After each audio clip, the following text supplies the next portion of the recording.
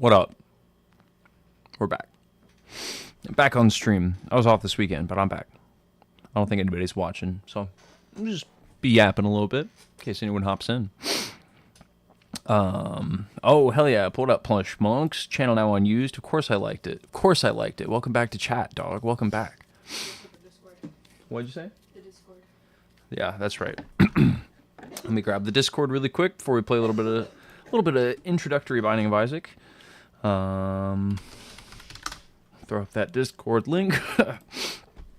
Also, I think I should be able to respond to name a character for an edit. You go hard on give me SpongeBob. Give me SpongeBob's X Oppenheimer. That's what I want. I want that edit. I want to see SpongeBob X Oppenheimer.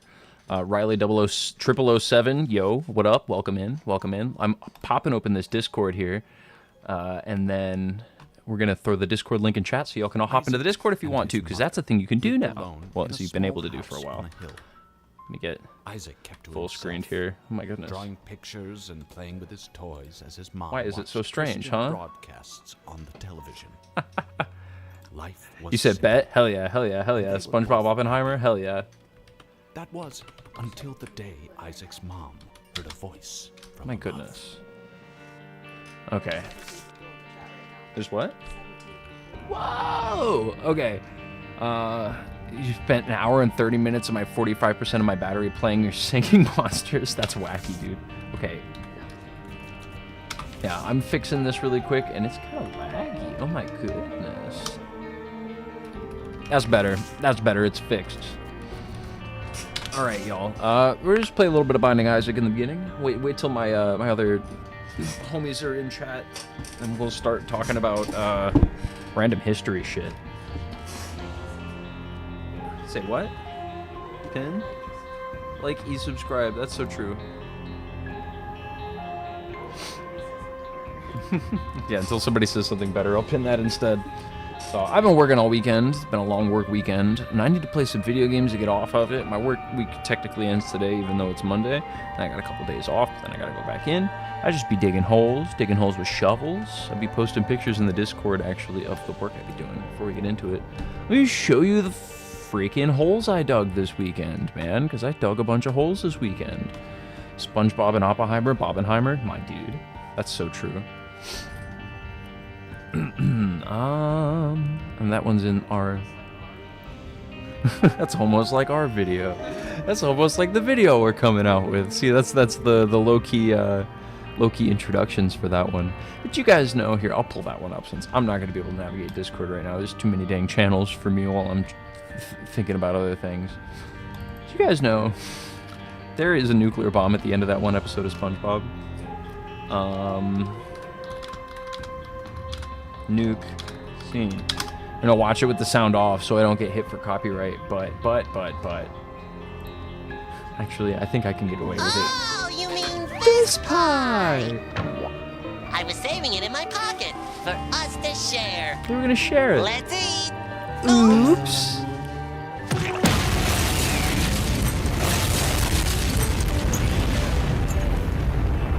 What the fuck? Why is there footage of a nuke in SpongeBob, dude? What's that doing there? That's footage of the Helen of Bikini from the Bikini Atoll testing. And the Bikini Atolls were these islands. It's like somewhere in the between America and like Hawaii, I think. I could be getting that slightly wrong. But we did like a total of 26 test bombs there. Like there was like a whole like society of people living on those islands that we moved from it. Hello there, Saktio Mohabir. Welcome into the chat. Thank you for saying hello. And they moved a decent amount of the people on the island. I want to see if there was anything wrong with the way that they went about that. I don't know if anybody was like permanently injured or anything from that. It just went down.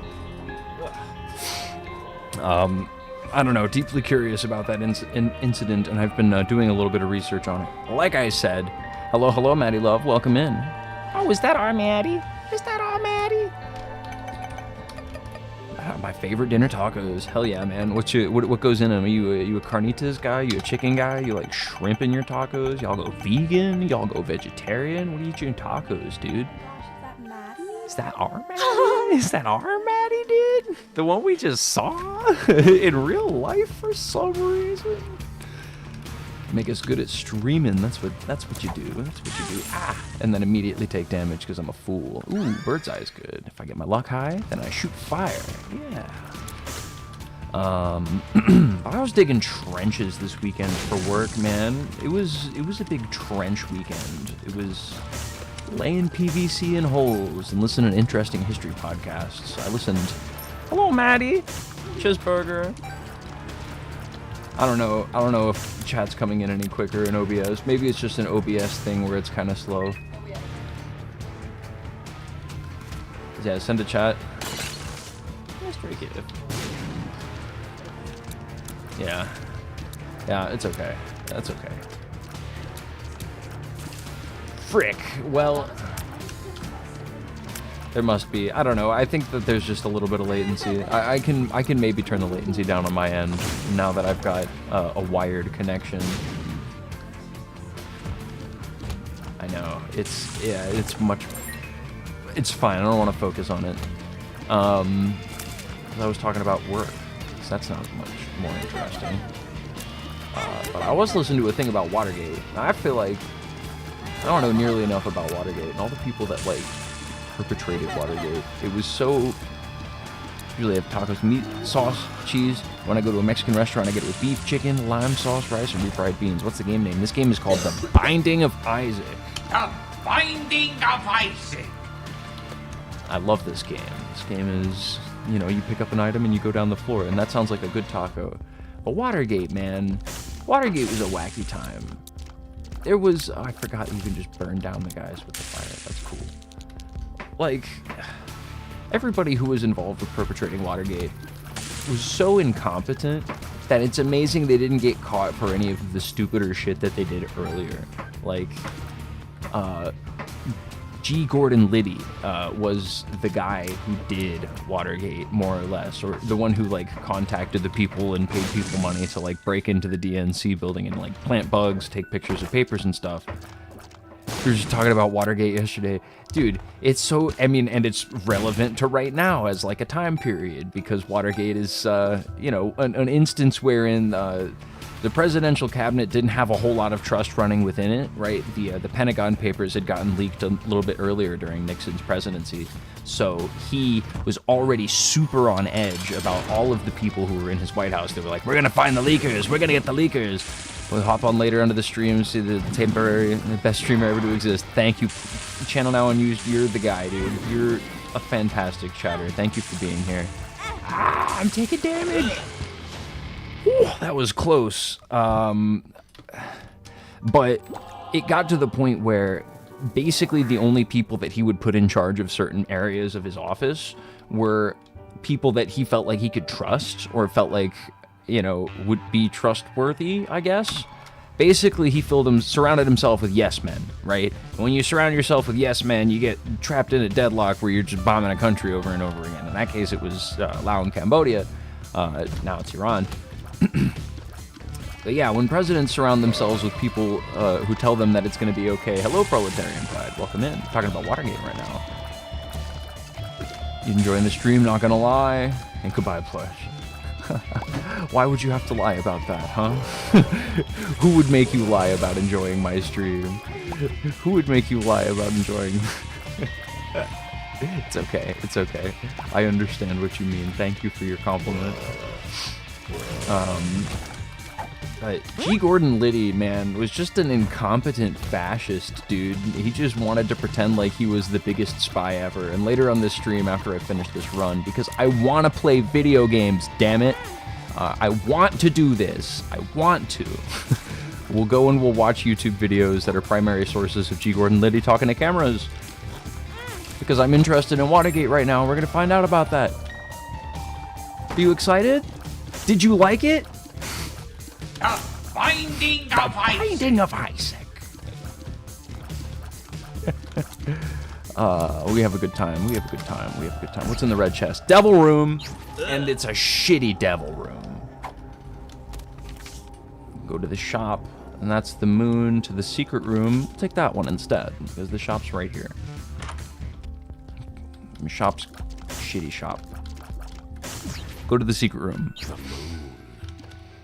Yeah, but G. Gordon Liddy fought in Korea, didn't fight in Korea. He served during the Korean War. Well, he was trained during the Korean War. You have to go, but you'll come back. Thank you, Sokdio Mahabir. Thank you for being in the stream. I've been enjoying having you as a chatter friend. G. Gordon Liddy, he was in the Korean, like, he was in training in the Korean War. He really wanted to fight in World War II. Although he was really interested in the wrong side of the people who fought in World War II, if you catch my drift. He would always make references to the Waffen-SS in just like any conversation he could get away with. And like any organization, like any government organization he was a part of, he would be like, goodness, they're starting black boots, just like Hitler's marching through the streets. It's like, dude, do you know how that war turned out? I'm subbed so I can go back. Thank you for subbing. You're really cool for that. Thank you for subbing. Thank you.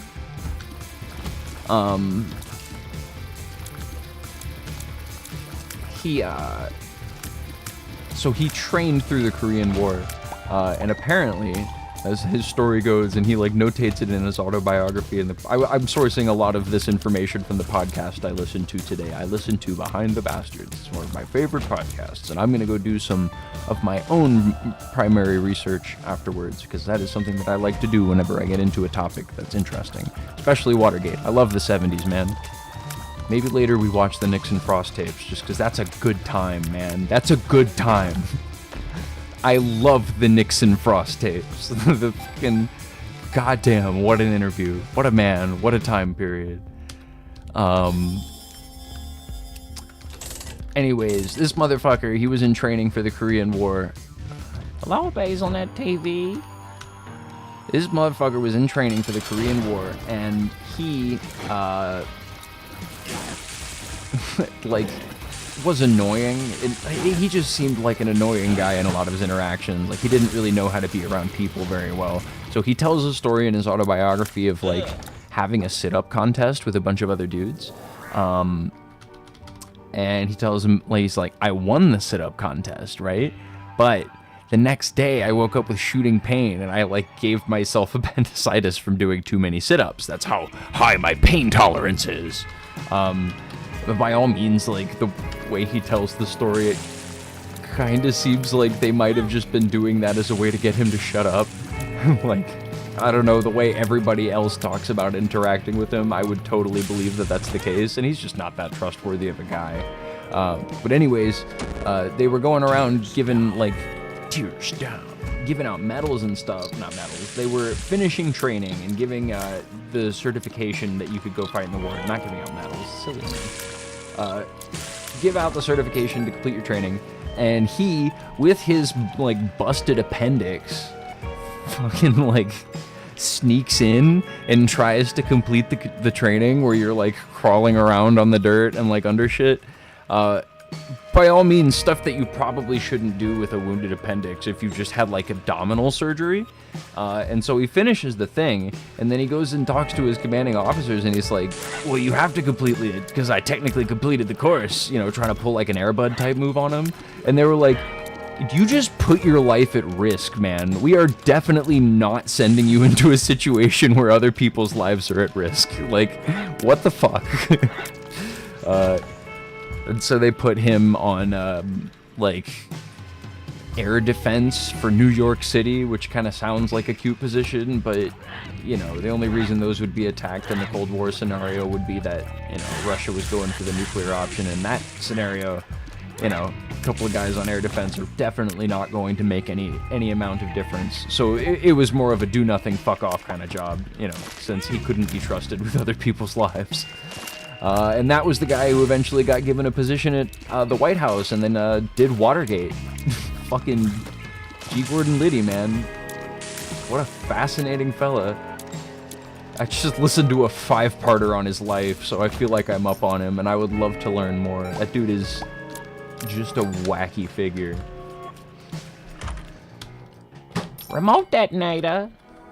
I'll take it for the bombs.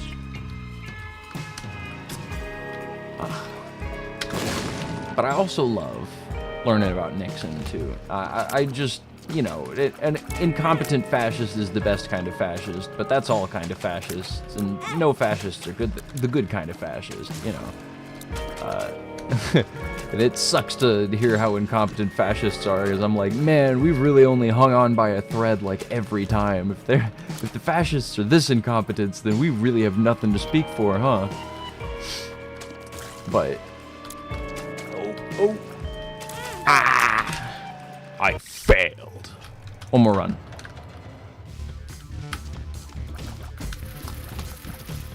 G. Gordon Liddy had a thing, like, later in his life, where he would just, like...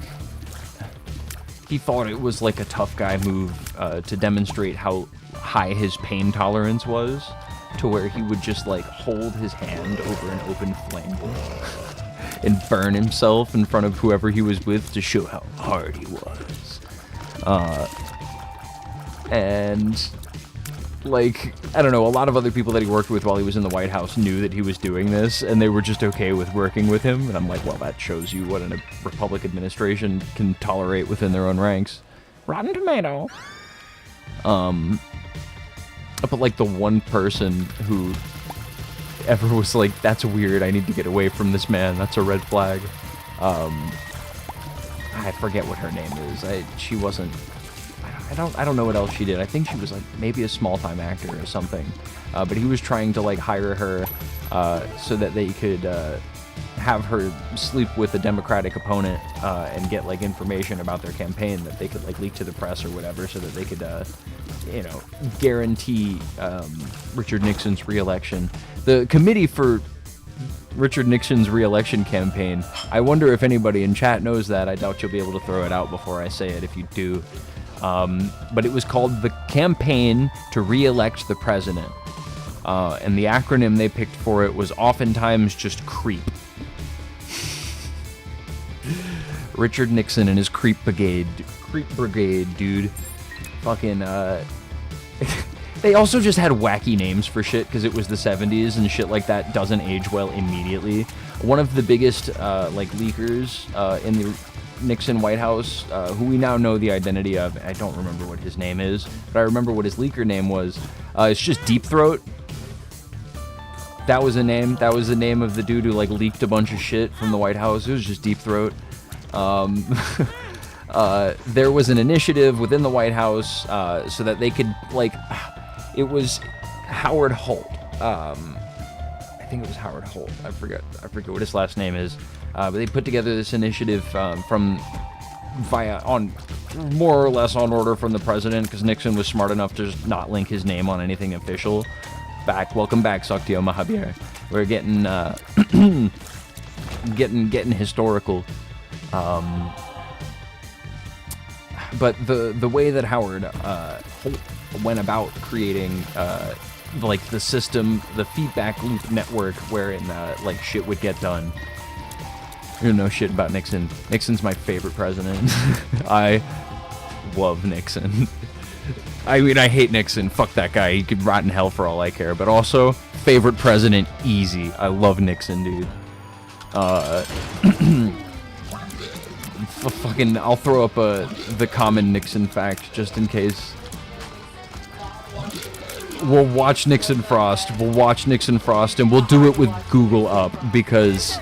oh, what fun it is to watch Richard Nixon stretch and squirm. Fucking hell. Nixon, his favorite, like, White House lunch, or a common lunch that he would have, this one's a common Nixon fact, this one's not rare. He liked to eat pineapple slices and cottage cheese with a spoon, and he would drink with it a tall glass of milk.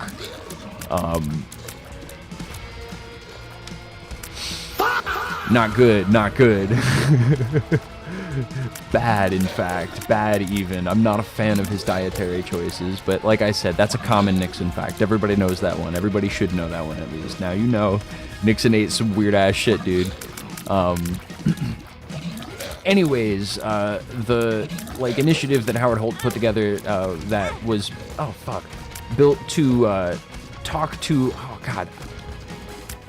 like, agents to do things, right, would get pressured into doing things by being told that another one of their corresponding agents needed them to do this specific thing, so, like, higher-ups would find out who their people's relationships were with. It's just so fitting for them. Yeah, the creep who ate the cheese and the pineapples, dog, I'm with it, dude.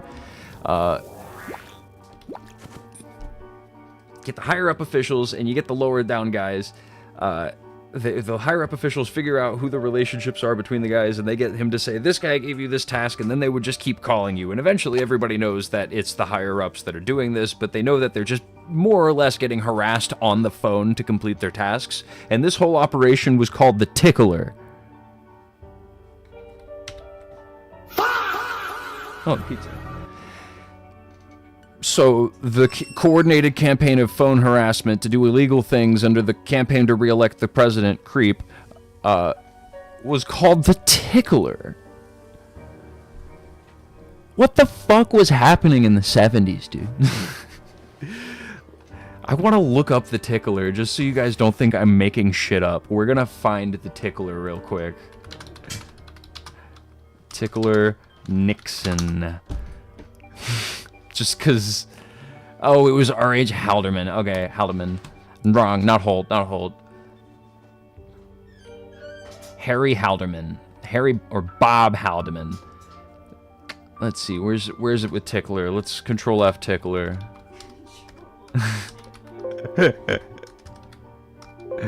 Tickler's not coming up? Oh, fuck, is this not the guy?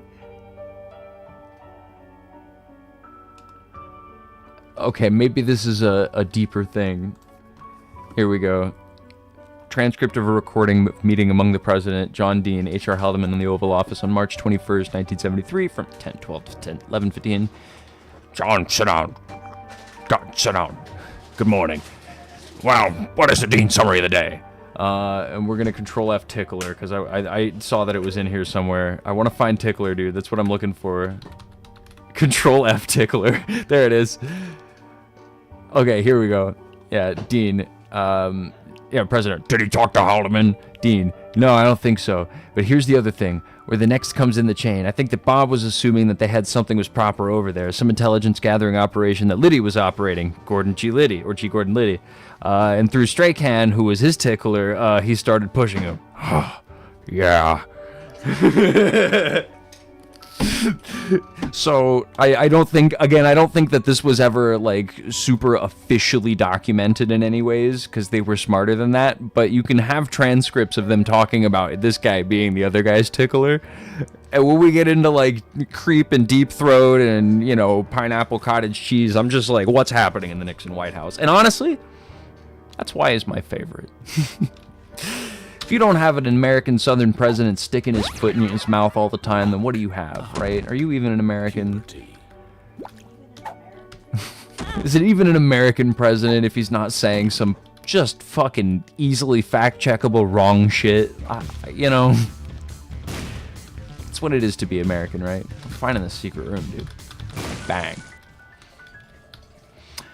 Yeah, but we're gonna watch the Nixon Frost tapes, and what those are, those were a series of interviews that were conducted over the span of, like, I don't know, a couple days, 10 hours maybe, but with this interviewer Frost and Richard Nixon after his presidency, where he's just asking Nixon a bunch of questions, man.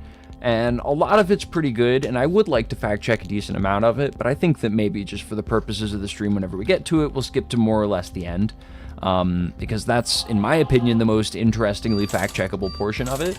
Because in that portion, he goes on to, I guess I won't spoil it here, because I'll let the president do the honors, as it were.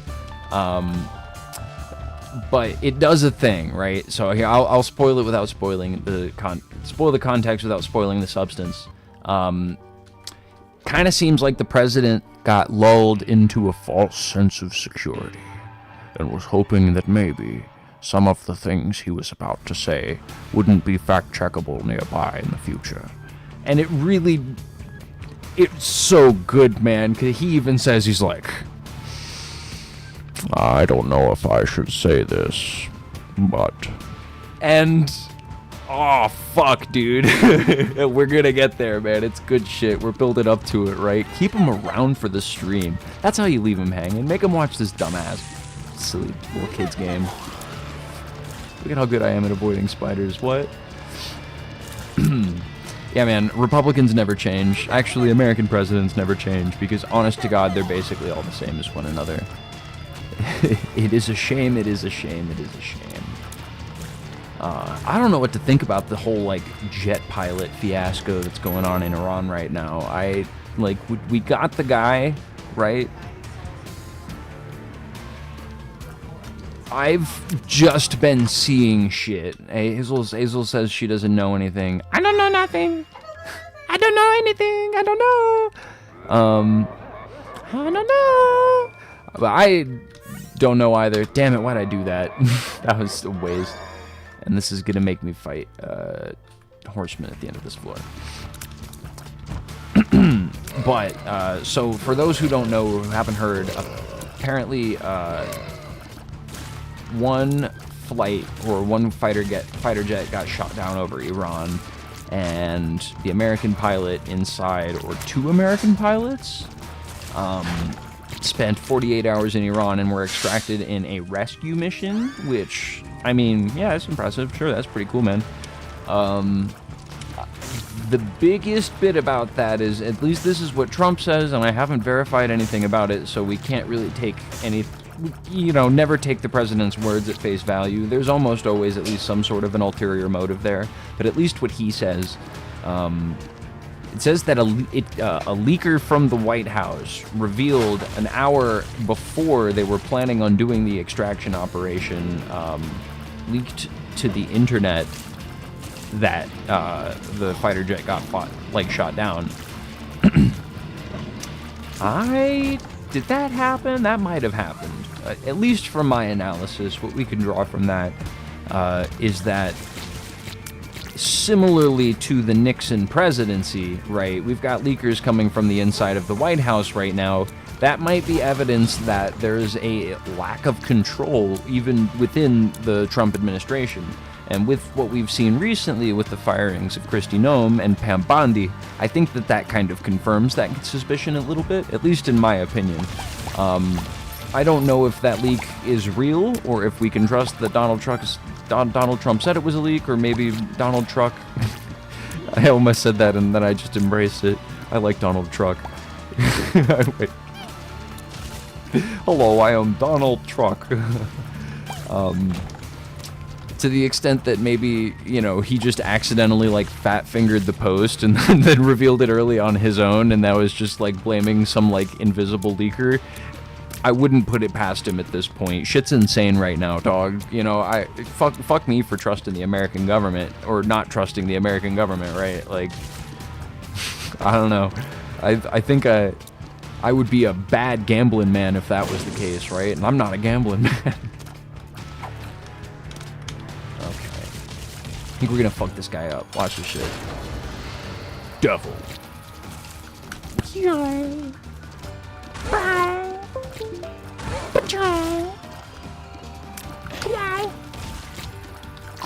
Okay, hell yeah. What we got? Dark matter? Kinda whatever, honestly. Kinda whatever, honestly. Kinda not even what I'm looking for, man. The Binding of Isaac. Binding of Isaac. That's Gilbert Gottfried.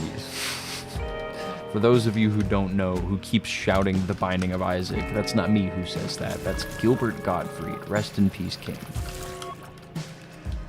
That one time you delivered the Aristocrats, I know that Rob Schneider thought it was funny, but I don't like that joke very much, because it's annoying. It's an annoying joke, in my opinion. Ooh. Fuck him up. Ooh, fuck him up. Land him. Ah. I just teleported straight to the boss because, speedrun time. Ooh.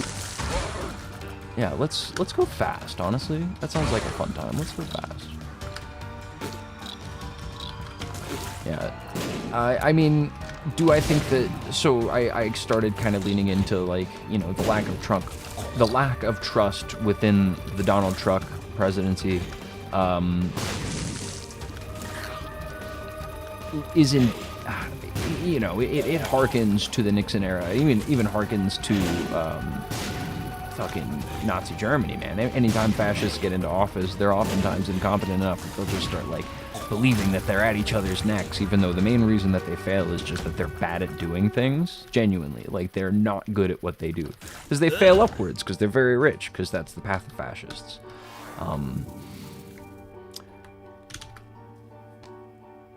You know, but a lack of trust within your own administration is oftentimes, you know, definitely a sign that maybe not that collapse is coming. I don't know if they're gonna be able to impeach Donald Trump before the end of his presidency. I guess it's a possibility. I wonder if there's, you know, a possibility of any form of, like, a criminal indictment, or if he'll resign from office in a similar manner to what Nixon did, which I don't know if that's the case, but I'm sure that if they try to go after him with a criminal indictment, then it will be politicized in a similar way to where it's like, well, we're not going to pursue it after he leaves office, because basically all we wanted after this was to take power. So that way we could be the ones doing the Iran war. And sorry for my less than favorable view of Democrats, but man, they would have gotten us into the same shit, bro. Tell me not. I don't know.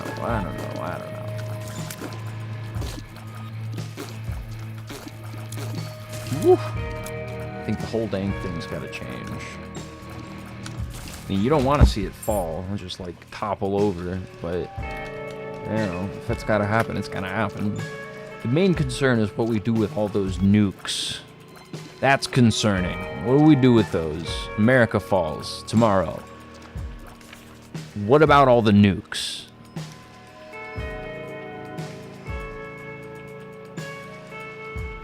What? Anyways. Ah, this is a fun room.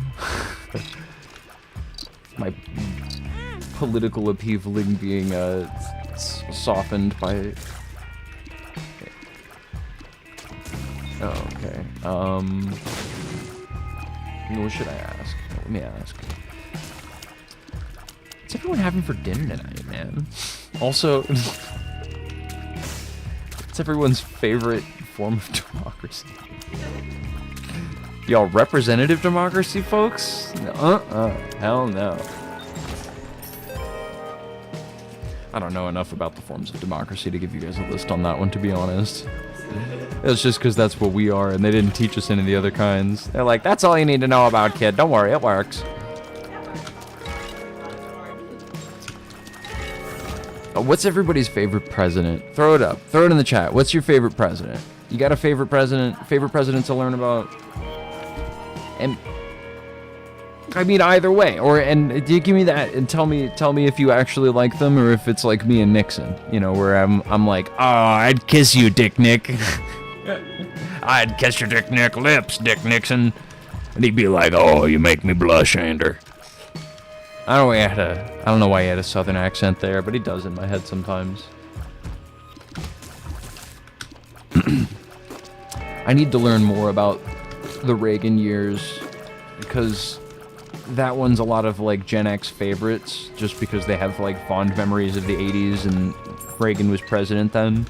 But, like, the most of what I know about him is, I mean, other than his, like, silly-ass astrologer and the fact that he did the Iran-Contra thing and, you know, the deal with the Sandinistas, which, again, I don't know nearly enough, so I won't talk about that. But that he was, like, fucking, like, gonna poop himself from Alzheimer's towards the end of his presidency. Like, he was just not going out into public very much, and some of the times it was because, you know, they would say it was a medical reason, or he was going in for, like, a surgery or something, but it was largely just because, like, he was getting old, and them fucking, you know, neocons, or the first wave of neocons, or was that, God, what do we call that? Was that the Republican Revolution under Reagan? And then the neocons is like Bush, right? But you've got some of the Reagan people in the Bush era too, but that is like 20 years later, so yeah, they're different eras. That one, let's see. I bet I can look it up. Neocons era. Neoconservatism. Political movement, conservatism with individualism, qualified endorsements of free markets, and assertive promotion of democracy and national interest. Oh yeah, it began in the 1970s, with the disenchanted with the Democratic Party along with the growing New Left and 60s counterculture. That was around the time that the Southern Swap happens, where, you know, you have Southern Democrats. You realize that's better voter base if they're all more or less Republican. Kind of Nixon was figuring that out, and that was big electoral shift that was happening mid-century.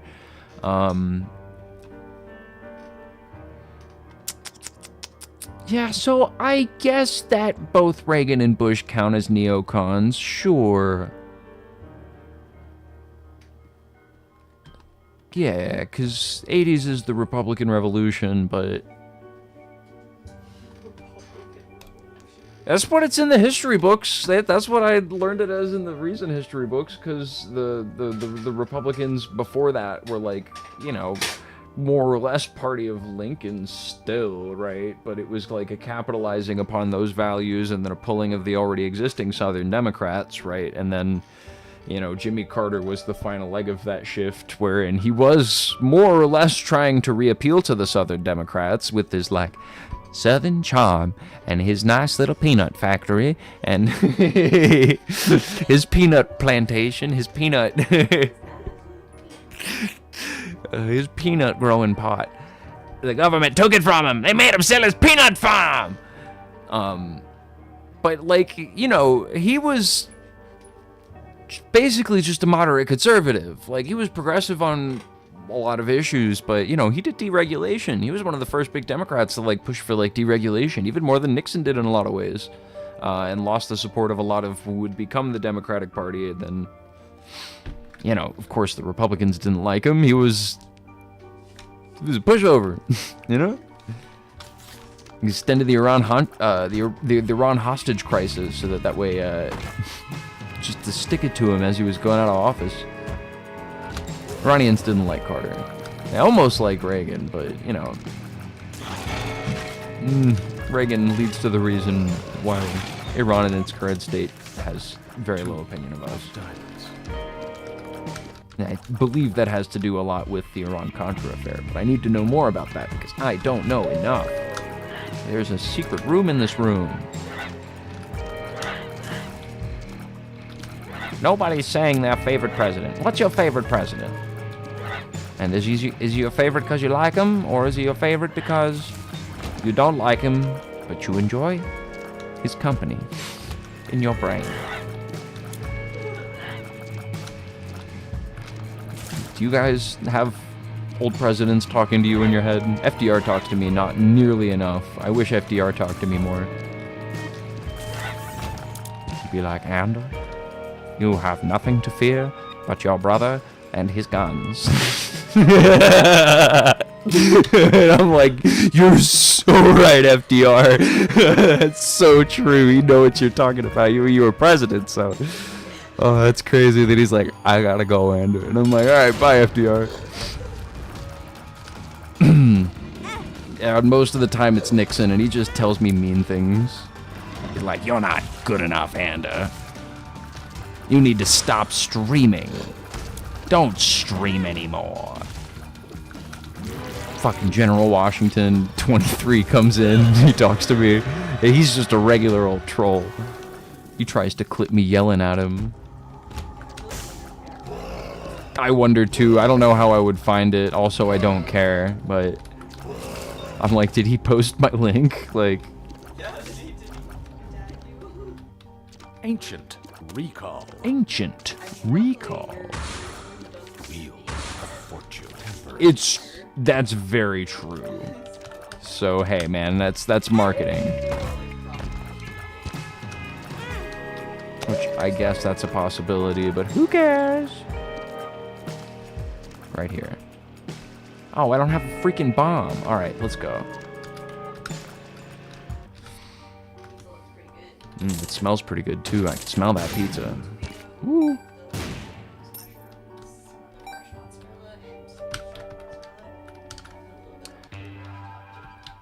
presidents. Fuck, what was I talking about? Presidents. Are we gonna watch that? Yeah. Just want to play this, finish a run of, I want to finish a run of Isaac, just because I want to. I haven't played Isaac enough, and I've been trying to finish out this file on stream. Isaac's a long game, it's got a lot to unlock. It gives me an opportunity to play something that's visually appealing on stream, because I know that a lot of the stream is going to end up just being like fucking old white people talking to each other in a room. I mean, not all the time. Sometimes it'll be non-white people. A lot of the time, probably, but... Love me my presidents, dude. They speak to me in my brain. They communicate with me, so that I don't go insane. You're not going insane, Ander. You're not going insane, Ander! Sorry, I need to be calling myself Slime, don't I? Is it tripping you guys out that I'm calling myself by my first name? You're like, this guy is Slime. This guy is not whatever the hell he keeps saying. You're not going insane, Slime. That's not your name, Slime. We know it. The devil presidents that are speaking to me. But you're definitely not going insane. Sissy Longlegs. Oh my god, is my mod still installed with Sissy Longlegs? She does something special. Watch, she's about to do it. She's about to do it. Hold on. Hold on. When's she gonna do it? Is it random? When does she do it?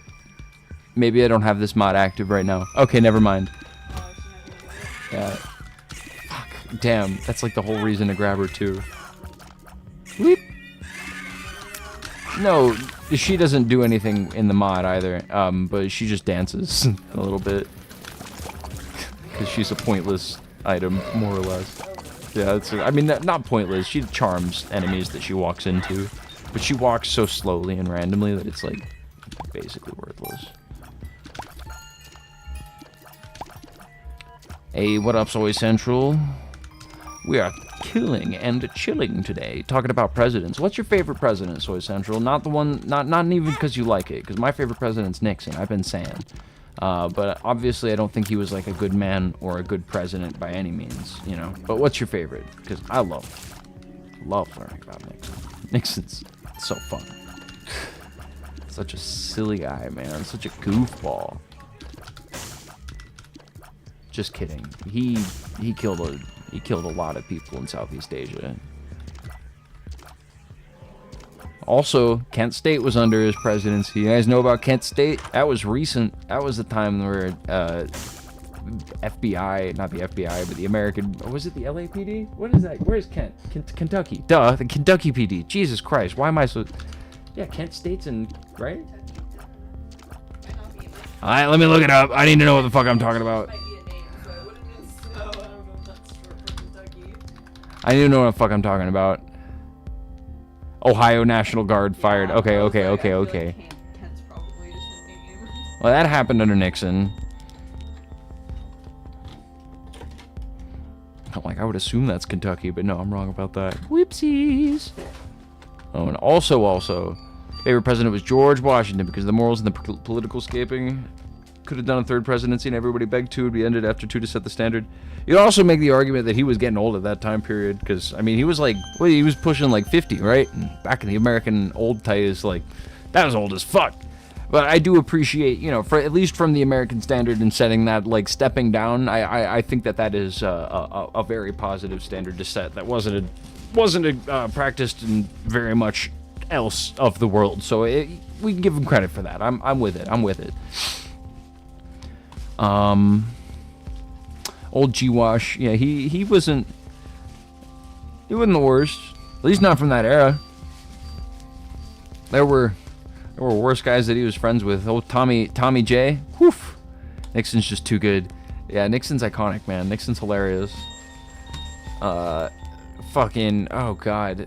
I mean, it's like, what did Kissinger say about Tiananmen Square? But in the worst way, of course. Of course.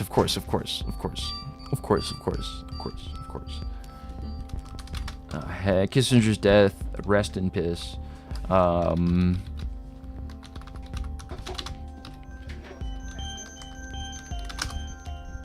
Tiananmen Square. Kissinger wasn't president, but he basically was. He was like, he had an office that was like head of the military over the course of like 3-ish presidencies, kinda.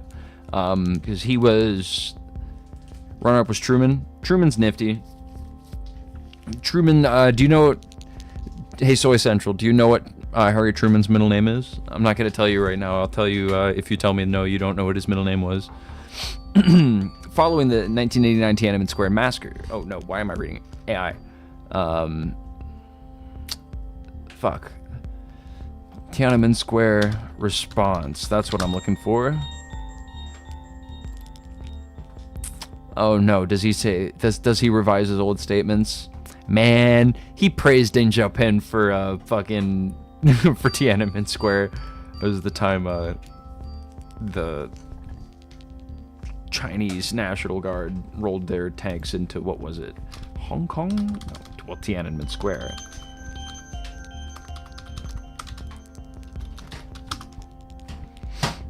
Oh, but for every right-winger that talks about, okay, no, those were just like central China. I guess I don't know enough.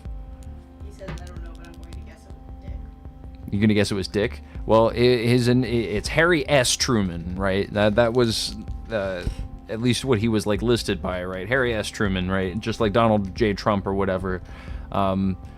So, okay, what do we think the S stood for?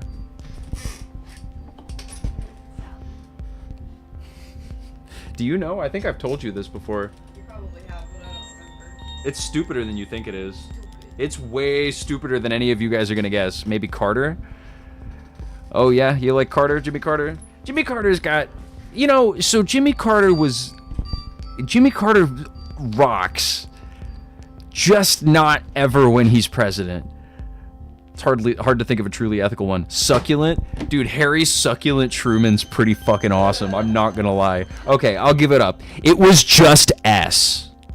His middle name was the letter S. His parents could not decide between two S names, and they decided on just calling him S. Oh, all caps. They were like, Harry S. Truman, that sounds good. Succulent. Yep. Harry S. Truman apparently started the controversy in 1962 when, possibly in jest, he told that it should be left out. In explanation, he said that S did not stand for any name, but was a compromise between the names of his grandfathers, Anderson Ship Truman and Solomon Young. Yeah, so the compromise was just have an S. Really brain farted. I mean, yeah, I'm not gonna lie, that's pretty stupid. You could have picked at least one, but what are you gonna do? What are you gonna do? I don't know. Fucking not a fan of Truman for the Marshall Plan, which was the systemic embargoes he placed on, well, it wasn't necessarily embargoes, but for all effects and purposes it was. There was deep economic depression in Europe post-World War II, and we offered to give economic aid and help restart a lot of the countries that were drastically affected by it post-World War II. He's boring, but he has good morals. No, so, yeah, I mean, sorry, I lost that one. Yeah, he's, as president, he sucks, but, like, every single time he's ever made a public appearance post-president, he spits bars. Like, Yeah, that was the video that we saw yesterday. even, like, he even talks about, like, North Korea, South Korea shit in good ways, which is wacky. Eisenhower has good moments and he has bad moments as well. Eisenhower, did the highways and made our country into a car country because he was bought out by the fucking Ford Automotive Company, and also used a lot of the interstate systems to, like, manually segregate a lot of neighborhoods and towns. That's why, like, other side of the tracks have turned into, like, the other side of the interstate for a lot of people. You can blame Eisenhower for that. But he was also one of the first presidents to call out the obviously very scary at that time period, burgeoning military-industrial complex, which he was aware of coming out of World War II, as he was a World War II general. but like didn't really exist in America in the same way that it did prior. And you know, he was having his initial encounters with like, you know, what was the CIA, what was then the OSS, which, you know, international intelligence is definitely a dicey field, right? Especially considering that during that time period, a lot of what they were doing was just like overthrowing the leaders of like socialist governments, or trying to in the case of Cuba. I think they tried to assassinate Fidel Castro something like 300 times. I don't know if that is the exact number, but obviously they never overthrew the government of Cuba, and that's why we've had such heavily maintained sanctions on them to this very day. But fuck, man. Yeah, a lot of that comes from the Eisenhower presidency, and despite the fact that he's able to call it out, like, he wasn't able to stop any of it during his time as presidency, and he also definitely capitalized on it since much of the Korean War happened underneath him. Like, you know, he's just as domino theory as the rest of them, and ultimately, our time in Vietnam also started under Eisenhower, right? That's where a lot of those, like, mid-century, like, long wars come from. People think it started under JFK, and it really got started under JFK. It was more of just, like, isolated bombing campaigns under Eisenhower, but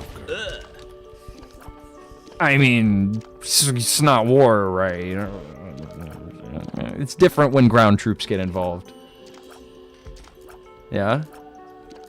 Oh, weird. Do I have to have a different chat up? You have top chat. Click on top chat. Oh, maybe.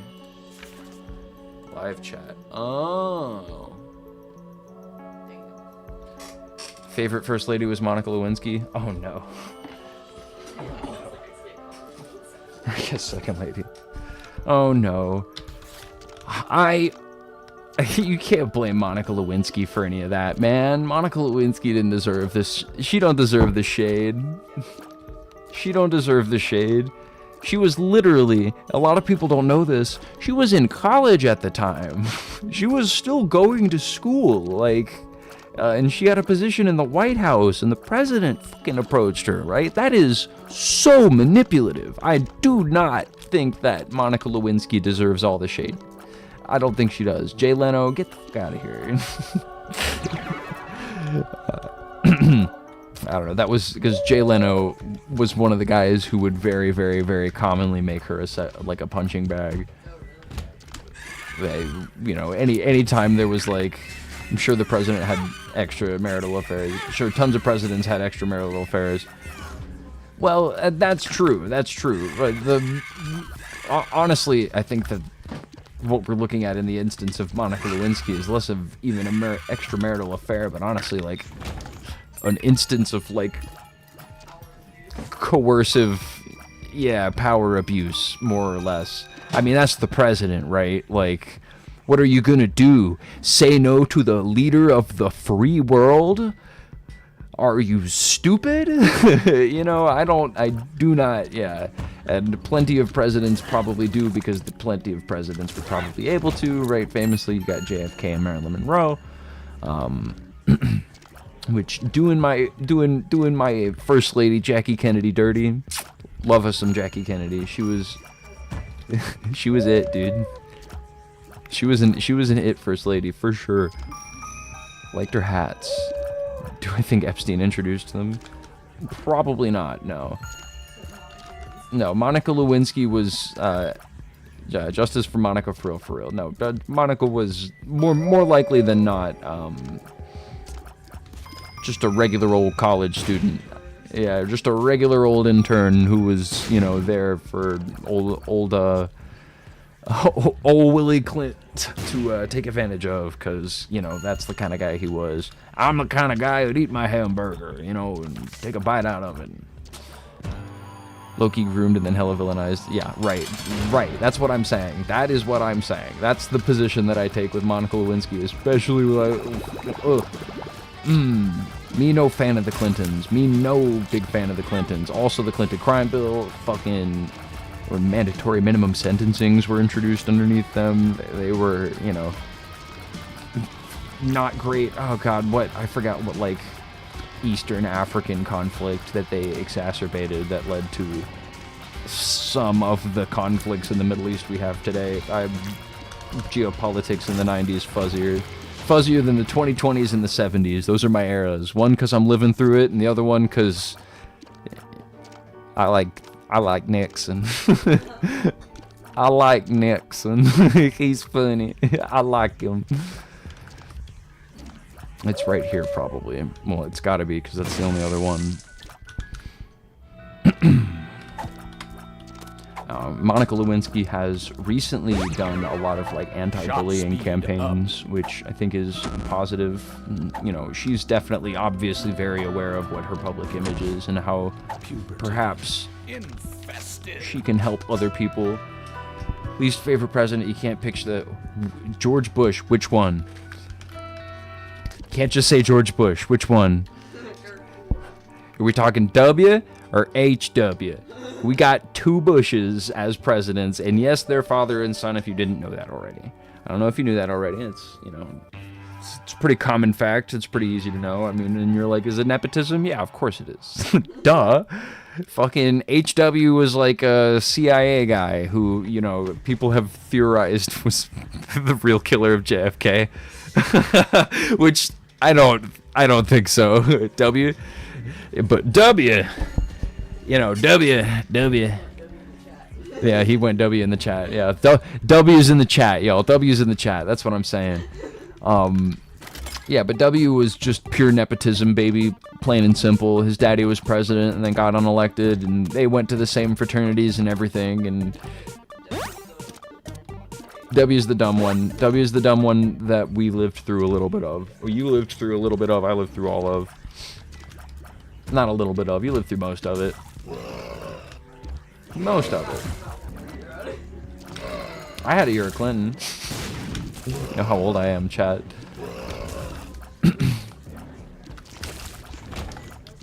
2000 election. The same amount of Bush. She said, okay, we had the same amount of Bush then, and I was like, hell yeah. Jesus Christ. No, I love Bush quotes. We do Bush quotes sometimes. Wow, yeah. He was just a bro. He's a good guy, terrible president, very gullible, easy to influence. I mean, that's one of the claims. He was very stupid for sure. He didn't seem like a very smart president. I mean, if you could make the claim that he was gullible, I think that's fine.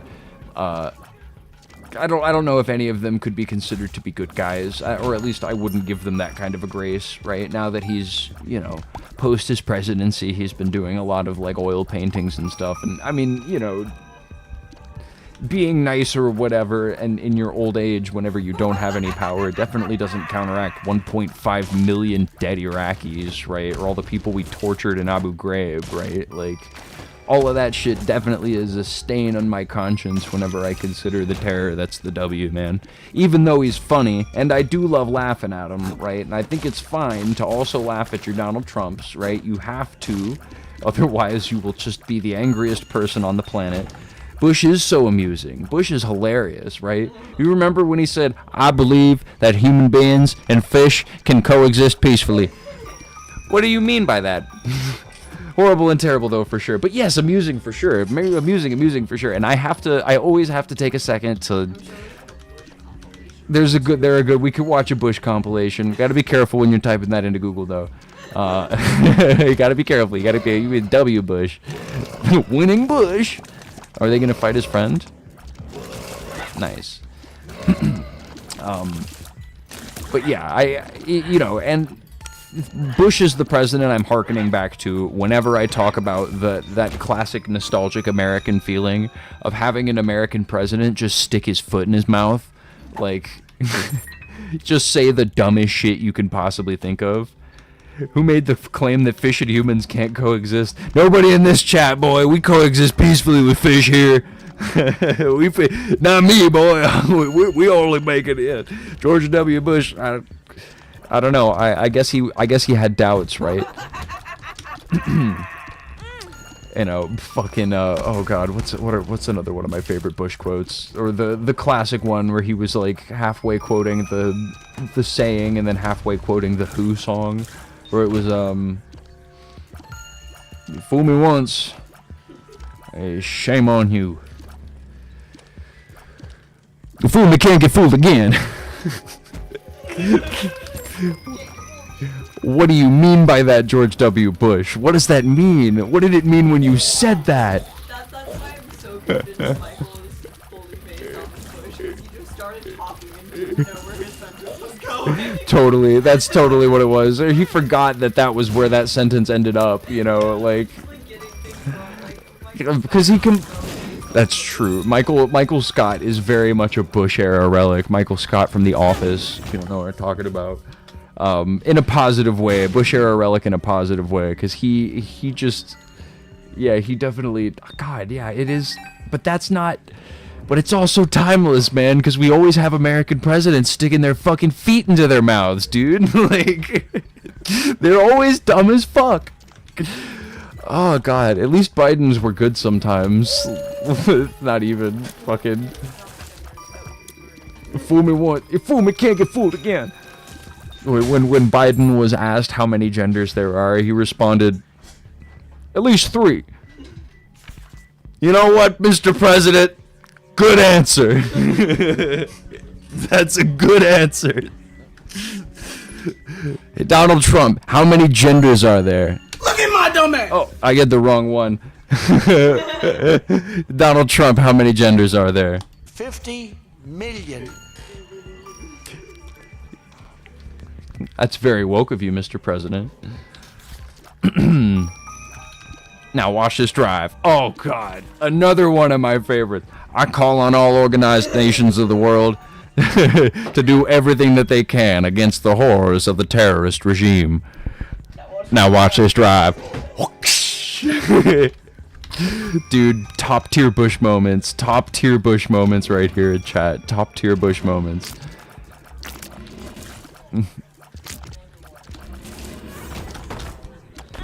Ooh, ooh. You know what? I think it's about time for me to take a little potty break, chat. Take a little...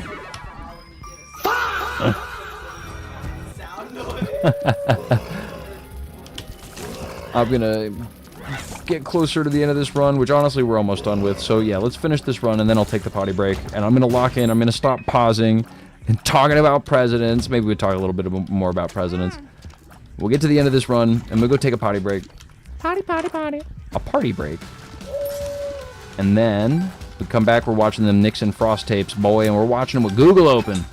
I want to see what he's talking about, because, you know, unlike right now, right? Up in the 70s, back in the 70s, you never get tired of that soundbite. I'll do it for you one more time. Kapow! Yeah. oh, I didn't realize you had the floss sunlight. Yeah, I added that one because somebody came into chat and literally asked me to do it, and I was like, yeah, okay.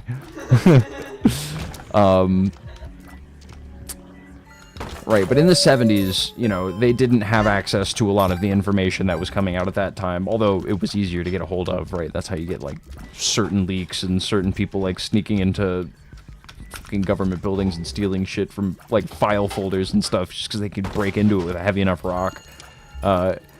You know, in the future, we're going to realize how easy it is to get a lot of the information that we don't have right now, and we're probably going to have access to more of it. Probably not a lot of the Epstein shit.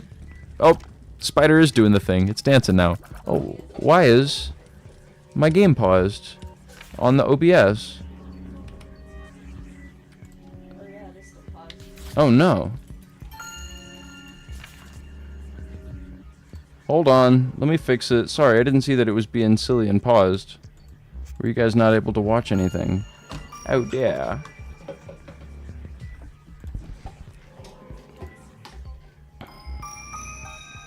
Game capture. There we go. Okay, I fixed it.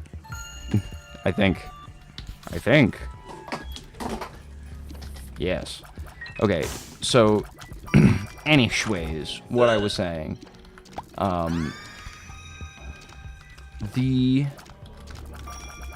The information that we're going to have about everything that we're going through right now is going to be a lot better in the future. Probably after we're dead. I mean, I don't know that for certain, I guess. But, you know, people of the future are going to know a lot more about right now than we do.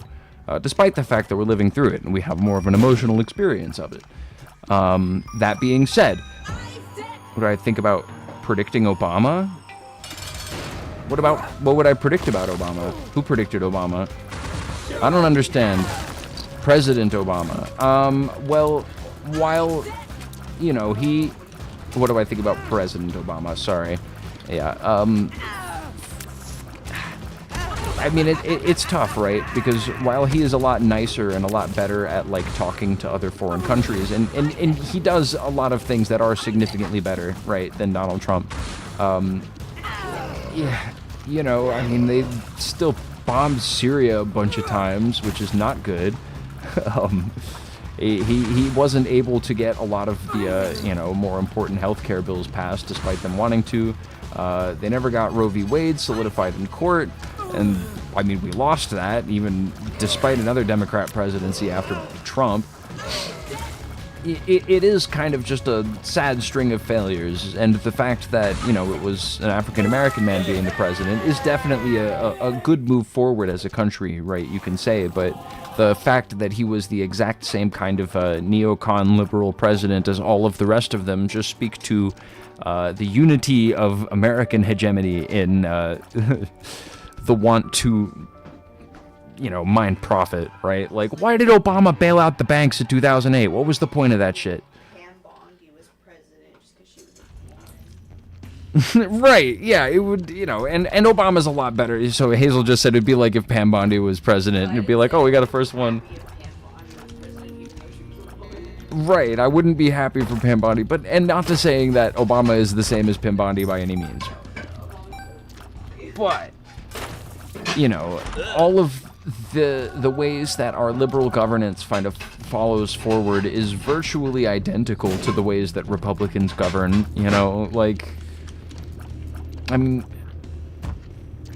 not the worst, but the serious situation, yeah. Yeah, exactly. It's like, there's a lot of things that, yeah, a lot of ways that you can say that he was better than a lot of other Republican presidents. And I definitely am willing to give credit in a lot of those areas. However, you know, the primary issue with it a lot of the time is just the fact that he's the same as all of the rest of the neocons, you know? Our nicest liberal president is the same as the nicest Republican president, and the only difference is that the Republican presidents are really big dicks about it sometimes. Our government will do the same thing. We will start a war in the name of, I don't know, terrorism, communism, whatever you want to call it. It's just not the ideological purity that we vouch for, and that ideological purity entails that you know, have your oil companies sell shit to our guys. Best president in the last 15 years? I'll give you that. 25 years? Sure, I'll even give you that. Yep. I'm with it. Sure. No, yeah, That's a low bar. That is a low bar. But yeah, no, I'll give you that for sure. But that's just my opinion, man. Obviously, everybody's entitled to form their own opinions, and I'm just a silly internet guy, so take all my dang opinions with a grain of salt. I've got a decent amount of historical knowledge, and, you know, I'd like to do... Yeah, low bar indeed. Yeah, I like to do historical deep dives here on stream so you can see what my process is, you know what I mean? And talk to me all through it, ask me questions and stuff. Obviously, right now, I'm just losing at the Binding of Isaac, but that's just because I want to do this right now. I love the Binding of Isaac. The Binding of Isaac.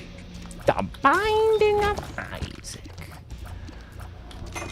I don't know, but I'm not going to get everything correct. I don't want to always get everything, and if I get something wrong, please tell me. Let me know. It's all just like a collective learning experience, right? We all want to learn together.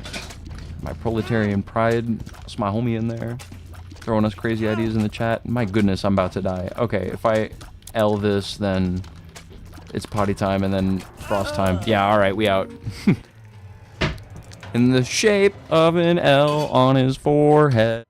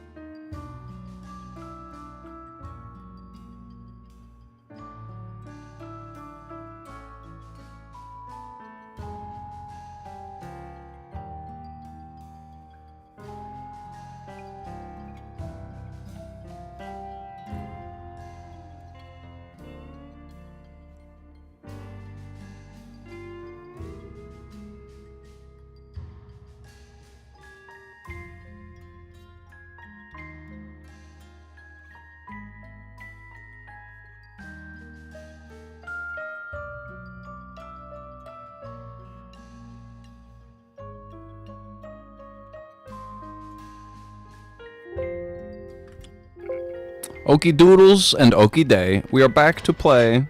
No more of the game.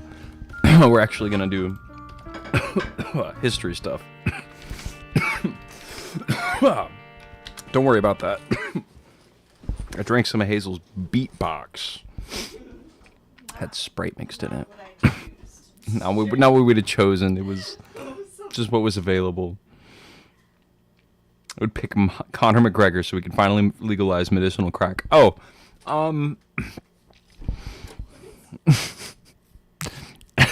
yeah, that's a great idea.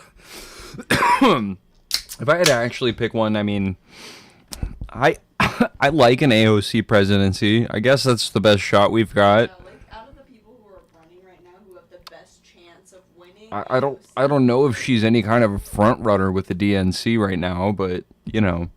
like nobody else that I would like is running. If it's Newsom v. Vance, dude, I'm gonna be out, bro. Just catch me in Venezuela. Fucking Vietnam.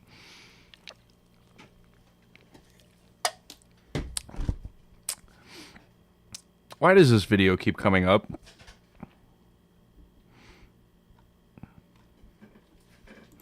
This is Charlie Kirk. The 31-year-old right-wing political figure is about to attend his final debate. During August of 2025, he had announced that he was planning on visiting several... Is there...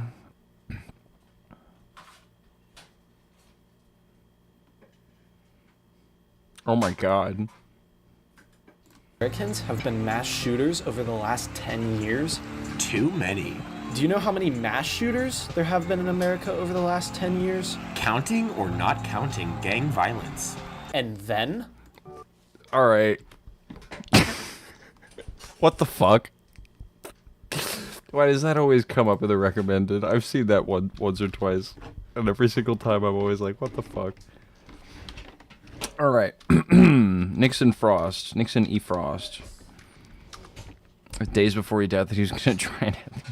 Jeez. I mean... From my understanding of that, I mean, you can't really trust any of the things that he says because he was a known flip-flopper on a lot of his stances, in particular the one of Israel. He was aware that his base was moving away from Israel at that time. They weren't nearly as much of a pariah as they were now.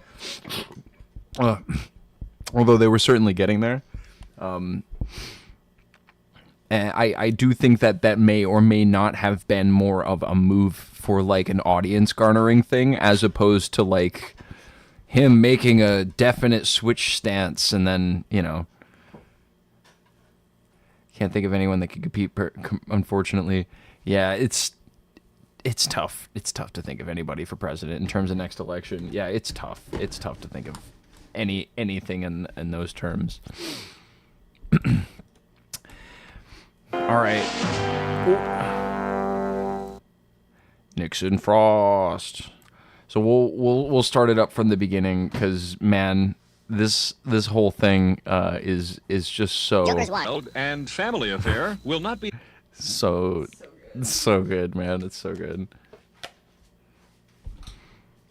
Nixon for president 2028. Oh, jeez. Basically, that's what we're gonna get.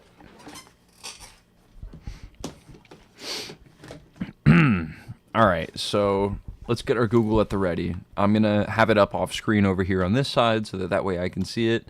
The tickler. There's the transcript of the tickler.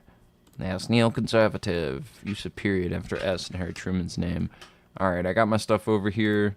I'm also going to toss channel dashboard over there. You don't need to see all that. That's my Pilot Redson that I use for music sometimes. seen tonight in order that we may bring you the following special program.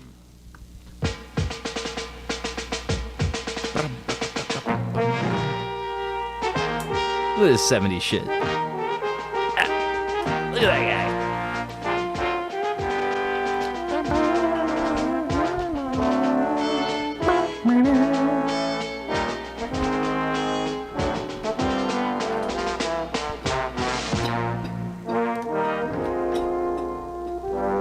Hazel in there.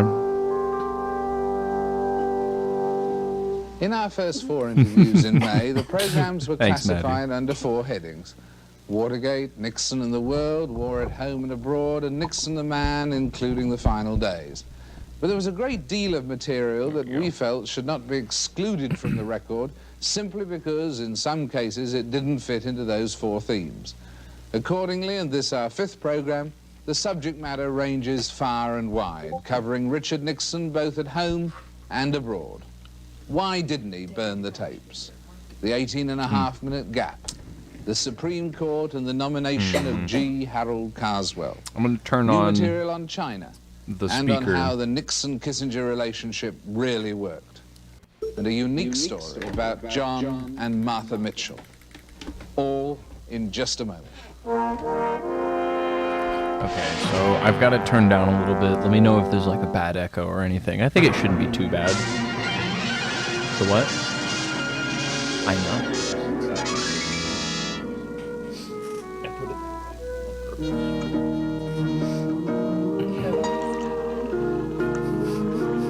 It's a good ad.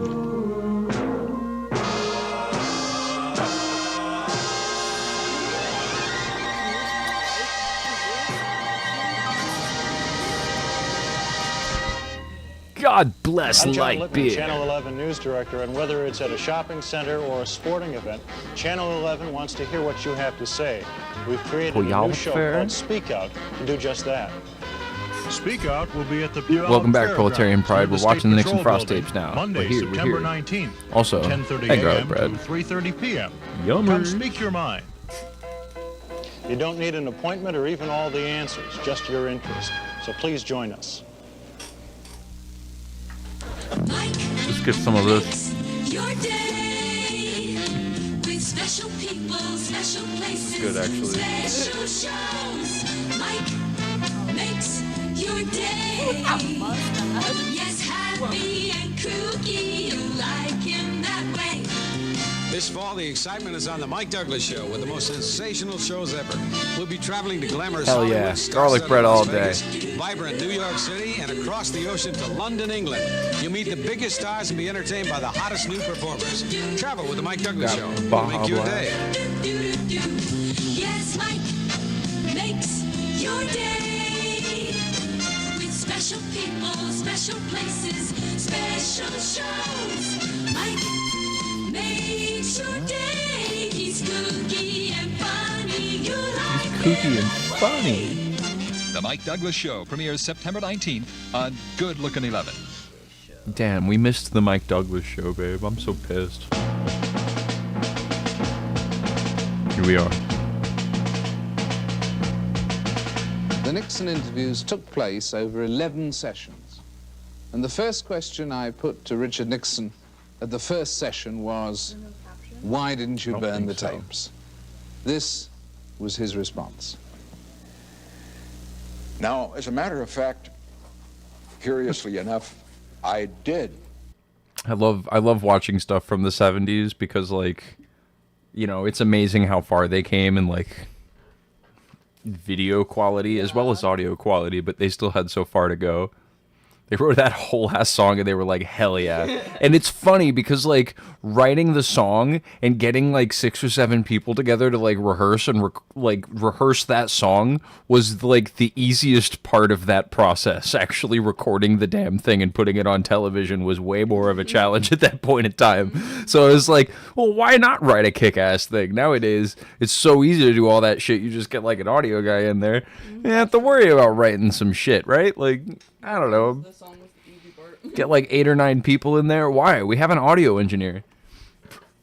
Kind of a bummer. Kind of a bummer. Not only consider, but I even suggested, and I believe directed that Mr. Haldeman take the taping system out, not take it out, but go through the tapes. And guy who wrote a jingle for a car commercial, he told almost no one about it. That's, you know, that's probably true. I don't know. I would be a little bit proud if Mike makes your day. He's crazy and kooky. He's kooky and funny. It's the grandma-ish shit ever. Yeah, I don't know. Yeah, you're right.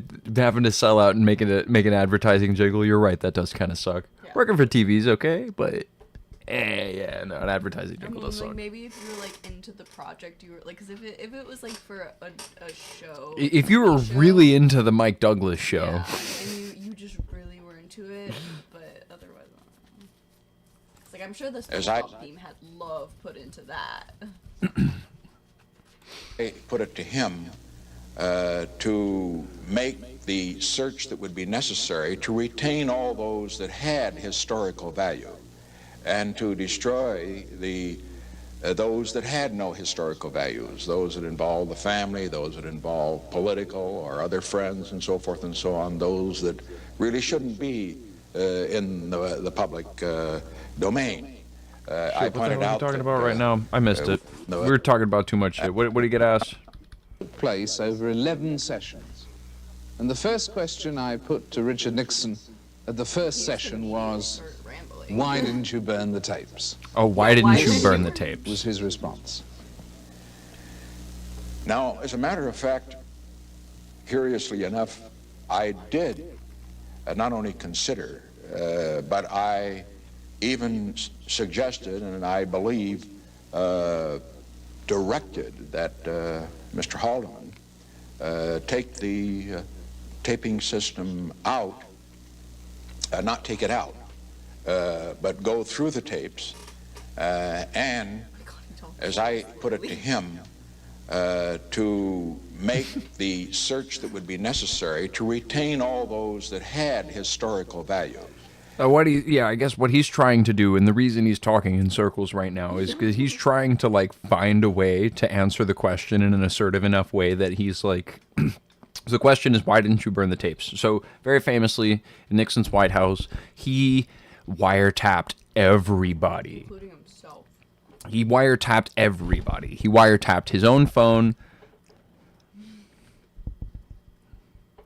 You don't know me, Mark Warvelos. Get out of here, bro. Get out of here, bro. 10 seconds. You get a 10-second one. Get a longer one if you come back and say some stupider shit. But yeah, the point that he's making, or the point that he's trying to make, is that, like, yeah, we did fuck with the tapes. We tried to burn some of them.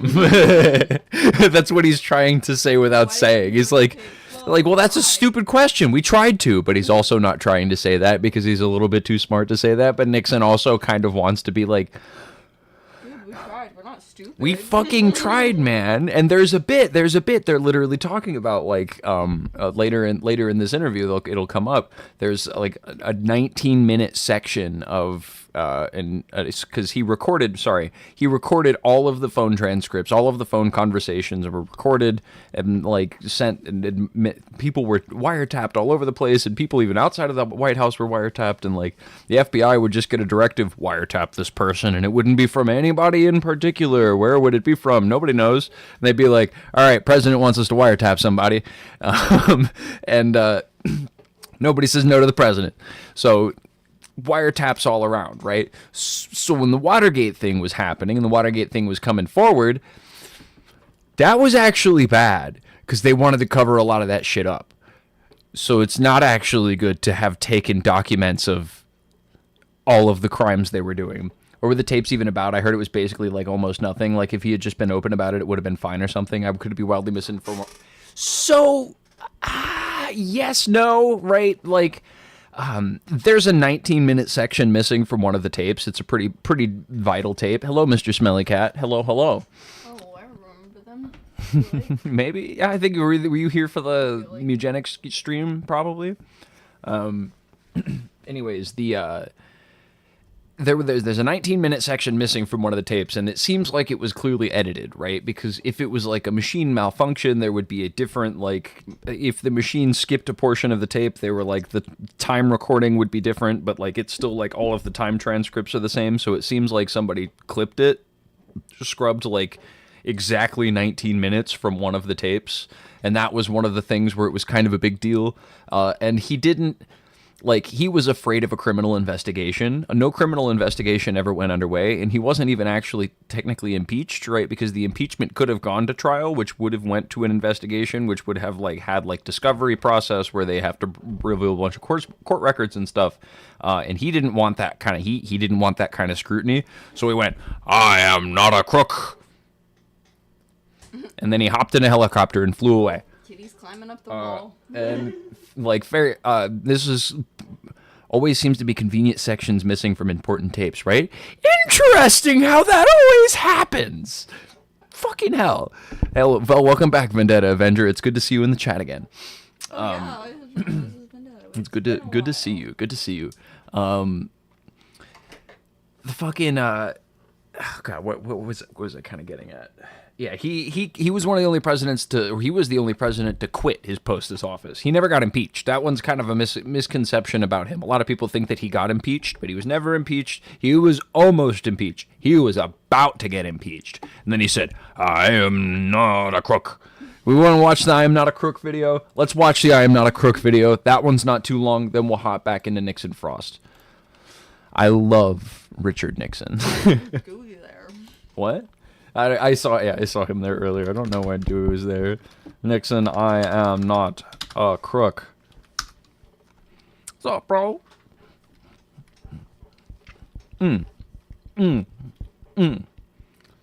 What? There we go. Let's see it. His face. And I want to say this to the television audience. I made my mistakes. But in all of my years of public life, I have never profited from public service. I've earned every cent. And in all of my years of public life, I have never obstructed justice. And I think, too, that I can say that in my years of public life, that I welcome this kind of examination, because people have got to know whether or not their president's a crook. Well, I'm not a crook. I've earned everything I've got. President? Yes, sir.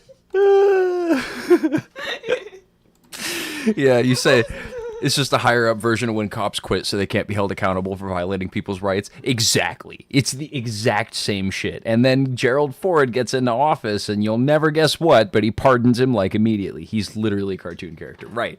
I love Richard Nixon. I love Richard Nixon, dude. Wait until just wait until this thing. He was so proud of himself, dude. Right?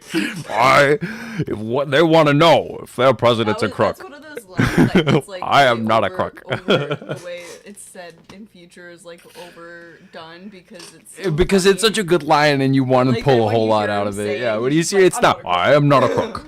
But very much like, you know, you want to pull like, I am not a crook. And then thunder hits. Like, oh, fuck. I love Richard Nixon. And to destroy those that had no historical values, those that involve the family, those that involve political or other friends and so forth and so on, those that really shouldn't be in the public domain. I pointed out that if we waited until after I left office to do it, that either only he or I would be able to listen to all of it would be a monumental task, and that we should do it now. And I suggested then that the taping system be changed, because I found out then for the first time that it was one that recorded everything, changed so that I could turn it on and off with a switch. This was in April, early April. He's sitting so uncomfortably. We were considering, for example, the situation. I'll skip to the next question. Oh, hey, there's this frame. No, but the thing is so funny before it, because it's like he doesn't get that something's a joke. Yeah, we'll watch the whole context of this because it's really good. Actually, yeah, we'll pull it back a good amount for context to hear where he asks the question, because this whole bit, gold. Yeah, good job, Dick. You won him over with charm and charisma. They all love you for the first time. Nobody loved Dick Nixon. Nobody loved Dick Nixon. Not even Dick Nixon loved Dick Nixon. I'm kind of an ugly beast of a man. I probably won't be getting into heaven. Doing Trump lines in the Nixon voice. Praise be to Allah. That's a Trump line now. And to discuss the tapes themselves leading up to the 18.5-minute gap. The former president brought up the poor quality of the tapes. We were talking specifically about June the 20th at the time. The president's staff had interpreted the subpoena they'd received as referring to the 10:30 Nixon-Ehrlichman conversation rather than the 11:26 Nixon-Haldeman conversation, which contained the famous gap. That dude straight up walked out of a Monty Python skit to be here. That was the exact fucking thing I thought. I think all British men looked like that in the 70s, though, to be fair. Everyone that wasn't sporting a full John Lennon looked exactly like the Monty Python guys. All of them. Just at once. Like even his hairstyle. Right. I think that's a 70s thing, though. I don't know. I think that's what it is. But what he's talking about here, I love this part, man, because this is just some classic corrupt ass bullshit. So this part, there's an audio tape. It's got really, really poor audio quality, shit ass recording. I think they go over it pretty well, but I want to talk about it. Shit ass audio recording, right? And so Dick Nixon selects a guy from, I think it was Senate, to be there. I think it was from the Senate. He selects this guy to come and listen to the tapes, right? He's going to come and give the audio a listen, gonna see how it is, right? Because the audio portion's a little bit fucked up, right? And they want to listen to with like a careful ear so that they can see what exactly was said in those portions and write everything down to the T. They picked like an 80-year-old geriatric dude to do it, to listen to like low quality audio headphone things, and like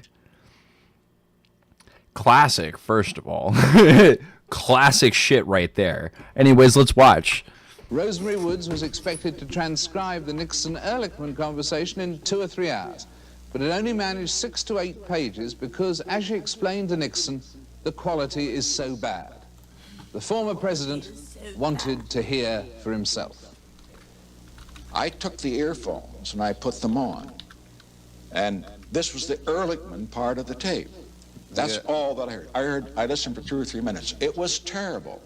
And it took her 20 hours, 20 working hours. She worked all that day at Camp David and 3 or 4 hours the next day at the White House to tape that hour-and-a-half conversation with Ehrlichman. Yes, so that's the only part of the tape I heard. I didn't even listen to the second part of the tape because she was not even through the Ehrlichman part yet. But you understand from that, of course, why people were so suspicious, bearing in mind how incredibly difficult it was for you to hear it when you nominated a man who, alas, is partially deaf and very old, Senator Stennis, to verify the authenticity of the tapes. If you couldn't hear them clearly, and Rosemary Woods, he perhaps was not an ideal choice. He's been listening for 85 years. He's an expert. Understand that with regard to That's basically Senator what he says. Stennis, he may be very old, and he may have some problems in hearing, but he is very intelligent. And hearing, he would have had. But hearing is crucial to listening to those tapes. You've just said so. He would have had no problem, no more problem than anybody else with the way you can turn up the volume to hear.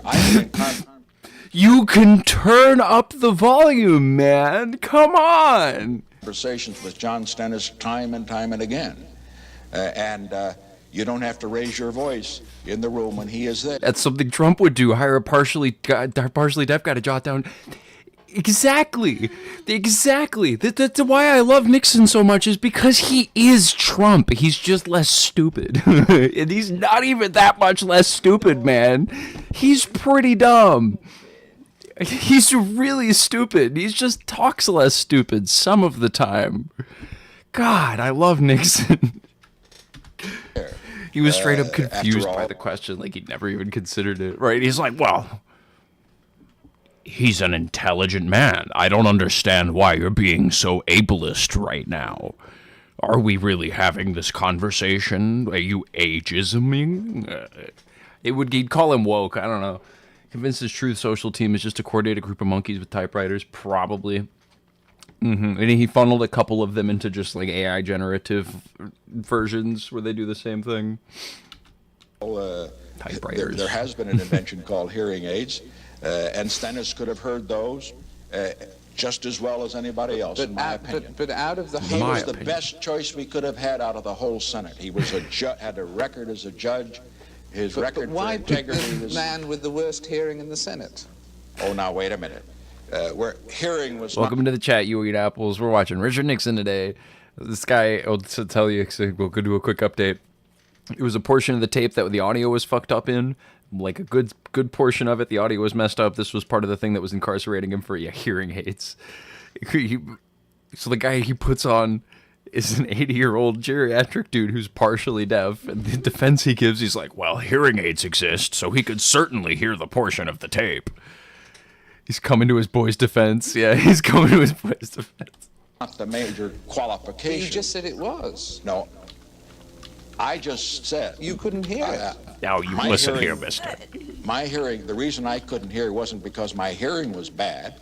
If my hearing had been, as a matter of fact, perfect, which it isn't, it's pretty good, that wouldn't have made any difference. The reason it couldn't be heard was because the tape itself, apparently, as so many of them were, had unintelligible portions. Hello, Jeremy. To put it mildly, that Jeremy from Maddie's account. Hello. Unintelligibles. With someone with poor hearing, there would have been thousands of unintelligibles. We're learning In about fact, Nixon some of the vital today. evidence might not have come Stennis? out.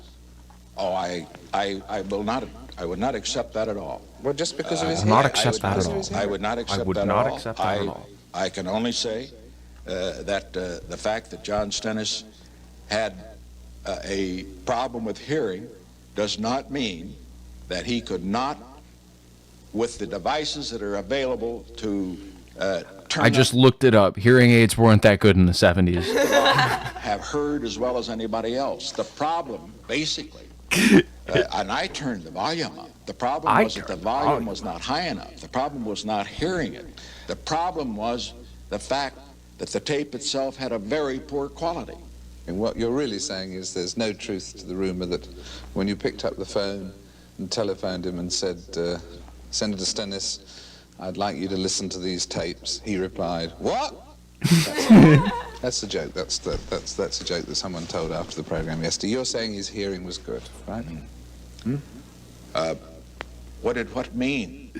I don't What did recall what the mean? conversation. That's all right. But let's just understand. That's a piece of What conversation. does what mean?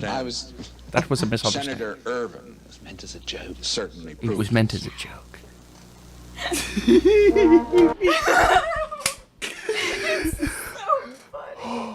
I've used that little clip in our videos so many times. It was unintelligible to the half-deaf octogenarian. There was nothing else to do. Exactly, dude. But fucking this guy, like, he's and like, I don't know, because we've seen this a couple of times and it always makes us laugh, right? But I think he's intentionally being thick right now because he needs to stick to his story. I genuinely think that's what he's doing, right? He's acting like he doesn't get the joke, although I think he absolutely does. He has to put himself in a position where he presents like he's not understanding what's going on, so that way he can continue his like realm of plausible deniability, right? Because I think every decision I made was justifiable and realistic in an ultimate kind of way. You know, I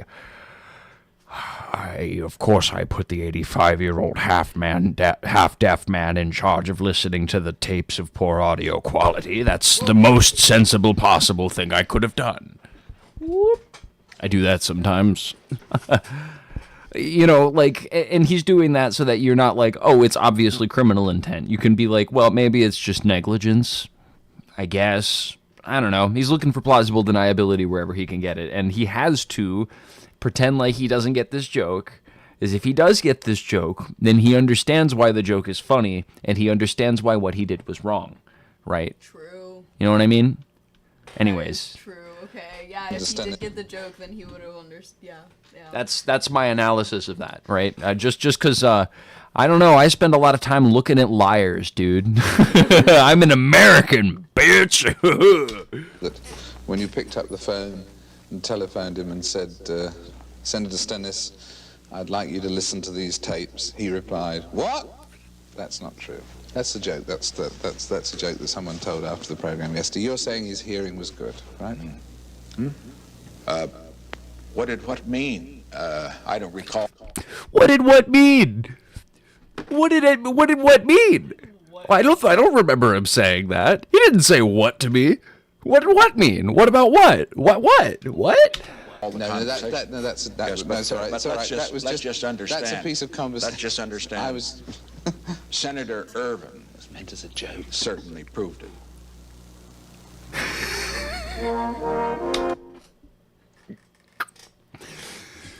It fucking kills me, dude. I like to pretend he's just a cute little guy and he has no idea what's happening. I don't even know where I am right now. I'm baby Nix. I'm baby Dick. Baby Dick Nix. All right.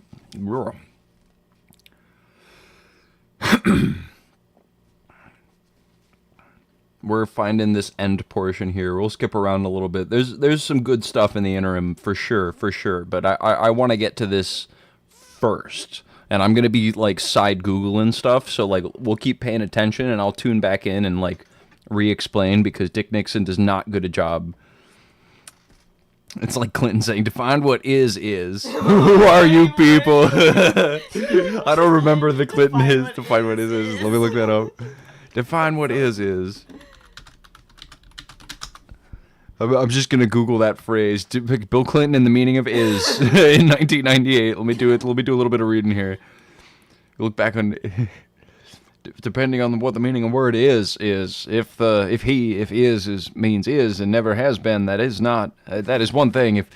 If it means there is none, that was a completely true statement. Now, if someone had asked me on that day, are you having any kind of sexual relations with Miss Lewinsky? That is, asked me a question in the present tense, I would have said no, and that would have been completely true.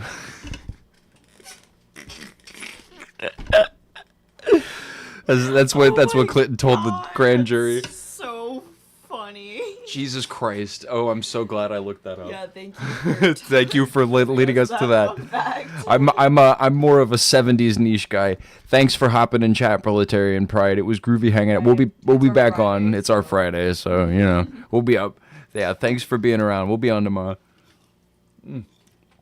Probably. But yeah, let's run it.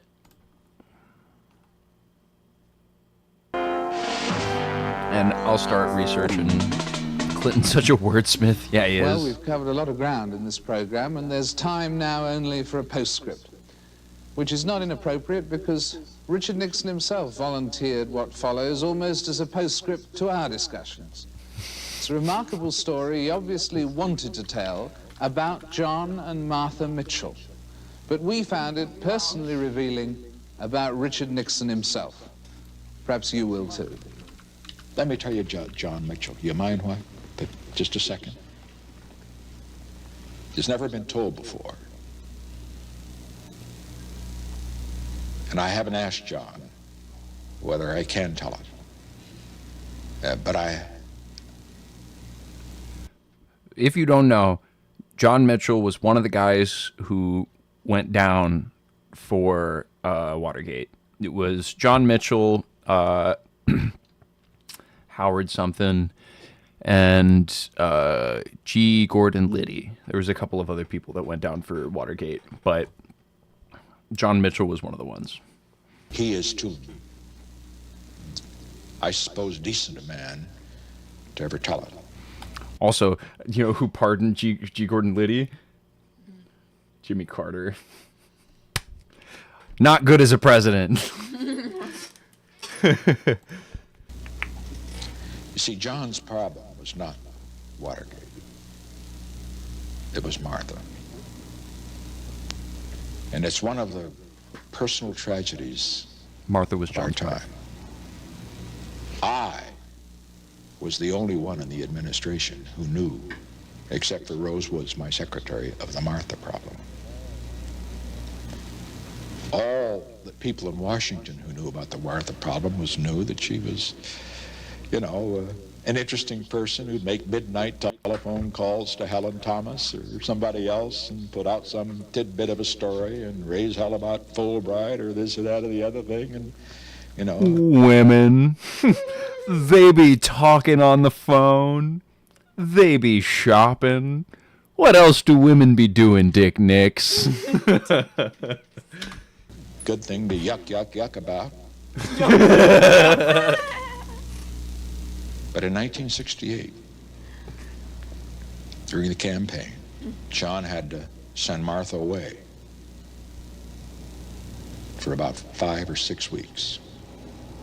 I didn't know it at the time. She was an emotion. This was during his re-election campaign, which, sorry, I keep hopping in here with history facts. I said it earlier, but I'll say it again. The committee to re-elect the president, the C committee to re-elect R.E., the president, well, there wasn't a T in it. The acronym was CREEP. The committee to re-elect the president. That was what it was. How did Nixon get elected? He's such a strange guy. It was because of LBJ's failure, mostly within the Vietnam War. That's a large part of the reason. He took him into Vietnam, and part of Nixon's gambit was actually that he was planning on getting them out of Vietnam, even though it did last pretty much the entirety of his presidency. He also ran on winning Vietnam, which wasn't going to happen, but there's a lot of bits in the middle of his presidency where him and Henry Kissinger are just bombing the shit out of Laos and Cambodia for no reason other than the fact that it's making racist white voters in the South happy, and that's the whole thing. That's a whole thing, and they do that bombing campaign illegally without approval from Congress, and that was another one of the big controversies during his presidency. He pretty famously failed his, or he did not get elected whenever he was competing against John F. Kennedy. People credit that oftentimes to one of the big debates that happened, that on TV, Nixon looked really sweaty, and that on radio, everybody who listened to it on the radio thought that Nixon won, and everybody who listened to it on TV thought that JFK won. And people say that it's because of the worst performances between the two. But honestly, I attribute that to mostly just like demographic audiences. Older people are more likely to be conservative and fall in line with conservative values, and at that time period would have been more likely to listen to radio. And young people are on that hip new TV pop, you know what I mean? With all these girls with their tossed up hair and shit. Hey, welcome back, Saktia Mahaber.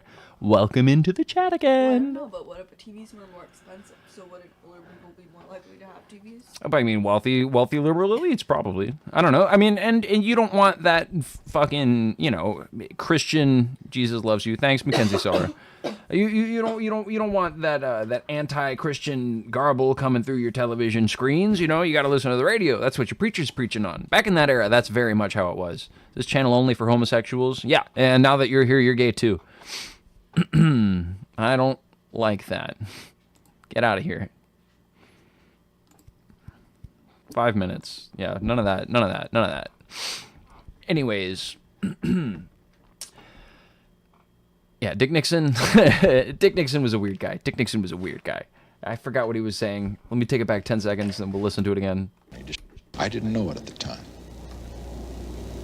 She was an emotionally disturbed person. I asked John to come down to be Attorney General. I spent a day with him working on it. I didn't know why he wouldn't do it.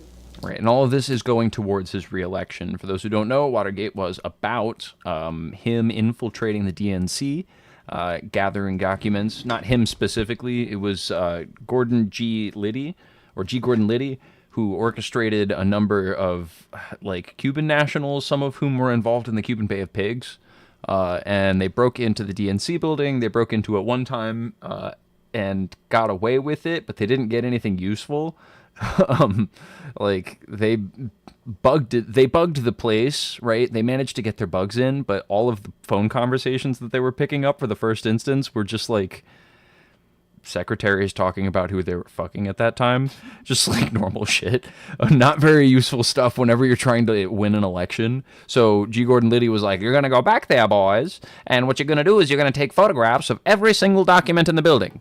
And that was going to take them 4 to 6 hours, which, yeah, you're almost definitely going to get caught within that time. Placing a couple of bugs and fucking up on a few of them only took them 20, 30 minutes. That's a good little window, but yeah, they got caught the second time they went back in just because they weren't too careful.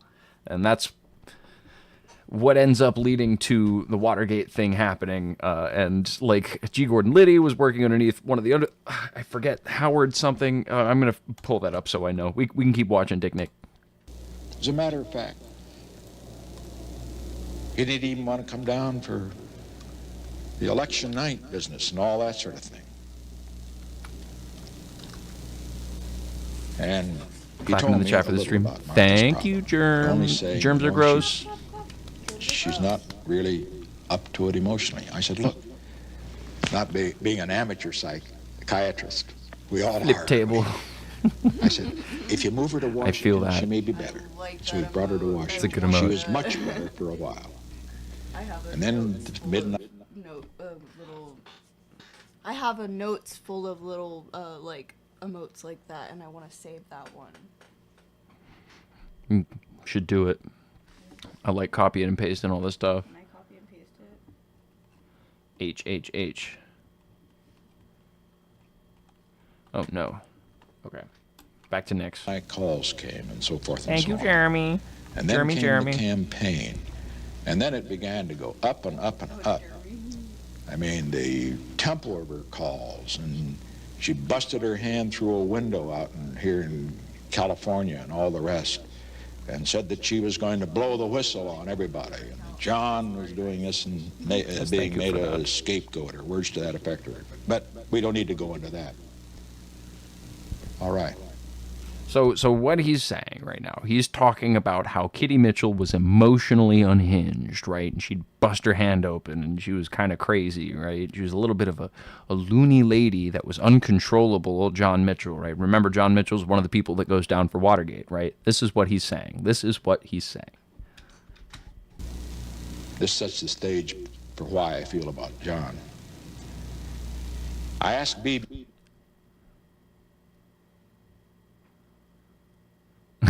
Okay. It's funny how Watergate looks like nothing now compared to all the recent stuff. The world has changed so much. Right. And it's an important moment to analyze, in my opinion, just because it's one of the cardinal moments of whenever the American distrust of the government really started to come forward. Right. Like, it was definitely fomenting during the LBJ presidency, despite the fact that a lot of the things that he did in his great society were ultimately beneficial. I mean, you know, Medicaid, rip. But yeah, ultimately stuff like Watergate, and to be completely honest with you, in the grand scheme of things, like, Watergate's primarily just important. I knew Dickard Nixmans, and you, sir, are no Dickard Nixmans. That's true. I'm not me. I'm not him, not Dickard Nixmans. Adam, new Absol's clow. I like it. Thank you. Whoa. Just, I keep doing that because my feet are going crazy on my chair. You can cut together a compilation of me falling in my chair a billion times. So the thing about, like, Watergate is similarly to, like, the Stormy Daniels trial for Donald Trump, right? It's definitely not the worst thing he did. By and large, if I had to amount the worst thing that Richard Nixon did, it was his bombing campaign of Laos and Cambodia. And it wasn't necessarily him. You can definitely put part of the blame on Kissinger for that, right? But, like, a lot of people died in that. More Laos and Cambodian civilians died in that than Americans died in the Pacific theater of World War II. Like, you know, in all of World War II, I think, actually. I can verify that. But Watergate was what they were able to get him on, right? They wanted to get him out of office. And not, like, for good reasons. You know, Democrats are Democrats. They're just the same as Republicans. Republicans but diet. But that was what they were able to get him on, right? So that whole thing, like the Watergate debacle in totality, honestly doesn't seem like a big deal, even in the context of the 70s, right? They were still dealing with, like, really, really, really bad shit. But ultimately, if we're able to get Trump on anything, it's probably not going to be the Iran war, because they all wanted it to happen anyway, too. That shit never changed, you know? It's just, it seems a lot more cataclysmic because we're at the, like, precipice of it. You know, we are looking over the vast quagmire that this Middle Eastern conflict is about to spill out into, because I don't know. I hope Trump tacos. That'd be... you know what I mean? You know what I mean? Riley's crying.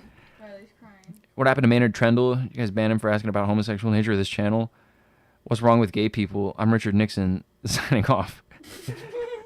No, I gave him a 5-minute timeout because he said, is this channel for only homosexuals? And threw up, like, a Star of David suspiciously. And I was like, that's too much. That's too much energy to approach my channel with. Timeout for 5 minutes. Sorry. That's weird. I don't like the insinuations in that comment.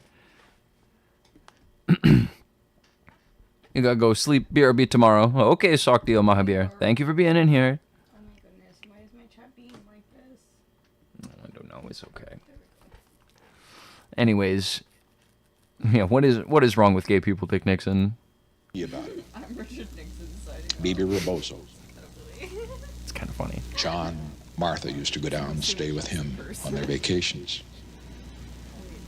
And Bibi said, you know, I talked to John about Martha.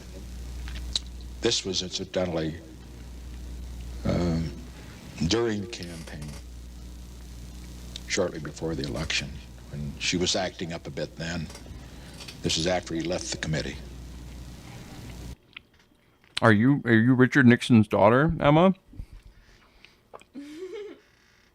Well, I'm sorry I timed you out probably too early if you have an okay energy, but I don't know, it was a strange energy. It was a strange energy. It was a weird question to ask.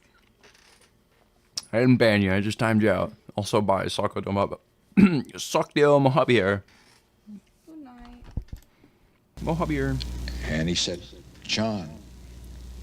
And they'd had a couple of drinks, and John was talking a little freely to him. And he said, John, why don't you put her away like you did in '68? Bibi said, tears came into John's eyes, and he says, well, because I love her. Well, he was blindsided by his love. This crazy woman just kept driving him up the wall, batty side, and bugging all of us in the White House. But, well, they just loved her too much. You can't fault a guy like that. Sure, great stone face. But he loved her. He knew she was emotionally disturbed. He knew it wasn't just the booze. Sometimes she could be this way with no This drinks. way, without drinks. And sometimes be perfect with a lot of drinks. And so, I'll never forget the campaign. I called one day. We got a lot of Richard Nixon's family in. You're just kidding. Well, thank you for being just kidding. I'm sorry for timing you out. You can use this account. And the other one, I only gave a 5-minute timeout to. So you can come back into that one. A lot of Richard Nixon's sons in here. Oh, he's just like elaborating over and over and over again how this is a crazy. He's not blaming anything on her yet. He's not blaming anything on her yet. He has not blamed anything on her yet, and also he's kind of careful not to. We'll get there. We will get there. Give me a sec. He is talking about how crazy this woman is. He's just spending a lot of time on this lady, this guy, John Mitchell's wife, Martha Mitchell, and just how crazy she was. And how John couldn't let her go because he loved her so much. And she was just so crazy. I was very busy. It was toward the end of the campaign, September, October. Hadn't heard from John. Called to say, John, how's the campaign going? He sounded very depressed. He said, oh, the campaign's going great. And I thought, God, maybe he's depressed about a Watergate or something. No. Then I could hear on the phone somebody come into the room. He said, Mr. President, would you mind saying hello to my girl? I said, sure. I thought he meant Marnie. That's his daughter. Sweet, lovely girl. And he adores her. I said, sure. Martha came on the phone. Her voice, you know, she could be just as charming, wonderful when she talked. She says, Mr. President, I just want you to know that there are only 3 men in the world I love. I love John, I love Bibi, and I love you. I love you, Dick Nix.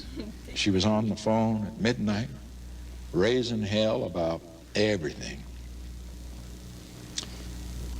Okay. We come to the Watergate period. Okay, the Watergate period. Okay, so we've come to the Watergate period. I'm trying to tell that story. I mean, when the Watergate had already happened by that time. We're coming now to the period when the axe is going to fall on John. And I must say, I made some statements then when Dean came in and said, you know, draw the wagons up around the White House. Mitchell is the guy, and Haldeman and Ehrlichman wanted to put it on Mitchell and all the rest. And I said, well, it must look that way to me, and indict him. And I said, it'll be a hell of a tough couple of weeks and all that sort of thing, but that's the way we have to go. This is in April. Oh, Debs. And then, but that they'd want more. Because I knew they'd want more. Somebody said it was an hors d'oeuvre. I said, oh no, they won't stop at Mitchell. They'll want more. Yeah, no, Nixon is a certified yapper of all time. He really does. Eric Mendelou, you're a god among men. Huzzah. Oh my goodness. He was telling the truth about old Martha. She was the worst. I too have two accounts. One with I yap at myself about.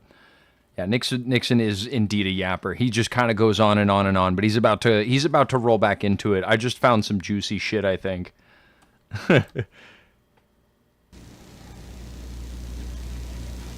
Just as I told Ray Price when Haldeman and Ehrlichman went, he says, you know, when Haldeman and Ehrlichman leave, this was on April 29th, he said, that'll be enough for him. I said, no, Ray, you know writing, but you don't know politics. You know writing. They're just going to raise the ante. But I understood it. I didn't like it. But in any event, here's Martha in this period. Here's John. I knew that he was strong. He never lets his emotions show, except he does have a quiver in his hand at times.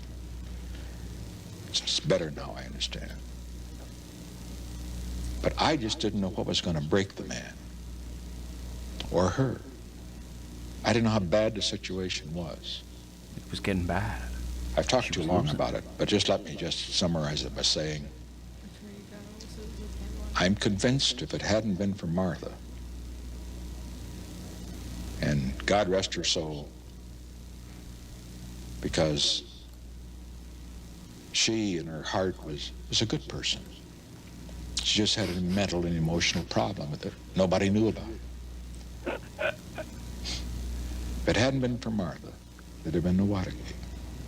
There it is. He said it. He said the thing. He said if it hadn't been for Martha, there'd have been no Watergate. Is this Westworld? We're in the world, and baby, we're in the West right now. So yeah, might as well be.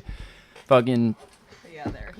There it is. He just did it. He just did it. He just spent like 20 minutes, and he just blamed all of Watergate on this lady. So, what happened? Why was she important? All right, we're just gonna go through a couple of Wikipedia articles here. What?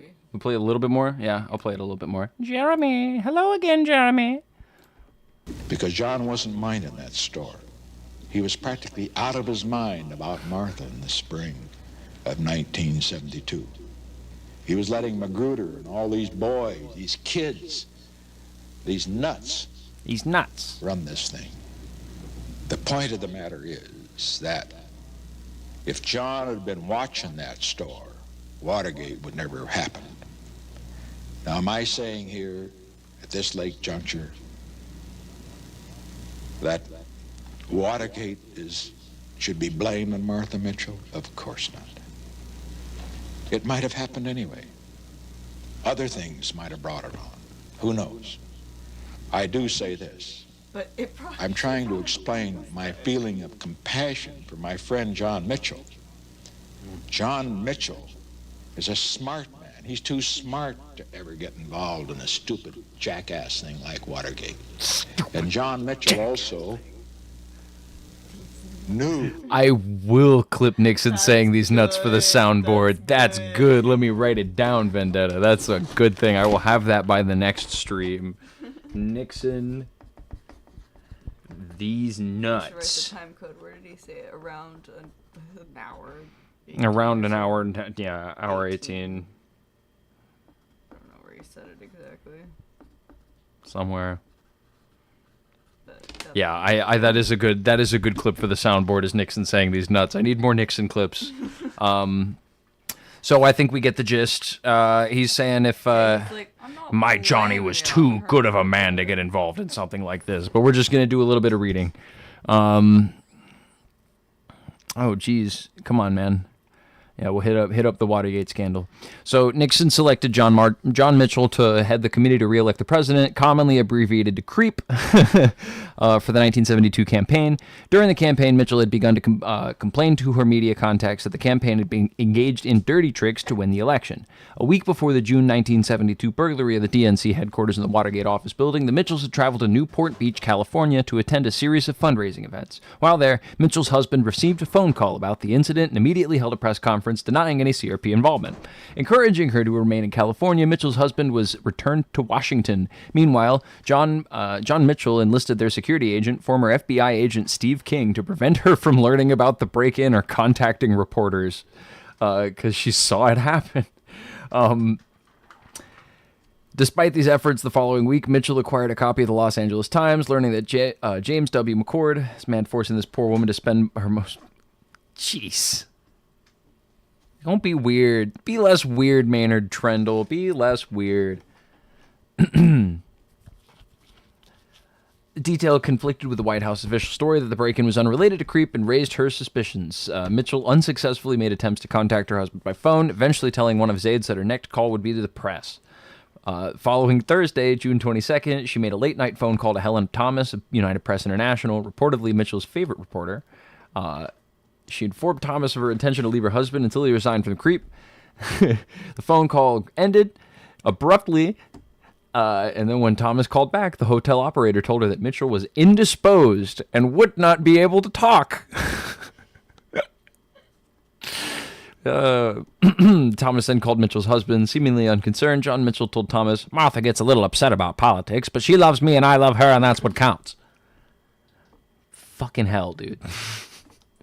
In a subsequent report of the incident, Thomas said that it was apparent that someone else had taken the phone from Mitchell's hand, and the woman could be heard saying, "You just get away!" Thomas's account was widely covered in the news, and many media outlets made efforts to find Mitchell for an interview. A few days later, Marcia Kramer, veteran crime reporter from the New York Daily News, tracked Mitchell to the Westchester Country Club in Rye, New York. Kramer found a beaten woman who had an incredible black and blue marks on her arms. So, we know that Steve King was the guy who was assigned to watch her, right? We've got a little bit of verification off that on Newsweek. And no, Stephen King is not Stephen King, the author, although his name is Stephen King. It's Stephen B. King, and, he was the ambassador to the Czech Republic under the first Trump administration. The Czech Republic? I guess. I don't know. Am I ticklish? Not at all. Don't even try. I'll kill you. I'll bite you. I'll kill you. I'm not ticklish. Agnostic. Also, good guess, but it's actually slime. Yeah, not inner. Good guess. It was one of the two. You had a 50-50, but yeah, inner's like an adjective. Slime's the noun. Anyways, yeah, man. The guy who probably beat the hell out of Kitty Mitchell gets to be in the Trump administration whenever he's like 80 or whatever. We call her Kitty. Is that what they call her Kitty? I think so. I could be wrong about that. I guess not. Maybe it is Martha. Maybe I'm wrong about that. Maybe I'm thinking of a different Kitty. Kitty just sounds like such a 1960s name. Kitty, you know? Mitchell. Kitty Mitchell. It's a cute name. Else's name, Kitty Mitchell. I think so too. I don't know. I'm probably getting that confused somewhere. Probably. Anyways, how fun is that, man? How fun is Richard Nixon? How fun is it to learn about Richard Nixon when we have Google and we can go and verify things? Okay. I guess so. You're right about that, I guess. Something like that. We're into old history shit, bro. I can't help it. It's a good time period to be into old history shit, especially as, we deviate further and further into the horrid loops of history, politically speaking. You know what I mean? It's drastic out there right now. We might as well learn a thing or two while we're able to. Oh my gosh, that's our stream. What? It's Richard Nixon. Y'all hear that Trump said praise Allah? Alright, I'm going to play Pilot Red Sun for you guys for a moment, and I got to go take a little potty break. Bye!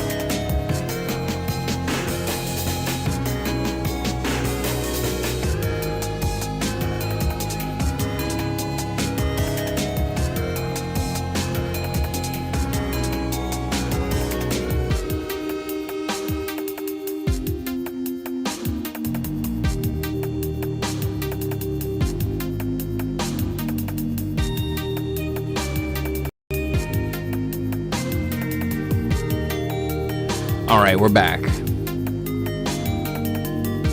me pause that. So, these are the podcasts I listened to earlier today. Listen to these. It's a 5-parter on G. Gordon Liddy. If you want a nice little deep dive on a bunch of the elements of Watergate, which goes a little bit more into depth on this guy specifically. Ooh, sorry, I'll stop fucking with the mic.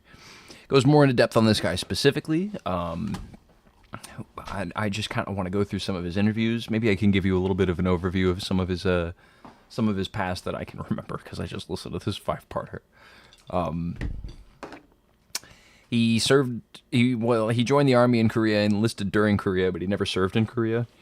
He fucked himself up on, like, he did too many sit-ups and quote-unquote a sit-up competition, but it seems like maybe, oh, what's up, Solid Odd Soldier? Welcome in.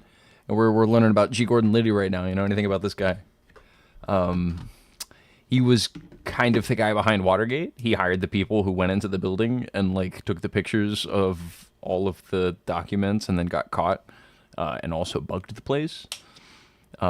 He was just a criminal through and through, man. He had a position in the FBI for a period of time, and he's pretty open about, like, just like surveilling on the woman he was planning on marrying at the time, which is a very common story from the FBI. We have every reason to trust that that's true, just because it was like it was the J. Edgar Hoover administration for the FBI, so that's what that FBI was like, right? They were authoritarian, man.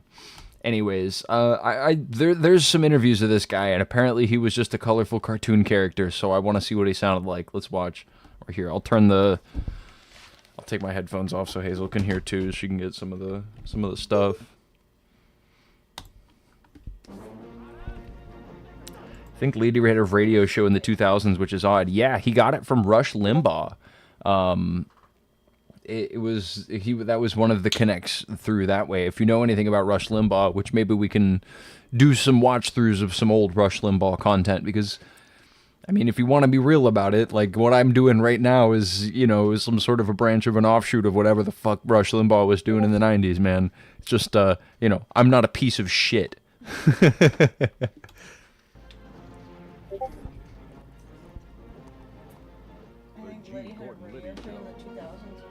That's what I was just responding to. It's easy to criticize our history as a whole. Much of it's unfathomable, and honestly getting past it could be difficult. I do feel, though, as a society, we're heading in the right direction. I know exactly what you mean, Solid Odd Soldier. That's realistic, right? And you can look at specific trends of things and see that that's true overall, right? What you can do is you can look and see just like murder rate per capita.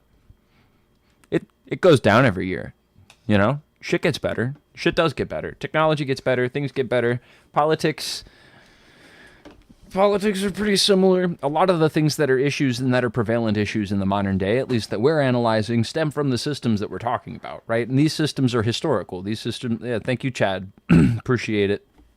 The systems we're talking about are historically built systems, right? And they were constructed by all of the people that came before us. And the reason that, like, I'm criticizing our history as a whole, right? I'm not necessarily trying to criticize it as a whole. What I'm trying to do is analyze the buildup of the systems that we live under today, right? Because we don't just live in a vacuum. We didn't just appear in this time. You know, we came from all that came before us, right? It's the Kamala Harris coconut tree bit, right? We didn't just fall out of the coconut tree. You know, we were grown from it. It was a seed. It was grown from somewhere else. We come in all of the context of everything that came before us.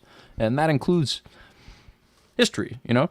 And I have a good time taking some shots at people, and we're just kind of drawing historical parallels right now, right? Well, to spend time analyzing systems better, we have to first understand better what systems were created by the people that put stuff in place. And maybe, honestly, I could do a little bit more of a deep dive into the tickler a little bit later, which I talked about earlier, but I want to investigate the tickler and see how the tickler works.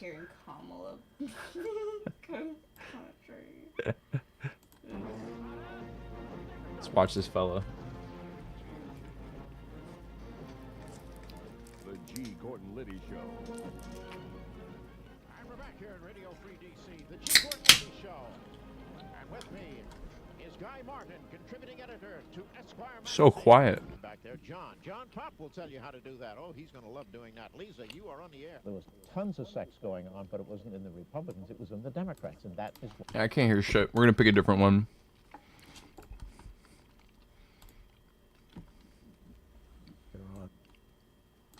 We got a whispered radio thing from the guy saying...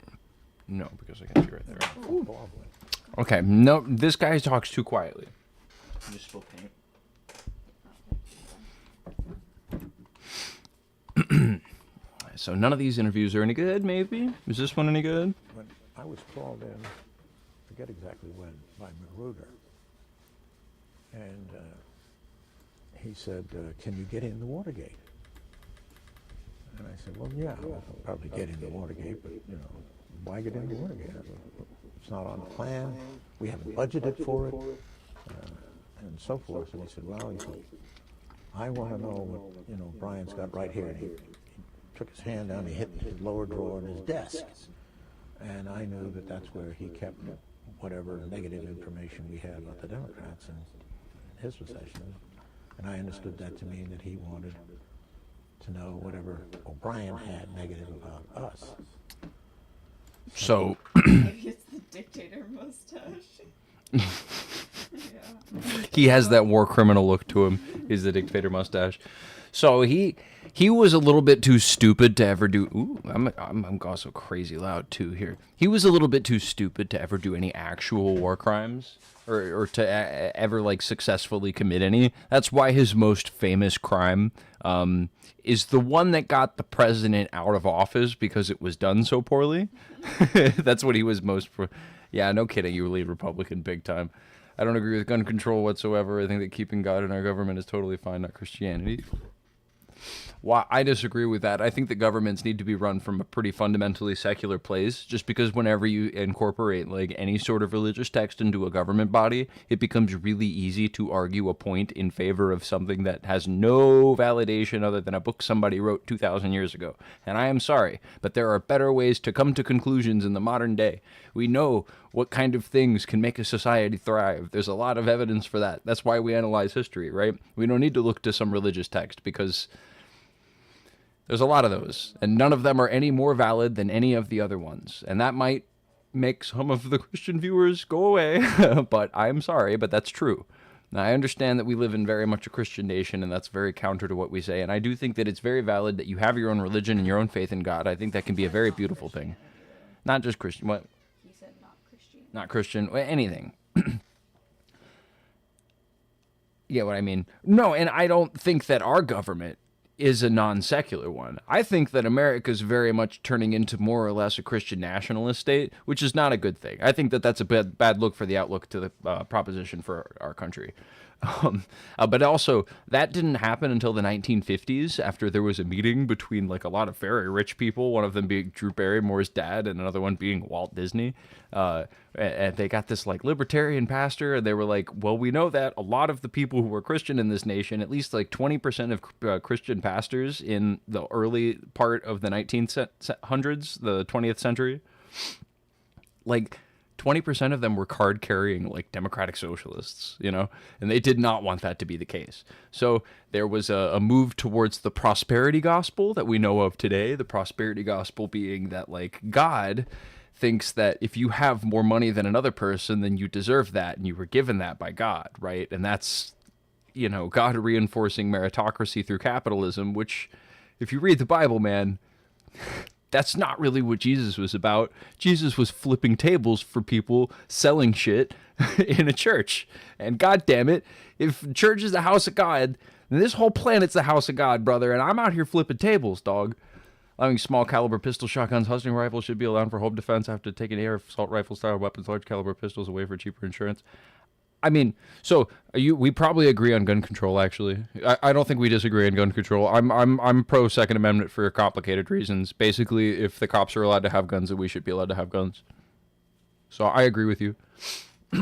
Like, I think we agree about a lot more than we disagree with, right? But because of the disposition and the general like side leaning that we lean into in this country, it's hard, right? And I'm sure you immediately assign me as a Democrat, but I'll take almost every opportunity that I possibly can to like talk about how the Democrats are basically identical to the Republicans, right? Except for maybe like culture war issues, which do affect people, are ultimately tangential to the systems that are in place to extract wealth from different parts of the planet. I don't think gun control works in the U.S., so why would a criminal follow gun laws? Guns are abundant and aren't going anywhere. A lot of things need to change about our country. We definitely have a gun culture that incentivizes people to, like, assert their masculinity through, like, gun ownership, which I think is maybe a bad reason to own a gun. Gun laws in the U.S. only kneecap non-criminals. When you can prosecute people for doing illegal shit with guns in that instance. I believe in a creator or God. Not Christianity is not a faith this nation is based on. We literally left England fleeing persecution. We left this England so that we could be a Protestant nation. England was like Catholic at that time. Was English Catholic at that time? I forget what the hell they were. They were fleeing religious persecution, and we were absolutely founded to be more or less a Christian nation. I wouldn't say in its like foundation that it was like. There were a lot of different debates about that at the time. The founding fathers were not an ideological monolith. Some of them had different ideas. Dumb fucking leftists or the MAGA of the left. Whatever. How are Democrats like Republicans? Democrats are like Republicans in that every time they get elected to office, they bomb the exact same people, cut taxes for the exact same people, and then fucking bail out the banks whenever they fuck all of us with the overabundance of like loans, right? You remember when Obama bailed the banks out? That's a Republican move. Like, UK was Protestant, and I get that wrong. Well, we weren't Catholics who were coming to America at the time, were they? I know that there was a lot of the foundation of America was partially like entwined with its religion, but the movement towards religion as being like a capitalistic force came from the 1950s. My 1700s history is a little bit foggier than my 20th century stuff, you know what I mean? Not even remotely true. Stop slurping up Hassan propaganda. Wow, great retort, dude. What did I say that was untrue? That like what about that was wrong, right? We do go to bomb. Like Obama bombed Syria. Obama was the like drone commander in chief. What are you talking about? Obama fucking, they called him deporter in chief too because he deported so many people. They increased the record funding for ICE every year, dude. What are you talking about? You people are why Trump is in the White House? Okay. There's a lot of reasons why Trump is in the White House, to be fair. Native American tribes had the right idea when it comes to religion. They believe in a creator as well. Many have converted to Christianity. Sure. I don't know. I don't disagree with any of those things. I don't personally believe in a creator. That's not necessarily my prerogative, but I just don't find it as useful for a lot of my understanding of politics in general, or at least my understanding of the world around me. I don't spend a whole lot of time. Mama didn't ask if he could either. He just did, same as Trump. Yeah, right. People on top are more close than they make it seem. I think I'm making my point pretty eloquently in that regard, right? The people on top are very similar to one another all across the board, and what I'm addressing is a systemic issue all across, right? Like, the videos of Obama and Trump being chummy, well, they're going to be nice to each other. That's always going to happen. That's always going to happen. I mean, I wouldn't put it past either of them or any world leader to not meet one another in another room and in face-to-face be kind. Like, you know, a couple of years ago, I could have potentially imagined Trump and Ayatollah Khomeini having like a hand-to-hand handshake. Oh, wait, probably happened. I don't know. I don't actually know if that happened or not. Trump's been pretty tough on Iran. But, yeah, man, I don't know. It's a surprise Hunter Biden wasn't in any of them Epstein files. That was good for him, right? We went in there. Fucking, at least Joe Biden wasn't. Hunter Biden might have been, actually. I don't know about that. I don't think so. At least I didn't hear anything about it. Nah, man, I have faith for the world in the future. I don't necessarily have faith for the future of this, great nation or whatever, right? I don't know that it collapses or anything in the next couple of years, but I do think that after this conflict that we're in, after it subsides, there's no way that we're going to Epstein files, right? Well, we went to war and then everybody stopped talking about it because war is kind of a big deal. And I don't think it was going to result in anything anyway. I was hoping that they were going to hit the next headline because I was kind of paying attention to it. But I figured that might not be the case. And want to get my hopes too high on that one. I still pay attention to the Epstein files, and I'm still interested and invested in all of those things. Leave a ton of political reforms in the way in good ways because it seems like society is becoming super fixated on politics as a whole here in the U.S. I mean, we have to right now. It's hard not to, right? Anytime anybody's like coming in here and like, I don't like thinking about politics, I'm like, it's kind of time, you know? We all kind of have to educate ourselves and get out, right, man? I think these systems that we have in place basically only serve to hurt poor people and enrich very rich people, right? And so long as those are the systems that we have in place, they're going to keep doing that, right? We see companies eating and devouring other companies and then becoming bigger conglomerate, one holistic company, your Amazons. U.S. is still relatively new in the world stage. Things can change. Right, and what we're doing is a similar thing where we're trying to gobble up as much, like, disparate countries as we can, you know, and Maduro was easy, and Venezuela was not that big of a deal, and maybe Trump thought Iran would be the same way, but they've been prepping for this conflict for a long time, and they also have leverage, right? So there's no way that Trump's going to be able to just back out of this conflict without losing access to the Strait of Hormuz, like... kind of pushed them to this by making the immediate goal of the war regime change. They can only escalate by pushing us off the world stage. Will it truly be for the better? That's a fear that drives our understanding. That's always the fear, right? But I have faith in the future of humanity, man. I think that we're amazing creatures. We've done amazing things before. And just because the future of a nation looks bleak doesn't necessarily mean that the future of humanity looks bleak. Whenever things are at their darkest, it means that there's a possibility of a brighter future. You know, darken the dawn and all that, right? I don't know. I think it'll be good for the world that America is not a global hegemony anymore. I think that our little 3-decade tenure as a global hegemon was definitely poor for the world as a whole. We got ourselves into, like, 3 Middle Eastern wars, and we got a whole bunch of regimes, like, almost changed, you know, just more or less flattened, right? We changed the Taliban into the Taliban. Woo, want to see a magic trick? You know, we changed Ayatollah Khomeini into... Ayatollah Khomeini. You know what I mean? Whoops. We're getting pretty bad at those. Yeah, I don't know. It's the kind of thing that needs to happen. Sometimes the fascists have to just eat themselves. People don't like when I call them fascists, but they all look the same, whether or not they call themselves the same names. They drive apart ideological divisions between the countries that exist. They foment fear against another, and then they take from the government when they're in power. They do not fix any sort of deficits that exist. I probably went to the moon again. Went further than ever. That many cosmic millimeters. Probably should be considered a power trip. Sorry to change the subject real quick. Nah, that's fine. Let's talk about moon stuff. That's nice and happy. Ego trip, my bad. Nah, you're on it. Let's talk about moon stuff. I do love the Artemis 2 stuff. Artemis 2 is very cool. I caught it. We were driving out to go run errands, and I tuned in for the last little 5 minutes before they went behind the moon and the signal went out and they started interviewing people. And the last thing they said before they went behind, they were like, "We love you from the moon." And then they went blip. It was so cute, dude. I went, "Aw." Dude, space shit makes me emotional, man. It genuinely does. I watched the videotapes of the Neil Armstrong moon landing.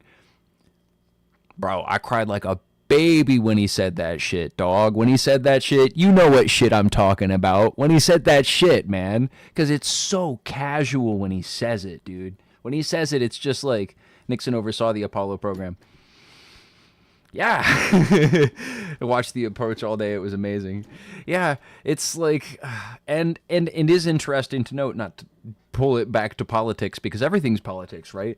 Pretty understandably, the moon landing in '69 was very controversial in its time. It was a controversial thing that happened, you know, in especially like leftist, like leaning political spaces, right? Have you guys seen?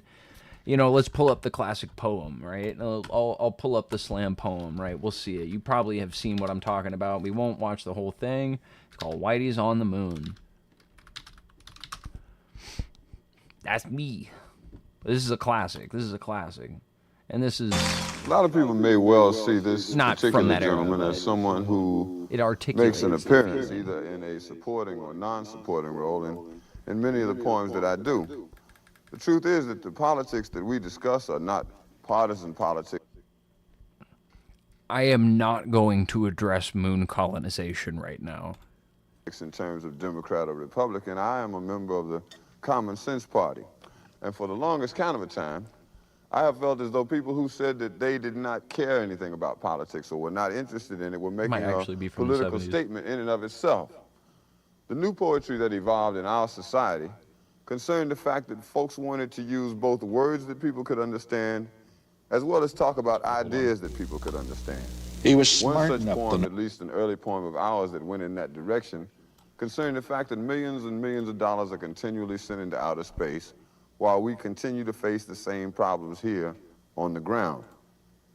Poem said, a rat done bit my sister Nell with Whitey on the moon, and her face and arms began to swell, and Whitey's on the moon.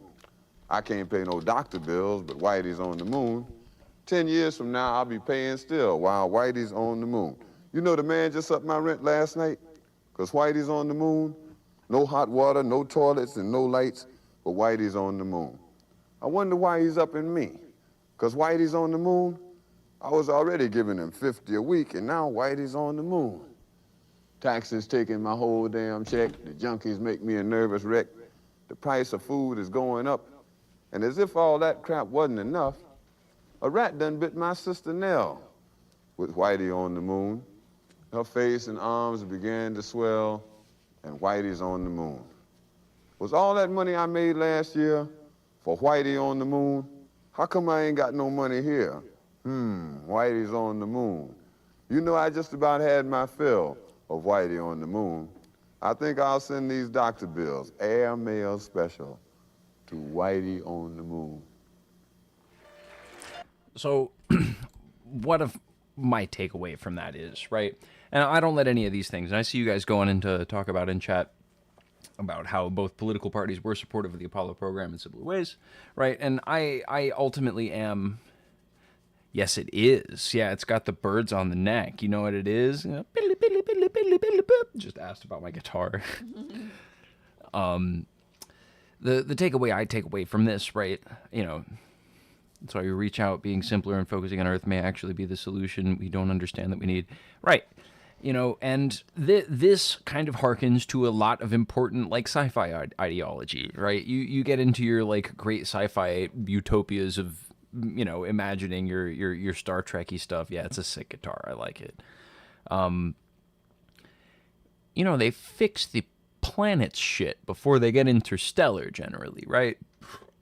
Now, that being said, a lot of very valuable technology that we do use on the planet Earth has gone from space travel, right? And space age technology has definitely launched us into a point of science that is a lot more valuable than, you know, we were before. But similarly, right, and this critique could be levied, I don't know, maybe it would possibly defeat the artistic poignance of this this poem. And I think that this poem's a good poem. It conveys a really good, you know, the points conveyed very well, and it's good stylistic stuff. U.S. versus China, I don't know. Well, I'm gonna address that in a second because I don't know about that. The big takeaway, right, in a lot of ways, right, is that this is a critique of so much of our action for the Cold War, right? Being that the space race was much of America's way to do more of a Cold War, right? Taiwan will be the new Vietnam. I don't know about that. People put a lot of emphasis on Vietnam, but, like, I think that, like, Iran's our current Vietnam because we're already sort of in it. I don't think that we're going to get out of Iran anytime soon, and, you know, China's patient. You know, China is going to wait until a very opportune moment before they do anything like that. I think China is very focused on their own country right now, and I think that that's for good reason. If you just wait for America to shoot itself in the foot over and over and over again, you'll be fine. You'll come out the other side. I don't know if there is a possibility that China invades Taiwan, but I don't know.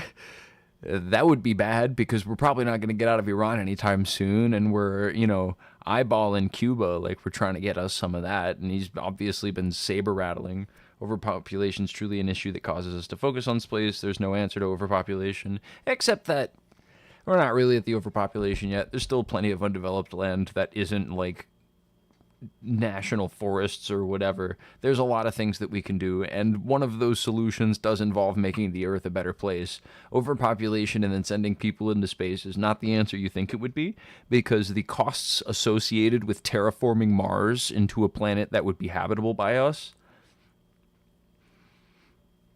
way too risky. Same with a moon colony. There's no atmosphere on the moon. There's not an atmosphere on the moon. If anything goes wrong at any point in time, and the likelihood of that goes up, the bigger your moon colony is and the longer you're out there, every person will die in space. That sounds awful, dude. We have so long to go where I think that the technology is good enough that we can colonize other bodies in our solar system. We need to fix the planet first. That's everything. That is everything. If you know a little bit about the technology, you understand how far we are away from that. Now, I am not a genius, right? We have AI incoming in a large way. No, friend, we have AI going out in a large way. AI has demonstrated its usefulness. AI has demonstrated a lot of its potential, and its potential is very useful. And I think that there is still more potential to be unlocked for it. But I do not think that it is just going to miraculously take us to the moon. It is a language learning model and generative models, and they are built that generate code in a way that is inevitably going to be mathematically wrong. At some point, the AI is always going to be wrong, and the second you put that in charge of, like, space travel, you lose an astronaut, man. That's just not the kind of thing. AI-based fueling stations as well as AI-based spacecraft? Okay. No. That means that you're inevitably, at some point, going to have it make a mistake, and that could be somewhere crucial. No AI will ever run for forever without inevitably making a mistake based on where they source their materials from. These kinds of things are things that are being found out by the United States government right now. These things are hard to deal with, and the second you put that in charge of spacecraft and space travel, you risk the spaceship spinning out into space and everybody on it dying a horrible death in space. Have I heard of a replicator? No, it's a replicator. Let me look that up. What's a replicator?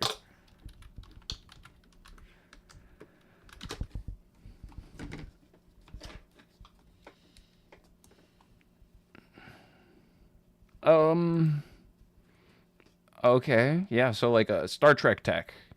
So from Star Trek, yeah, okay, yeah.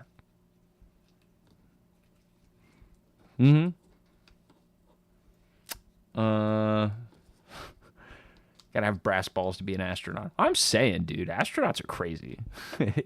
It's Star Trek, yeah. Pretty cool. I'm looking at it right now. Simply synthesize your meals on demand. That's a pretty cool idea. I think that we're very far away from that. Maybe 3D printed meals, but that sounds kind of yucky. That doesn't sound like for me, maybe. That's what we're leaning towards on many ways. Yeah, I don't know, man. I think that you might need to stop getting all of your science news from Facebook. It sounds like you're not getting trustworthy sources, my dude. I'm sorry. We are very, very, very, very, very far away from a replicator. Just like we are very, very, very, very far away from moon colonization. The last time we went to the moon, we've been to the moon, what is it, 26 times? How many times have we been to the moon?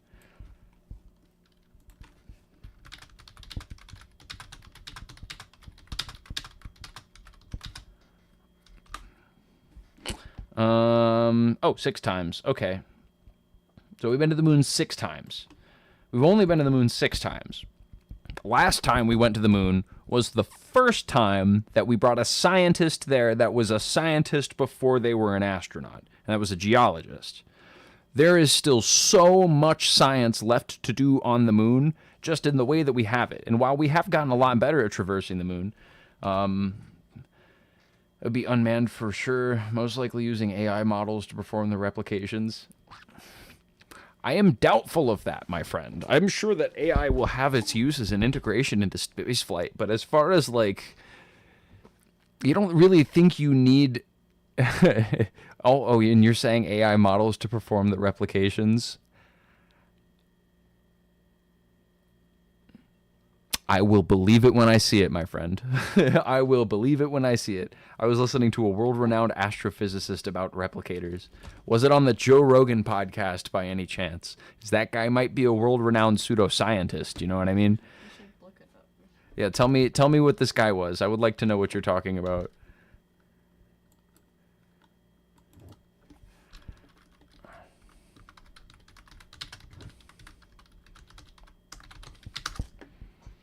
I'm seeing if I can find anything.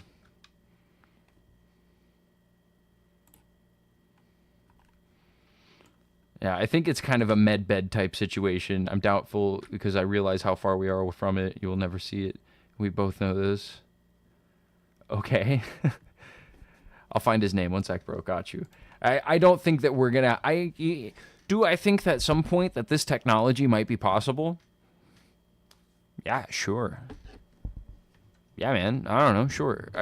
In very theoretical ways, but it's the same as, like, you know, like your Dyson spheres, right? Like, it's a fun theoretical object, but trying to imagine the actual mechanics of it almost always just rolls in, hey, what up, Coffin Death Rattle? Welcome back in. I'll say this because you get it, you probably see it.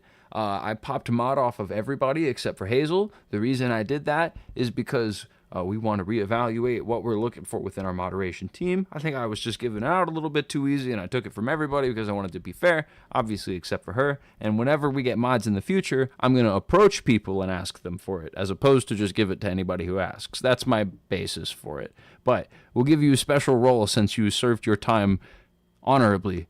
We'll give you a special role in the Discord, but we're going to figure that out after the fact. Anyways, thing addressed.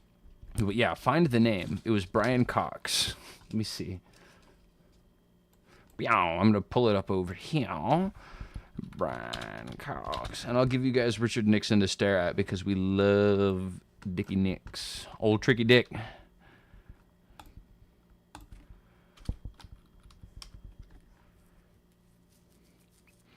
Oh, okay. I think I have seen this guy a little bit. Is it this fella? You don't care much about that? It was just a fun perk to be able to one-shot the stupids. Understood. I'm just going to let everybody know because, you know, it's good to, so I don't know. You know what I mean? But anyways, thanks for being here. Yeah, we'll how's the house cat spilling the Legos again? Probably. It's fun you remember that. Is it this guy? Is it this Brian Cox? Yeah, she's around here somewhere. We'll find her in a little bit. Let me see. Brian Cox, replicator. So you were just... self-replicating spacecraft. Explain the Fermi paradox. C notes if civilization created such machines, they could theoretically colonize the entire... Okay, yeah.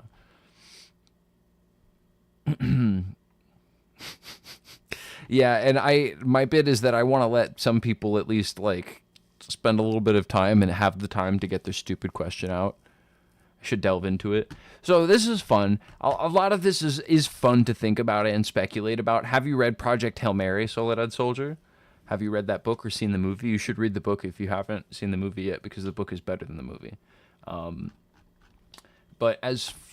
Yeah, I will deep dive into this, honestly. A lot of the Fermi paradox stuff is kind of interesting. I've thought about that a good amount. You guys like Google Earth. I think there's a Google Moon where you can look at the surface. Oh, shit!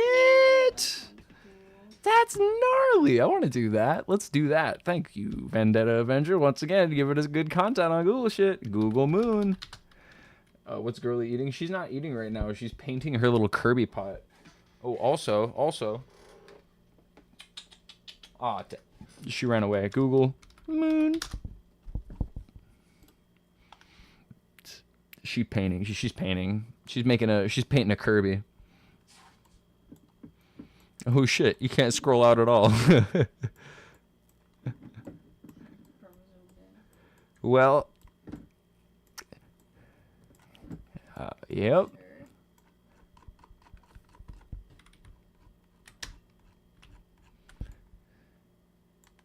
Arts and crafts.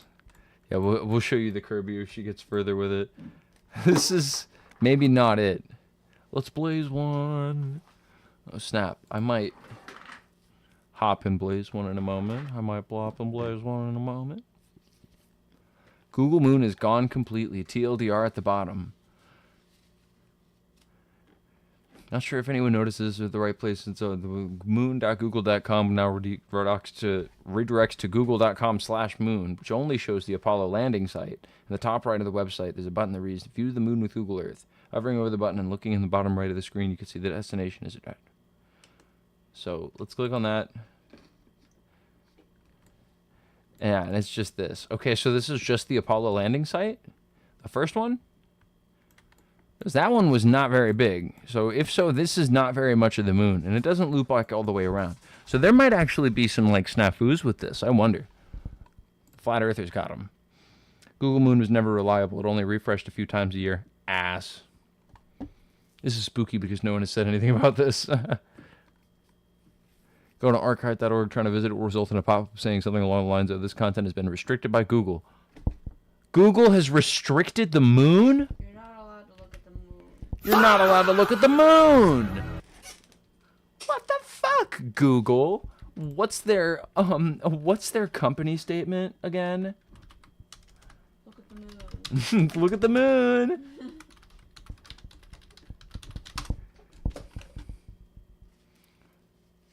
Oh no, they changed it.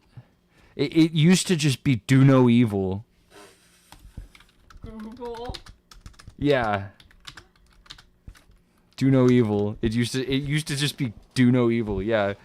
Adopted around 2000. It was moved to the forefront of their code of conduct. Yeah. The tinfoil hat is on. Why are they blocking the moon? That's it, Vendetta. We have to get to the moon. The Binding of Isaac. I don't know why the Binding of Isaac was the takeoff noise there, but it's what I went with. I'll have enough soundboard, okay? I need more explosions on it. All I have is like...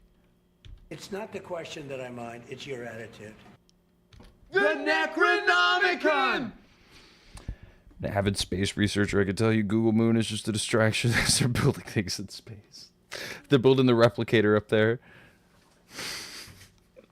That's where the Star Trek replicator going. That's where the AI is all going to go to at the end after it's dated everybody and broken up with them, like in Her.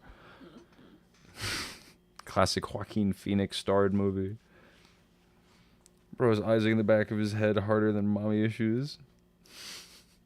Always thinking about the Binding of Isaac. Where is it? Is it in the back of my head somewhere? Got Isaac right here. Nixon had to be the most pro-moon president. Whoop. I need to paint him.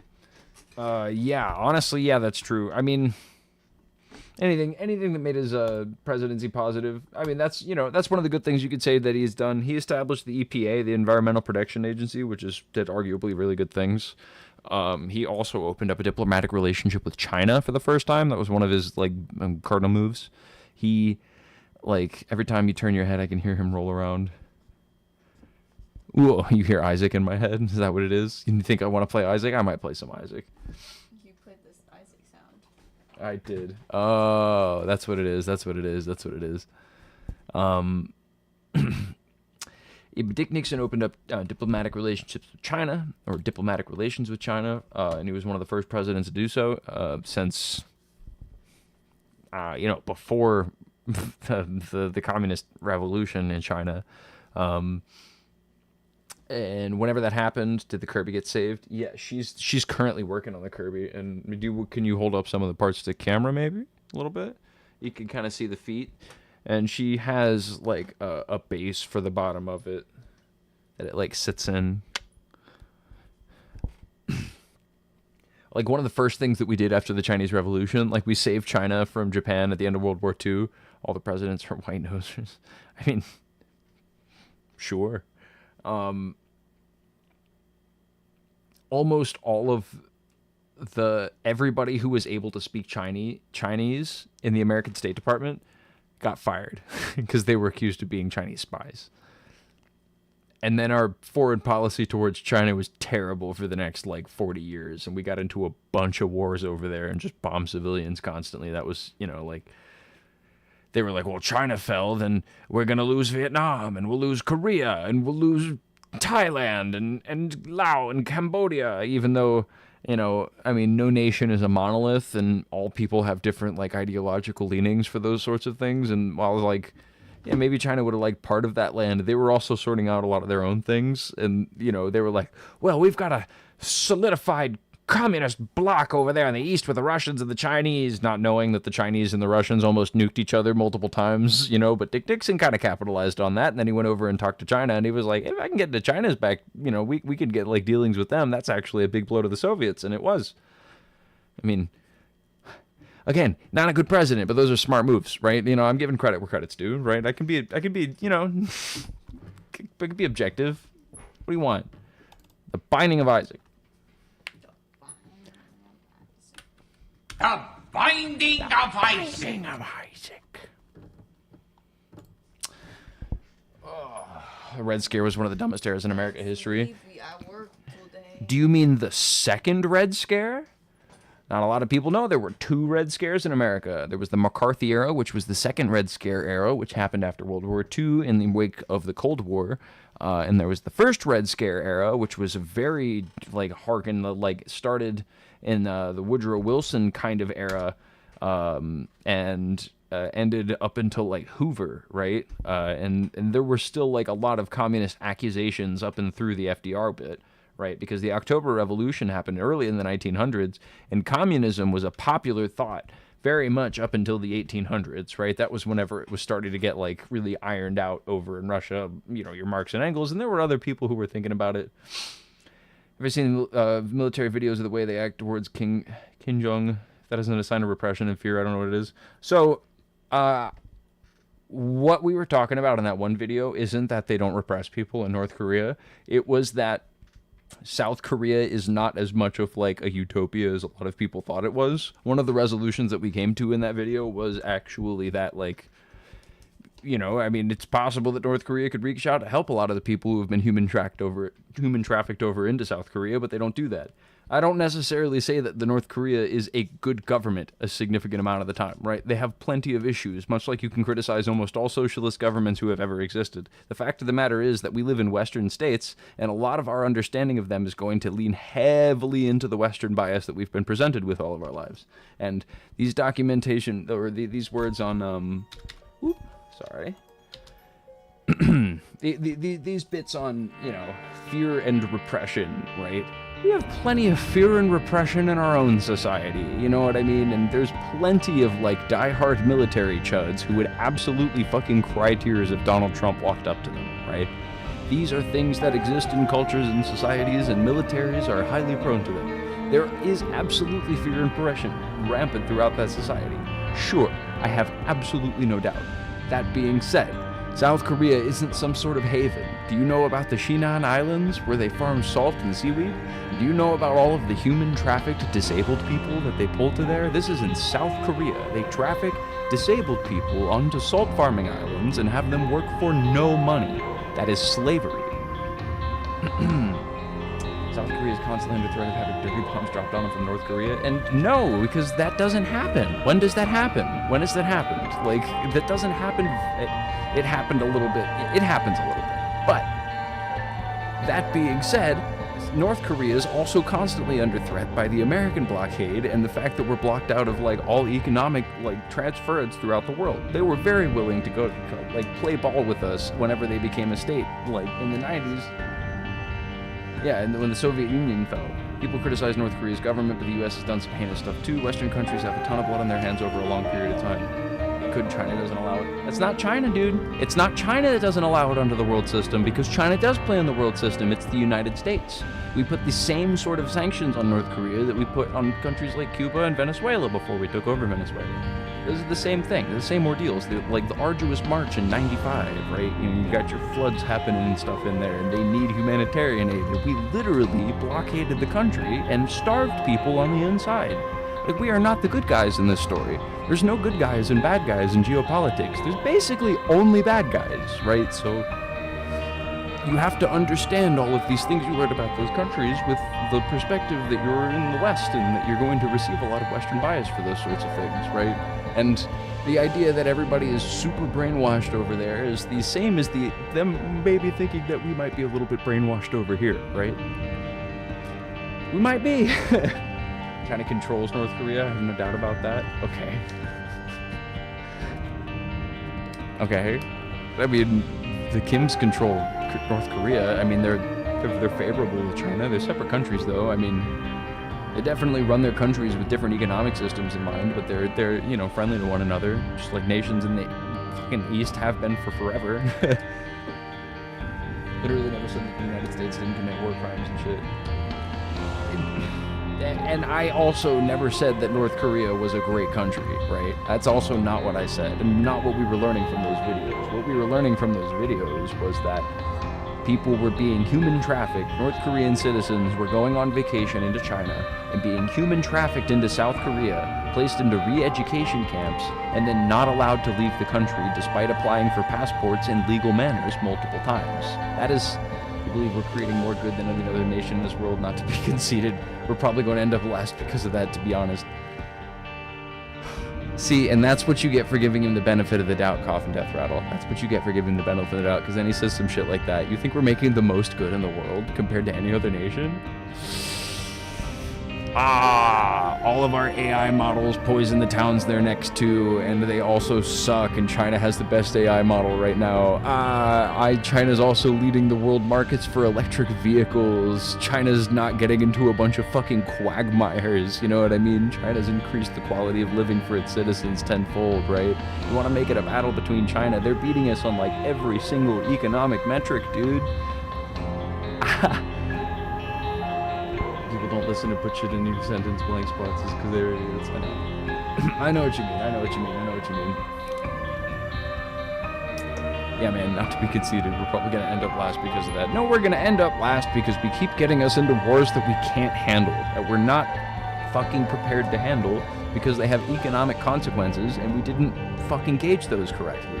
You need to give yourself a way out of a war. You need to, like, move yourself slower up the scale of escalation so it doesn't immediately turn into we're closing the Strait of Hormuz and blocking you from this section of the world's economic trade.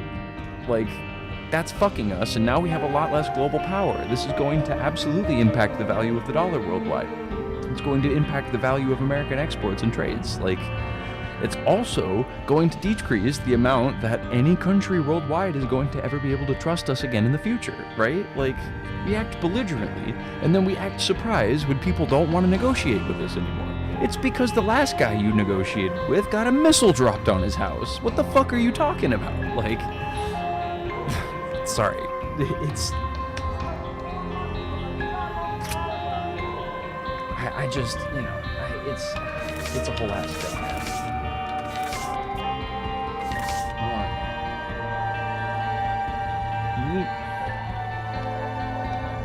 I have all this stuff. Okay, never mind. We're good.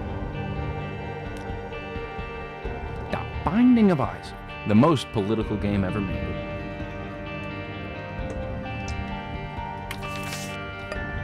Did you know that Edmund McMillan is actually Adolf Hitler? Isn't held accountable for any of the negative things they do, especially in a person who is so pro-China like yourself. Look, man, I'm just trying to enlighten you to the fact that maybe the country's not as black and white as you understand it to be. Maybe they are actually doing some things that are better than us. Maybe their geopolitics record is a little bit better than ours is right now. Of course they do bad things. They're a state. I say this over and over again. There are no good guys and there are no bad guys in geopolitics. There are basically only bad guys. China is not somebody that we can expect to rely on. China is not somebody that we can expect to have a consistent position like anti-Israel. You dig her bangs. Is she anti-Antworth? No. Hello there, one also. Not undeserving, but totally wrong timing. I don't even think that there was... Look, man, basically no evidence that they were trying to build more nuclear bombs. A lot of people have said that in the Trump administration, but independent reporting has not verified that. So I am sorry that I am so doubtful of the American government right now, but they have made it hard to trust them by lying so constantly. And like, sure, you could critique a lot of things with the Iranian regime, but that's just not how you do statecraft. What's up, Socteo Javier? Welcome back. Thought you were going to sleep, man. You just take a little nap? Like, that's not how you do statecraft. The second you start assassinating heads of state that you disagree with is worse on the environment by far. What do you mean? They are leading the charge in renewable energy right now. That's what other countries are going to in this fucking global energy crisis that's been spurred on. JCPOA actually worked before Trump ripped it up. Right! Why did we do that? There were already nuclear negotiations in place from Obama, and he ripped them up in his first regime, like his first administration. Not for that regime, but for the terrorism they support and the deaths they cause and the terrorism themselves. I mean, you could say that, sure, but I mean, it's definitely visible as like part of the broader conflict with America. You could say that, sure, that's fine, and there's plenty of leviable critiques that you can make on like Hezbollah and stuff, but also, like, hey man, the people that they're fighting against are definitely the worst ones in those conflicts. Like, and we could talk about the civil rights record if we want to on Iran. Also, at least in Tehran, they did win a lot of their civil rights back. I see plenty of videos of people walking around and women driving cars and not wearing headdresses and stuff, you know. Like, not the best argument, right? Renewable energy isn't organic whatsoever. The reason solar panels aren't the answer either. I mean, why not? Build more of them. Fuck it. Yeah, why not? Do you think oil is? You think oil is the answer? What do you think the answer is? I mean, I could be convinced as a nuke cell, but also I think that we combine that with other sources of renewable energy, man. Renewable energy is absolutely a part of the answer. That's like how a lot of spaceships work and stuff.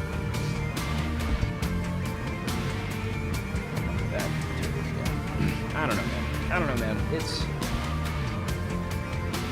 painting a titty while I'm solving geopolitics. She's painting a Kirby while I'm solving geopolitics. I'm working it out right now. One also. Hello, one also. Welcome back. Let's keep running it. Let's keep running it.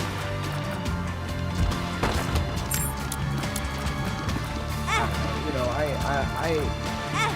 admit that I'm a China enjoyer, at least in the sense that, like, I do think that they're holding themselves a lot better than America is right now. But I'm also not going to hold them up as just like a bastion of perfect socialism. Solar panels and wind and water is totally illogical to say whole renewable energy will stabilize the planet and bring back the weather cycles. And what if we transition to the world hesitates? Yeah. It's absolutely something that if we committed all of our energy to, then we could very possibly replace significant sectors of energy. At least significant, I'll say that much, right? Like, the other nations prosper over. Iran's trying to control a body of water that affects far too many nations. They also killed too many protesters. Oh, okay. So that number was kind of disputed going into the war, but I'm also not going to heavily dispute that number. But, why we had to go first just shows the cowardice of the other nations to prosper over it. No, dude. Iran wants to survive as a nation, and they're going to act in their best interests whenever they're threatened by other nations. Die and curb. And you have to analyze the situation as though they're rational actors.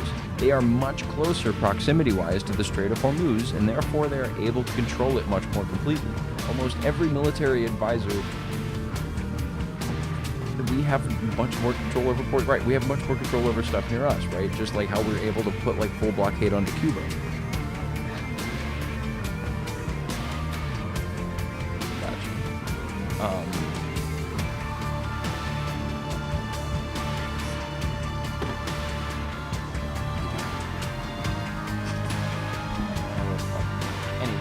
Basically every military advisor that was advising Trump that was saying things along the lines of, this is what Iran's like, their leverage, right? This is what their leverage is. This is the leverage that they control, this is the Strait of Hormuz. And if we go to war with them, if we proposition going to war with them, they are going to use that leverage in the war does that will span out into a wider conflict. This was very much the prediction from almost every military advisor, that this was a thing that they were going to do.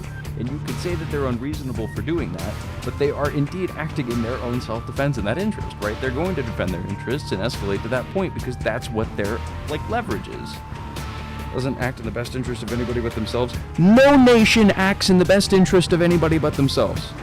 No nation does that. America absolutely does not act in the best interest of any other nation if it does not serve us. I think red is a very strong color in her palette. Are the eyebrows shaved or blonde? It's not blonde. We as a nation, Republican or Democrat, act in the best interest of others because we're the good guys. When have we done that? When? When have we done that? When have we ever done that in a way that didn't involve us also literally bombing civilians? That doesn't happen. Basically every conflict that we've been in involves us, torching another nation in terms of negotiation and dropping bombs on literal civilians, man. When has Trump ever done anything that has helped another nation? His first thing to do was to cut all of U.S. aid and basically every other form of American soft power, and then to rename the Department of Defense to the Department of War. He's not even acting like he's helping anybody anymore. I don't know what you're on about, dude. Do I believe Israel's using the U.S. as a puppet? No. Israel is U.S.'s puppet. They are our dog in the Middle East. We are the big country. They are the offshoots of what we are. We as a nation are the same ideologically as what Israel wants to be. We would love to be a Christian white nationalist apartheid state. They get to be a Jewish nationalist apartheid state. And that's, they're able to execute Palestinians under a law that does not apply to Israeli citizens. It is literally an apartheid state right now. That is dark, right? And that's something the United States would love to become at some point in the future, but we have to do a little, experiment far over in the Middle East. She played drums, she wore her own catcher mask, she drive manual or own a pickup truck. No, she owns a dump truck, but she doesn't know how to drive it. She just juggles it with all of her other, mopeds and stuff. It's screwed by almost every other nation in our trade agreements. We've screwed over every other nation with our trade agreements. We block nations out of the global trade economy just because of their ideological alignment, and despite the fact that they would love to trade with us. I don't know what history books you're reading, man. You gotta cite more things, dog.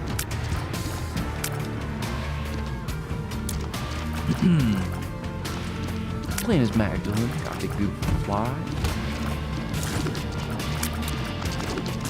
They needed to be more. I'm sorry, dude. You don't know what you're talking about.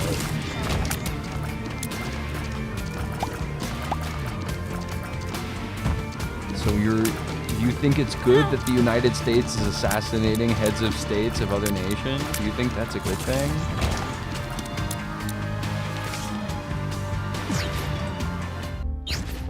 Suddenly the Jedi versus Sith is becoming real through politics. I don't know who the Jedi are.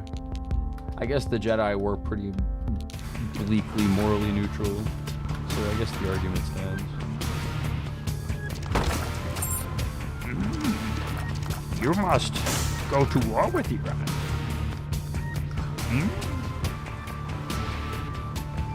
Bomb Lao and Cambodia, you must.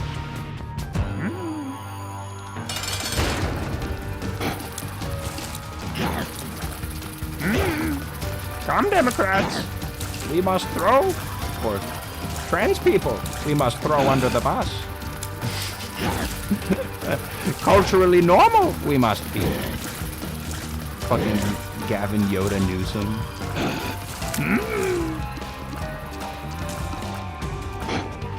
Either side has good arguments and bad ones. No, I think both sides have terrible arguments. I think the country's fucked. I think we need new shit. If you're trying to bully waterways that control large amounts of trade, you might feel different if your nation was being affected by that. Well, my nation is being at least a little bit affected by the gas prices, and I'm annoyed by it. I don't know. How would you feel if you were Iranian and your head of state got assassinated by an American, dude?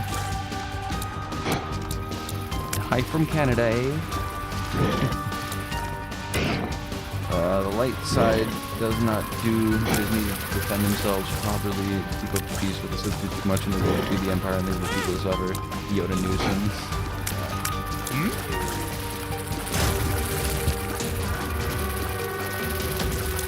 Israel, I do not think about very much. I don't know what Israel is.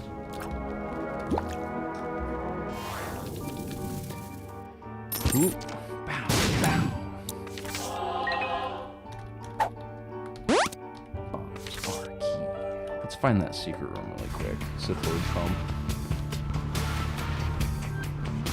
Have I told you the tale of Darth Plagueis the Wise?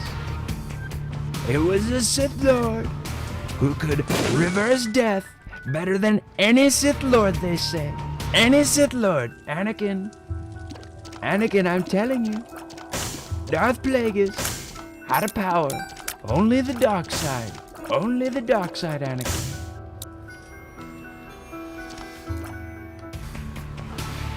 Who's Anakin? Is Anakin Stephen Miller? No, I think Stephen Miller's more the Palpatine figure between the two of them. Huge. No sacrifice room this floor. Bummer. Let's go.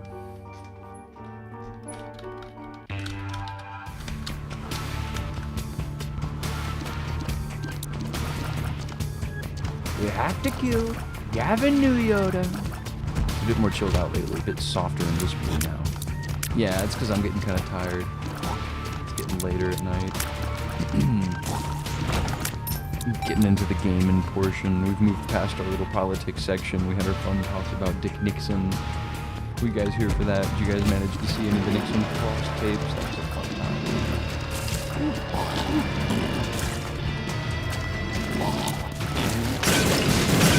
Hell yeah. Avoided them bombs. Ditto.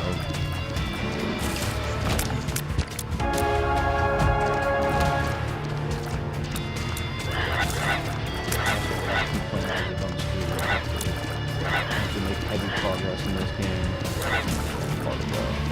Gotta go, Happy Isaac. Well, thanks for being in chat, Colin. It was fun having you here.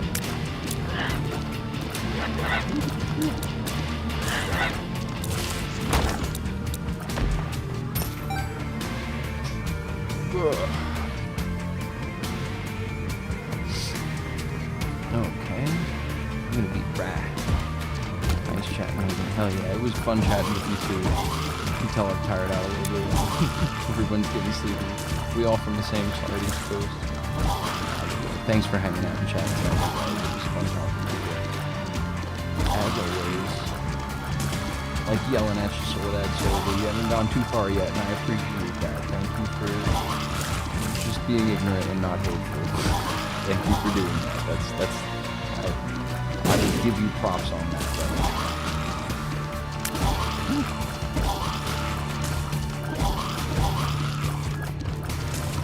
Goodness gracious, these guys always just over-spawn. I think they spawn. Stop spawning. Thanks for subbing, Soledad Soldier. I appreciate that.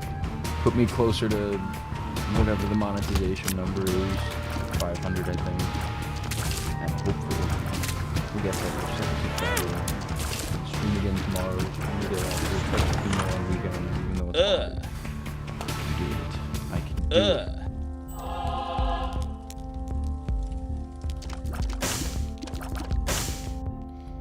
Once we win this run, I'm gonna hit the bed too.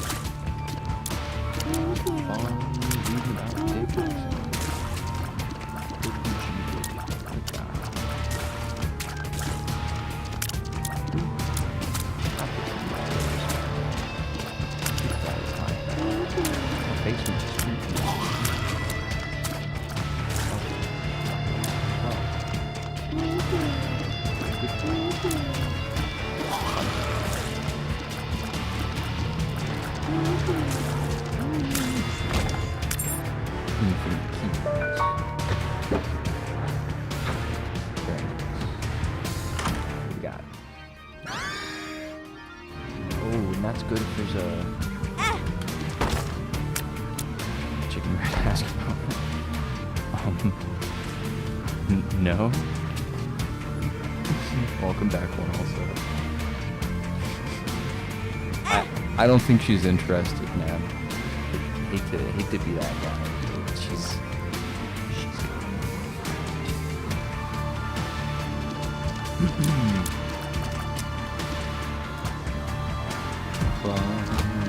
you like the Binding of Isaac though? Binding of Isaac is pretty fun.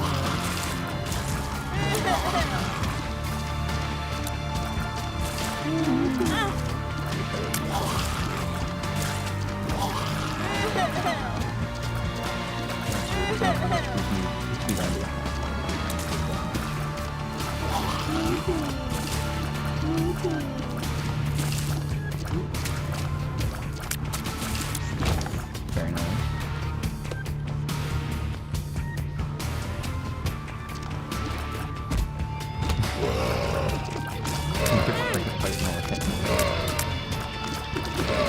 Yeah, I'll let him.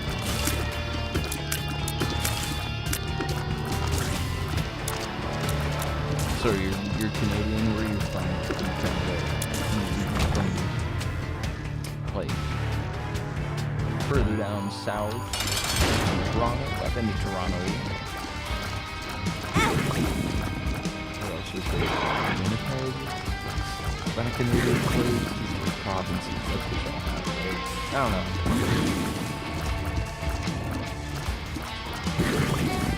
Canada politics is just like, I don't know, Annapolis, almost?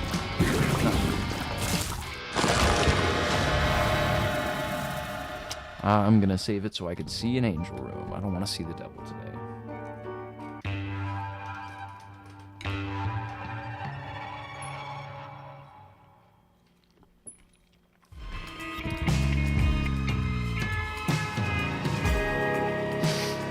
Super no friendo. Wow.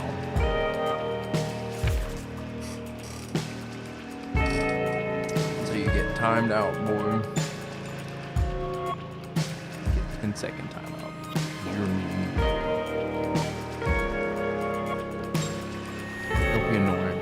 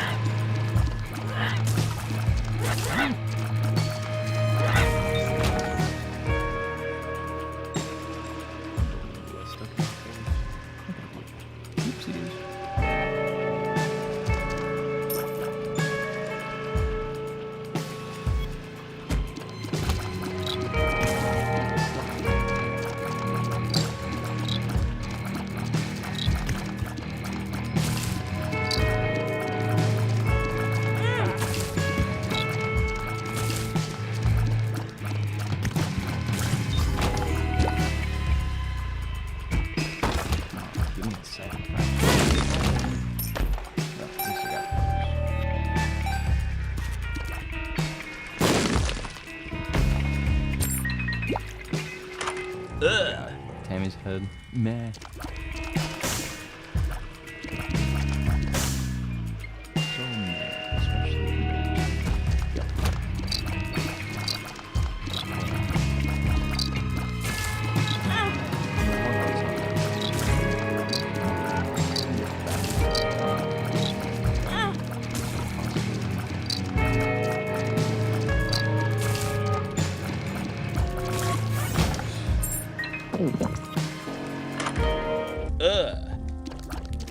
eraser. Give me this. Sure, just in case.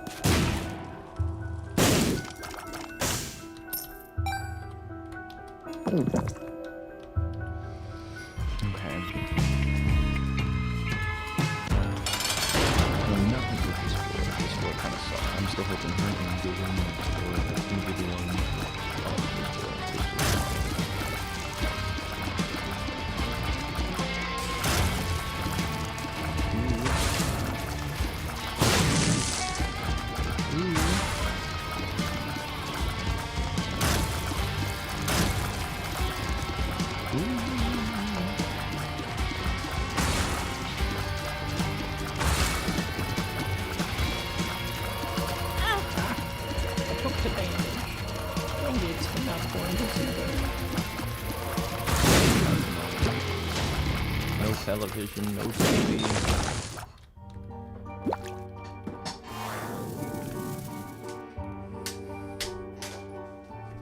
That one guy kept trying to get me to like wingman you for him.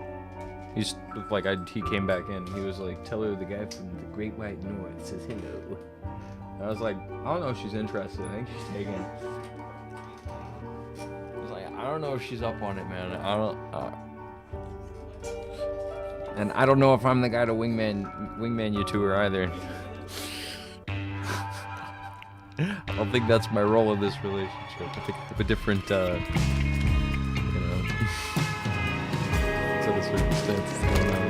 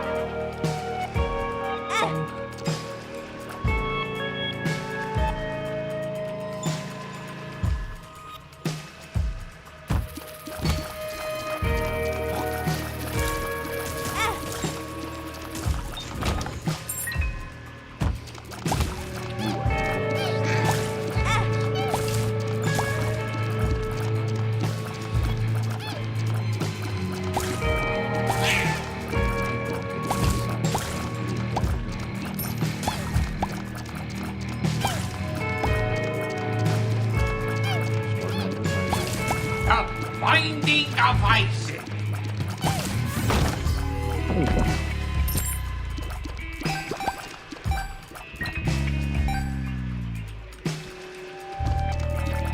Got some lights back. This is the benefit.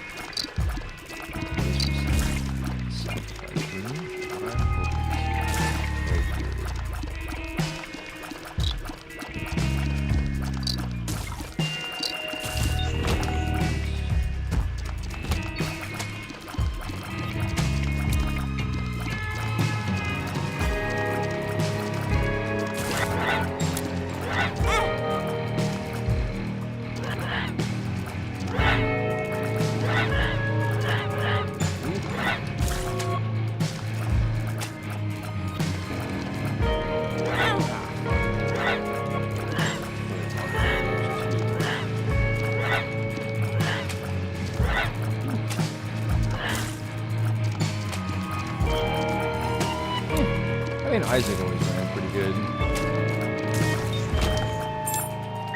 Isaac's not very phased.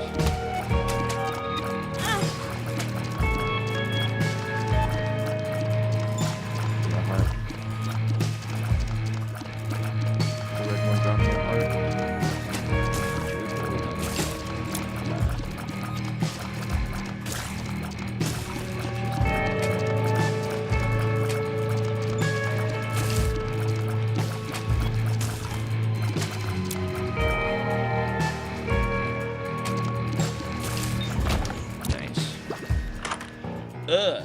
Fancy bombs or fancy bombs. Not greed. He's too greedy.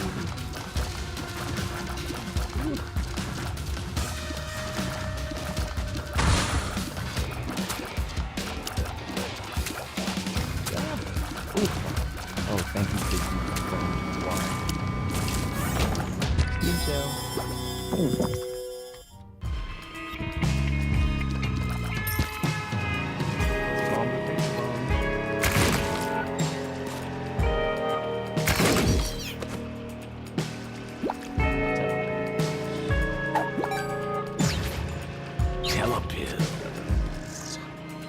Are we gonna get a sacrifice for this?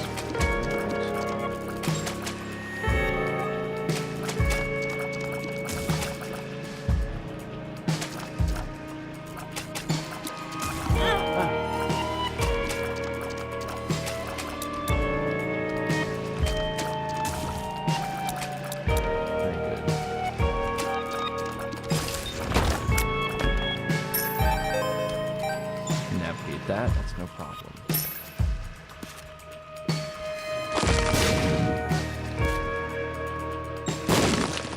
It was a cool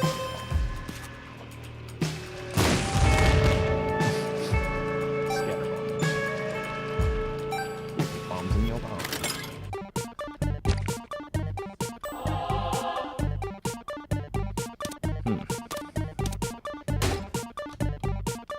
Whoa.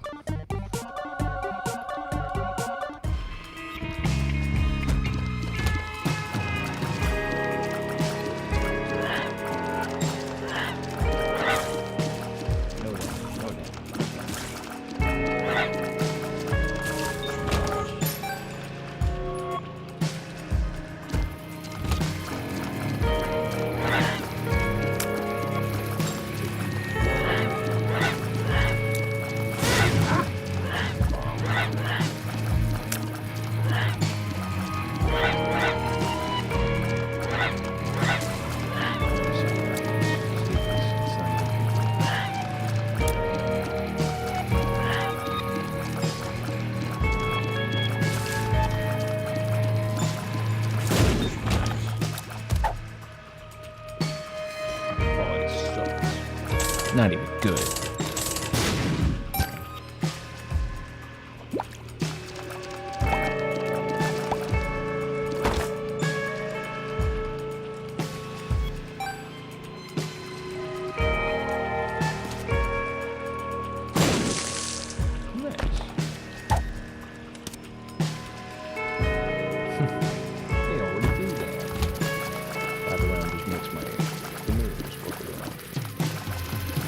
Charge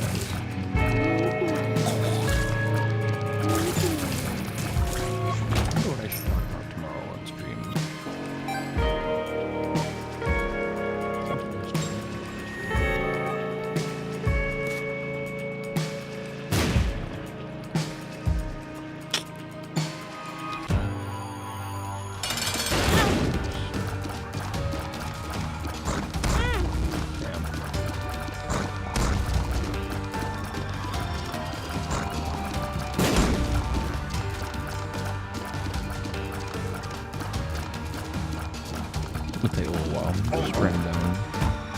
Just went fart out of the poop. Poop out of the fart.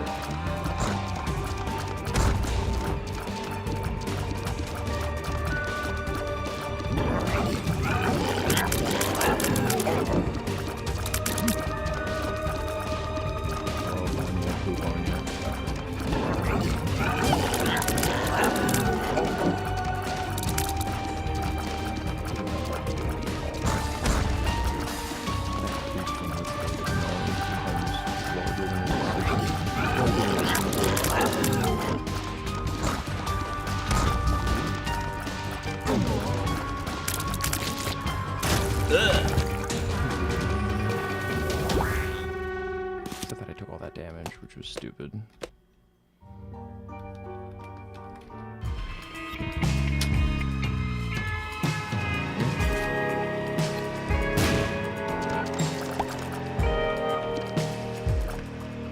Thank you for the hearts. Thank you for the hearts.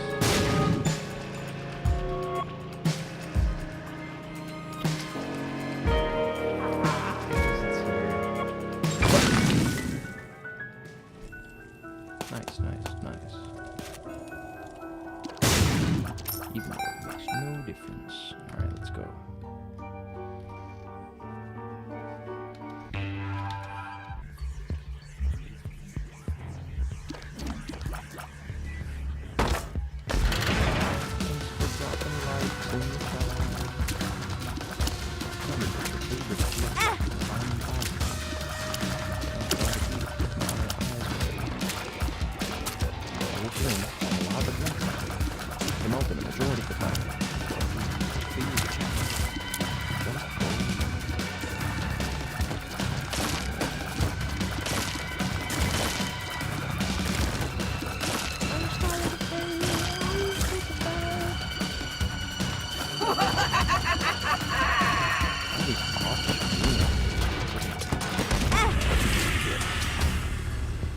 Still have my angel room chance. Gotta hold on.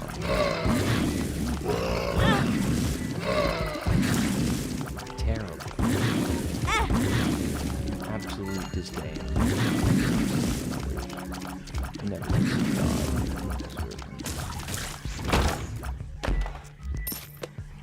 now, maybe I should try to leave all like soul hearts on the floor, but that way I have an easier time getting through the boss without taking any red heart damage. I think that's the move if I see any of those. Ooh.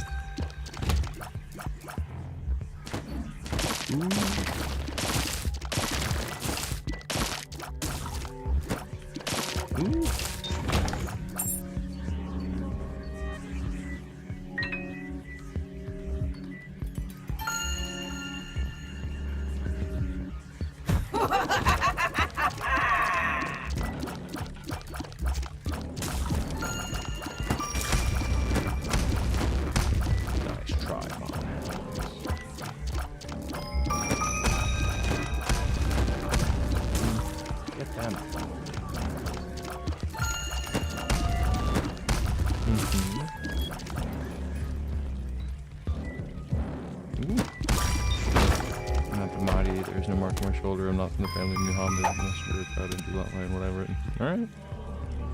That's pretty cool.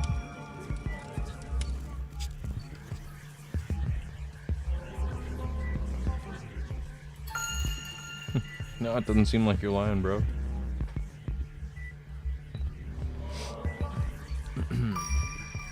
Is that mashallah?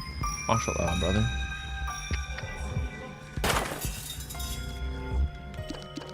I need all that.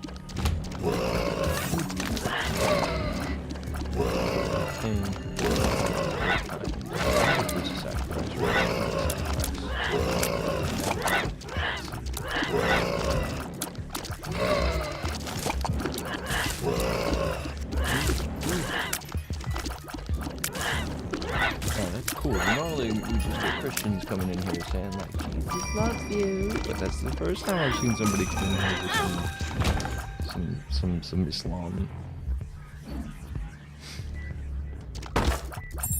The other Abrahamic religion, my dude. Oh shit.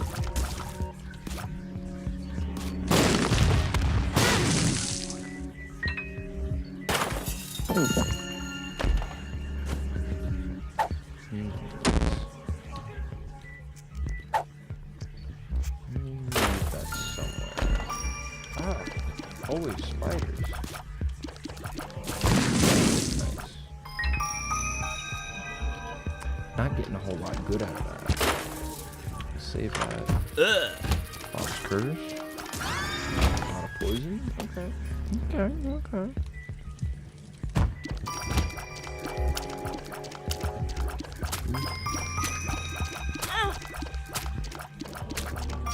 Ooh.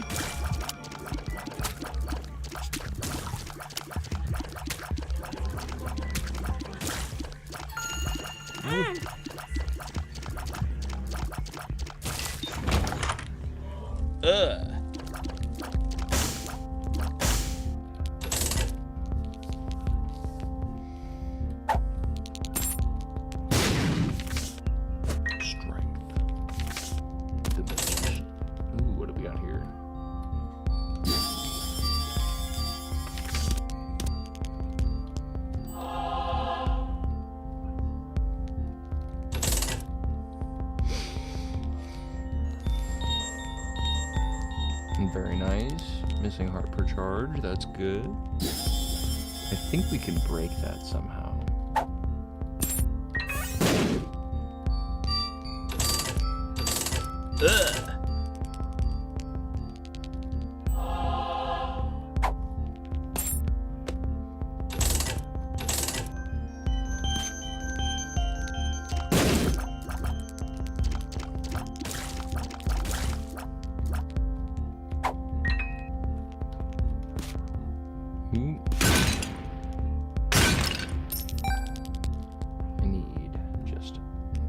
Three more coins. We got this, and I can get more options. Should've.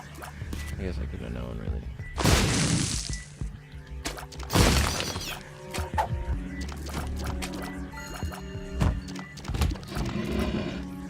Something's wrong. Zoom down. Very nice.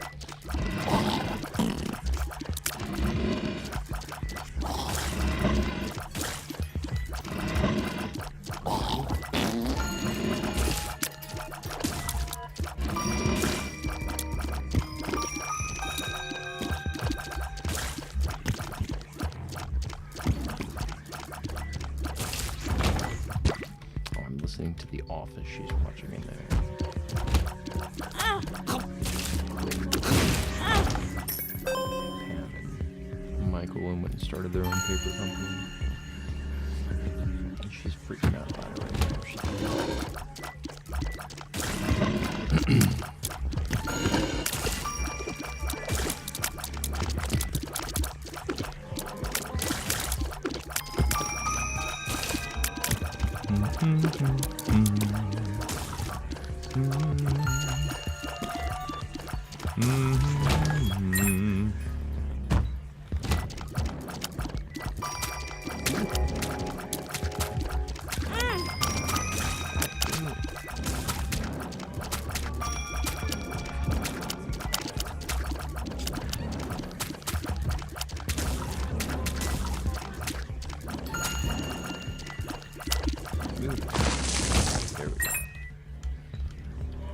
Give me a freaking sacrifice room. I want it so bad.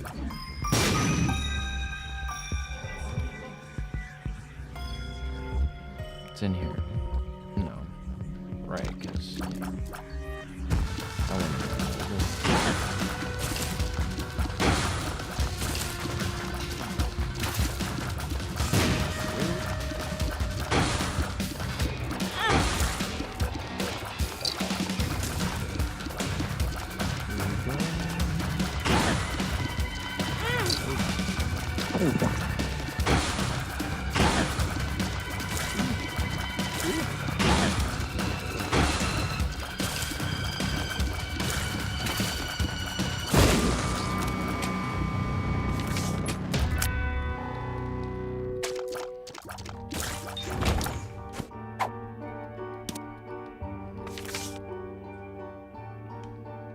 and then we're gonna go do this. We're gonna pay this guy out.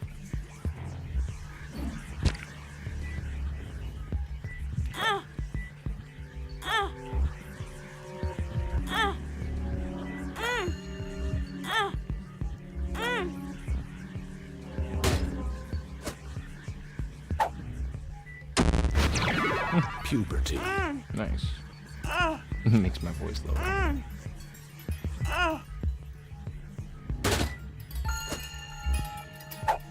Infested?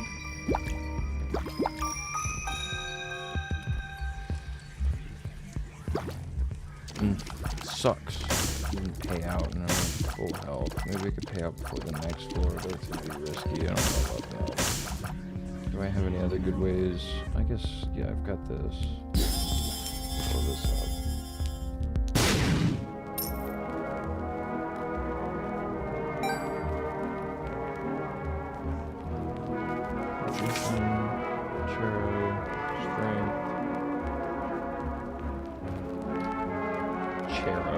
What? Cherry.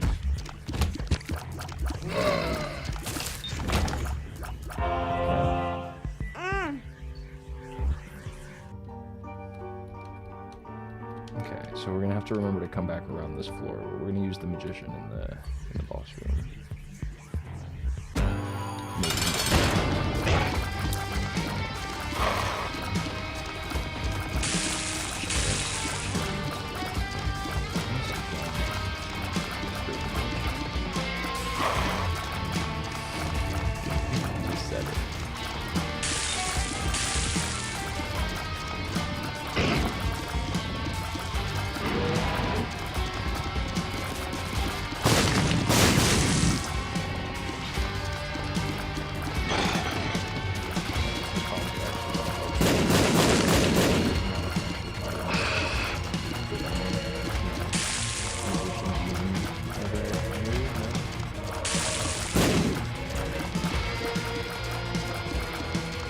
Ooh, we dodge. That's a big dodge.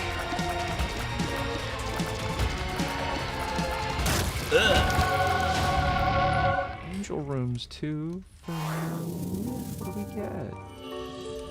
Mid.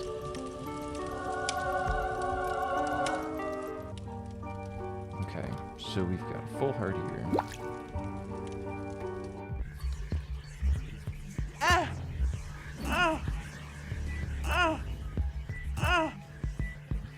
Give me something good. I'll take it. Damage up is always nice. I will take that.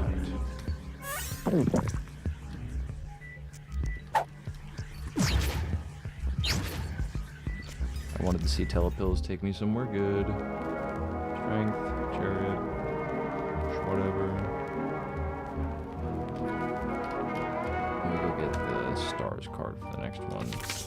Since we didn't fight Mother this floor, we still have a floor of item rooms. Maybe we get something good. We don't have terrible stuff right now, but...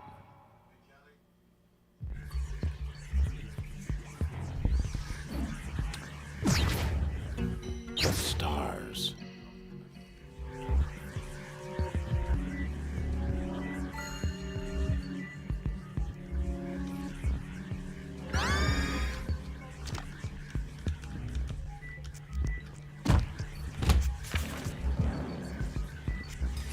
That's what we're doing.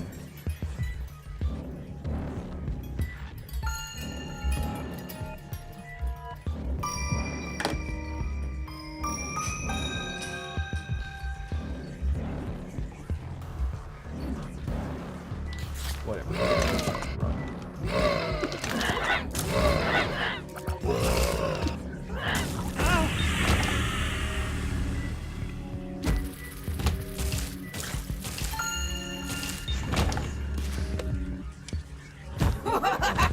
Do me well.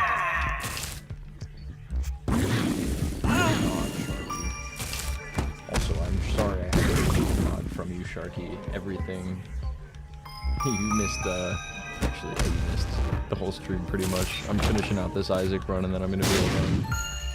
I'm sorry I had to remove mod. It was, everybody had to go. We had to reevaluate. Hazel's gotta be the only mod for at least a little while. And then we'll ask people in the future if they want to be mod for us. It's a lot of responsibility to mod though. Hey, LBK, how many kills did you kill today? Yeah, the stream we did today was all about Richard Nixon. Talked about Dick Nixon, and his sketchy time in Watergate. Sketchy fellow who blamed everybody but himself. Oh my gosh, you can see I'm controlling the beard of my character right now separately. So good. Let's see. Ooh, some more soul hearts. Very nice. That's additional overshield. Help me survive longer. Very important, very important.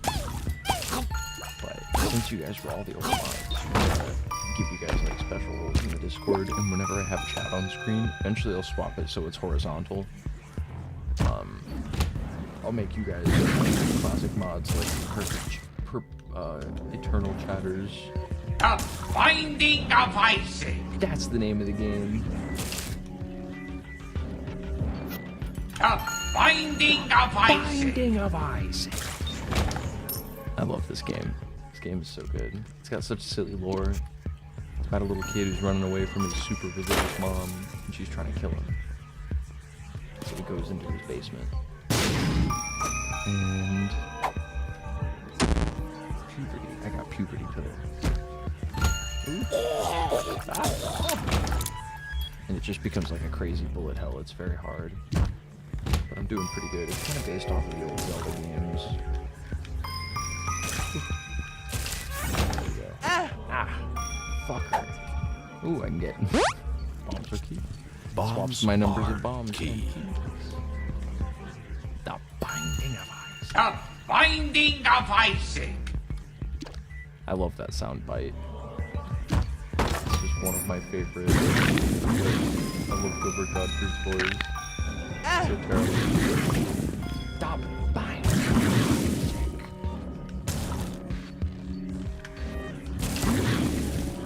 So really terrible. It just sounds so freaking silly, man. Tears out. Except that doesn't matter. I got little Vipula technique. Does that maybe affect slightly my DPS? Ouch.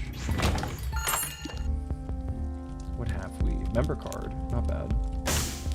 If we see anything decent that might be worth blowing up our donation machine over. If we can even get in there. The member card opens up an additional secret shop underneath the shop that will contain like anything you have unlocked. A lot of really good ones. Does that affect Little Vigala technique? I don't think it does. I doubt it.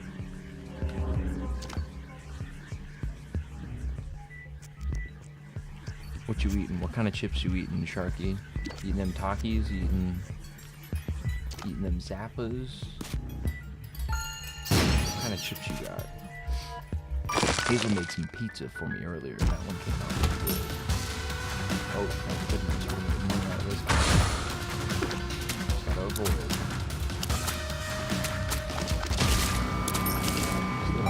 Look at all that money. Now we can buy out the shop.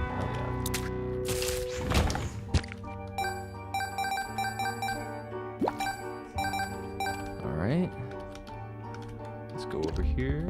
See what's in the member card shop. Alright, we get member card, open the trap door in every shop. See what's down there. Wow. Just a rune shard. Is that Rune Shard. Oh, that opened the thing to the next floor, so I could potentially get some barbecue chips. Got the munchies for low-key high. We got some weed earlier. When I finish this run out, I'll probably cop a stream. I've been going for a couple hours, but we'll finish this run. We are hanging out in this run. I am gonna just skip Fighting Mom. Fighting Mom is hard with Ludovico technique, so I'm not gonna worry about it. Since I don't need to. What's the point? Ooh, yes, mother. Range up. Soul Heart. I need something that increases tier size.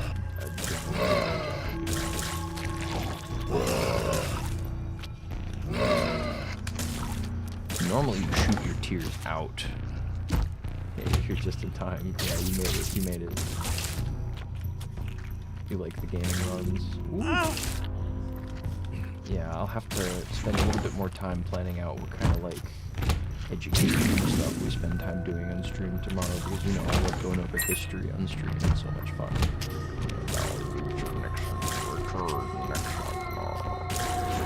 He's my favorite president. I love him because he's the worst.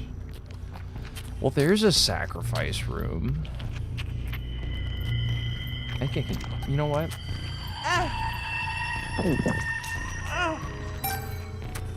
Increased danger room chance. Shit, you don't want to go to school. Damn, I'm sorry, you gotta go to school. What's your favorite, or what's your least favorite class? No, what's your favorite? What do you look forward to? Okay, we're blessed. I have 33% chance to teleport to the angel room. Teleport to the devil room instead of hit the door of spawn floor with 67 chance random chest. Damn, random chest. Angel item? Or a soul heart? Ooh. Flight and spectral tears, not bad. Flight's kind of the good part of that. Troll bomb. And then Uriel, and you can walk out. PE is your favorite? Oh yeah, you like that. Like that physical education. I get that. That's respectable. I was always an arts guy when I was in school.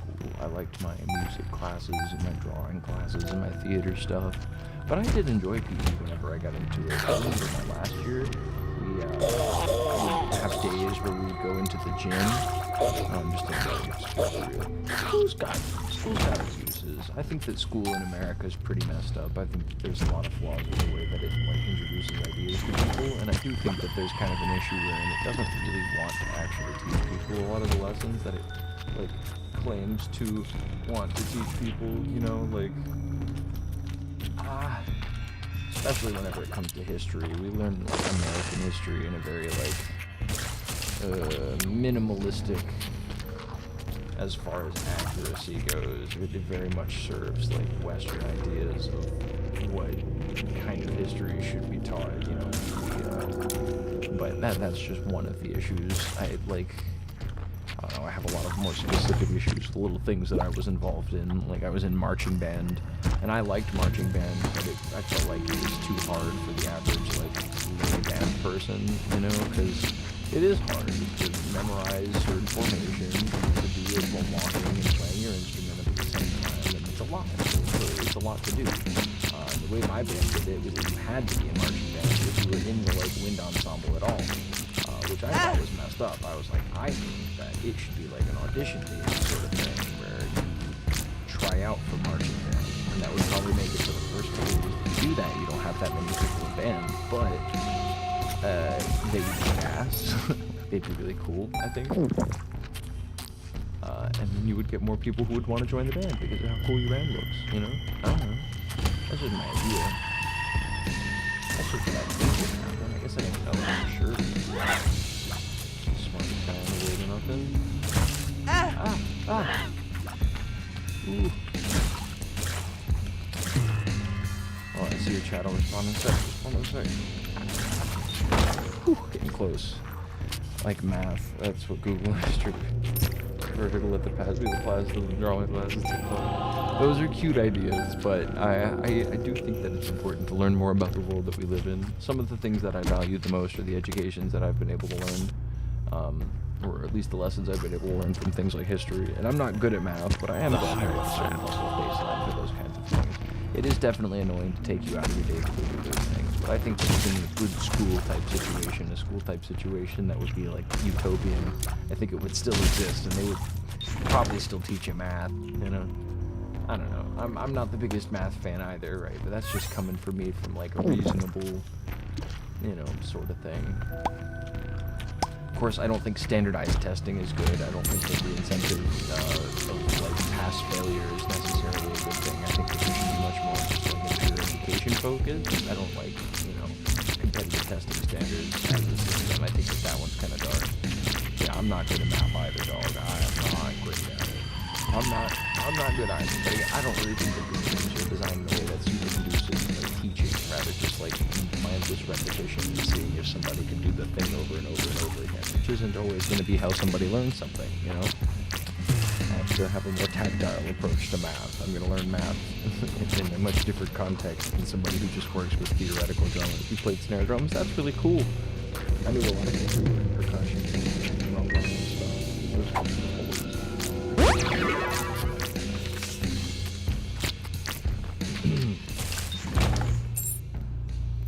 I always kind of wanted to be a drummer. I played sax in marching band. That was what I played. I was pretty good at it. And I picked up guitar later and started singing a bunch of instrumental stuff. Now I mostly do like electronic music. And that does not mean AI generated music. I write my music with digital audio workspaces. You know, I know how to use them pretty well.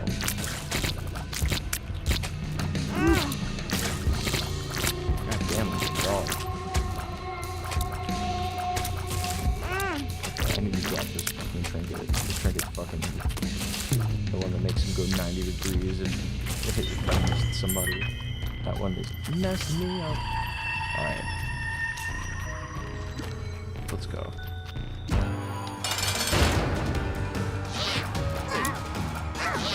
I'll make the game your own too. A little bit. I'm not even touching anything right now. I'm just sitting on a block and letting the homing tier do all the work for me. It's just going back and forth between them. Nice.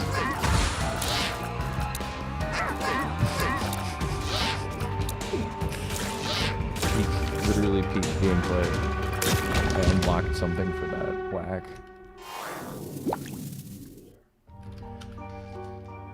It's optimal. What are you gonna do? Less energy spent or whatever. Alright, let's beat this fool. We got 50-50 chance on Devil Angel Room. Might be able to have an interesting occurrence happen.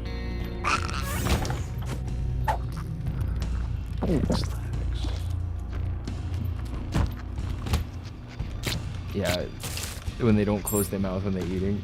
Yeah, so that's because we're in like a womb right now. The level that we're in is called literally womb, and it's just like making like... It's kind of gross.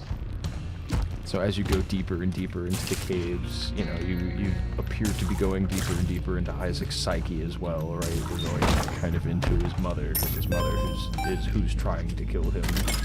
This game is so ridiculous. Let's play a gambling game. Ooh. Can I play on a computer? You sure can. You sure can play on a computer. If you have a computer, you know how to play on. Oh wait, are you saying can you play Binding of Isaac on computer? You can play on computer. It's a little bit expensive to get everything, but get one of the first packs and then just try it out, and then come back to it if you think it's a game you like, 'cause this game is challenging. Ooh. But it's all about grabbing combos. You can get broken shit. Be grabbing the Cheeto with the nail. Yeah. You got all the sound effects. Any advice for someone who's homeless trying to change? Yeah, man. Ooh, good luck out there. Yeah, it's tough out there right now. I don't know. I mean, obviously, if you have any family you can reach out to, that's, you know... My mic is low. I'm sure I'm just low right now. I've been quieting down a little bit more and more. X-Lax. Ooh, but I can crank it up just a little bit if that's too low still. Maybe also Isaac is a little bit low because I cranked it up because I was watching quiet-ass Gordon G. Liddy earlier. I think that's where I'm sitting because I'm peeking into red just a little bit. Ooh, and there's Isaac again.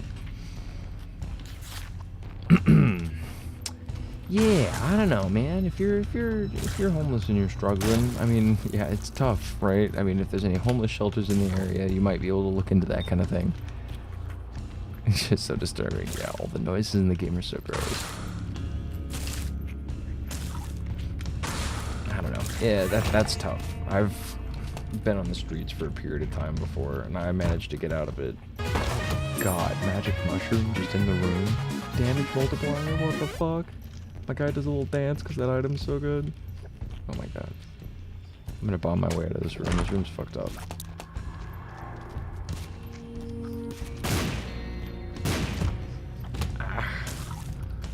Son of a bitch.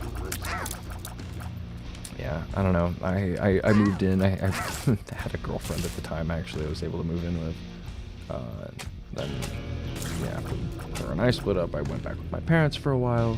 Now the Hot Cheeto girls. Yeah. This game's fine. I live out of a car, so I'm blessed to know that they're still going through far worse. I've been there, man. Yeah, I've been there, man. It's a struggle for sure. Look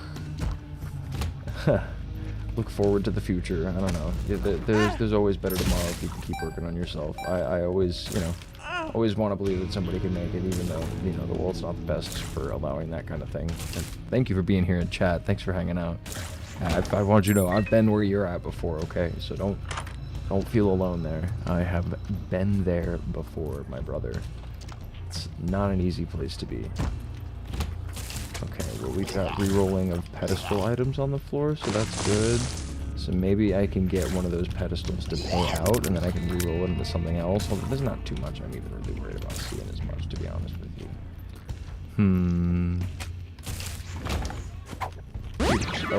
Tears up. Bonk. Whew. Damn, lost my devil ring chance. It's okay. It's okay. When we finish it out, we'll just finish it out. That's okay.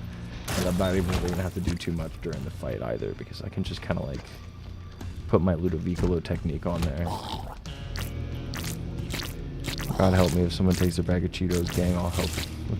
Yeah, true that. True that, yo. True that. I guess I don't need to explore too much here.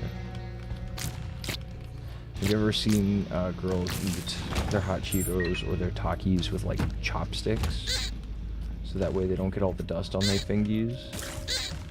Ooh. Oh my goodness, what is this room?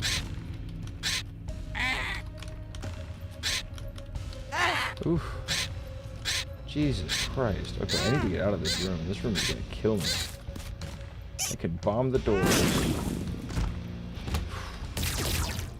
Some rooms are not super possible with Ludovicolo technique. She's just gonna cry. She's going shit like she just got shot.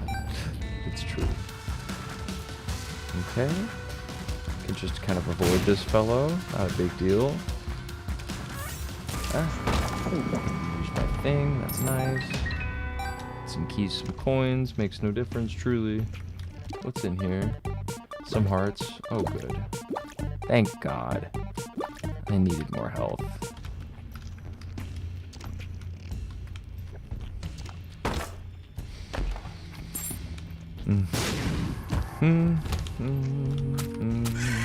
Look, and they jump and they do their thing, and then I'm gonna get these guys one at a time because they emit all of the little spiders, but then I'm just gonna kill them one by one as they come out. No, stop. Good. Shit's so fucking annoying. I'm trying to learn, gang. I had a lot of teachers that were like annoying about that would like really make like an issue if anybody was ever eating like food in class. It always seemed like kind of like if the teacher was doing it, it was like, well, what's the point for that? If they're being like loud and annoying, I get it in that sense, but I did have a lot of teachers who would like just freak out at people who are eating food in class. They're like, it's not allowed. I'm like, unless it's like a science class where you're working with like chemicals and stuff, in that case I kind of get it, but I don't even have to shoot him, I just have to avoid.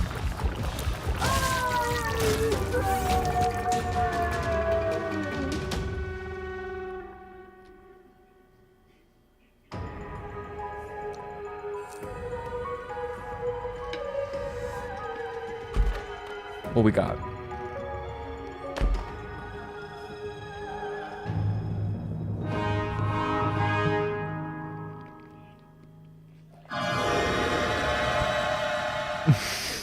Poor Isaac, why'd he do that? He's stuck it in his head. Oh. Cute baby, wire coat hanger. What challenges do we have unlocked? We got Perthrow. Perthrow is pretty good. That one's for solar system. Solar system's tough. Answers is also pretty solid. Tank is tough. Head trauma's fun. Pitch black's also pretty fun. Curse is not that hard. Life Gives You Lemons is a very easy challenge. Beans? Beans. It's in the cards. Also good. Alright, I'm gonna have to do some of these because these give me important unlocks. Blank Rune and Clear Rune is for Guardian. Pride Day is D8. Desk, my bad.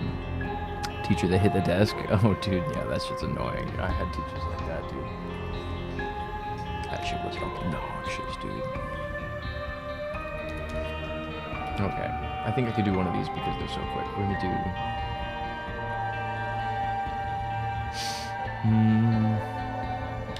See what the tank is like? Let's see if this is one of the really hard ones. No, it's basically just a Magdalene run.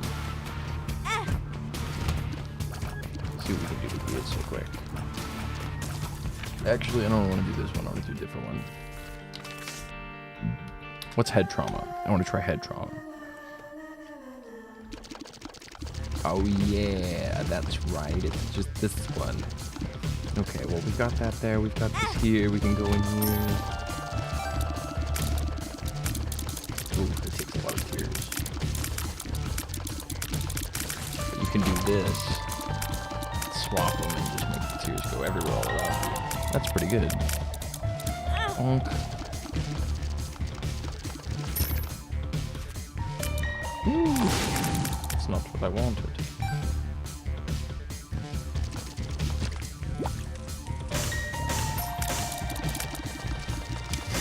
Orbital tears are so cool looking. I like the orbital soy milk. This is a fun combo. And I do have damage up too, so it's not just nothing off the band. Like, that's pretty good. It gave me small rock as one of the items, so that's solid. That's nice. It's very kind of you, game.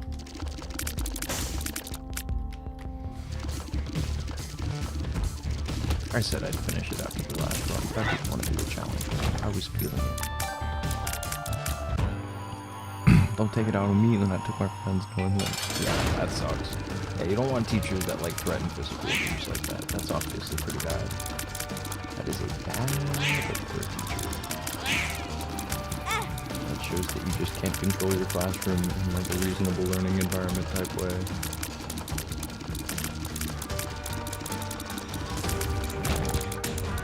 Ooh, wire coat hanger, what I just unlocked. Okay, that just made my tears go up like crazy too.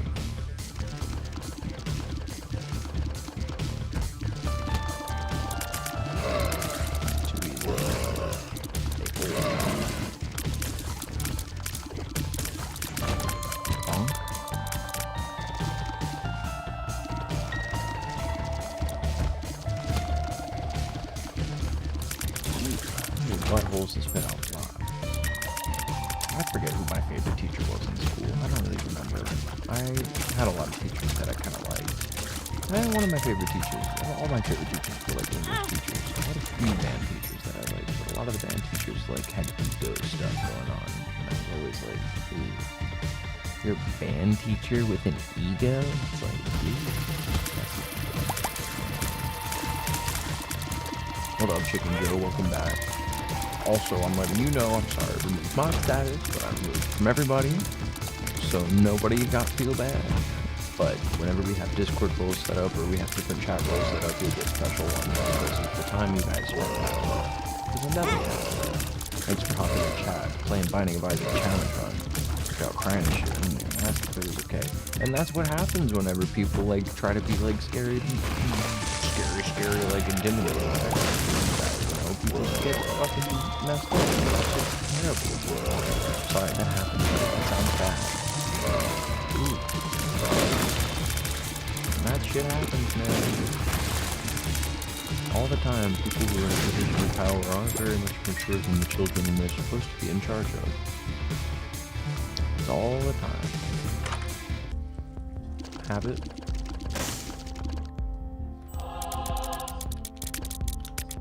I guess I should have maybe saved for habit since I have a charge item in here. Book of Belial's pretty good. I'm also going to double tap how to jump just so I can get the bookworm transformation potentially.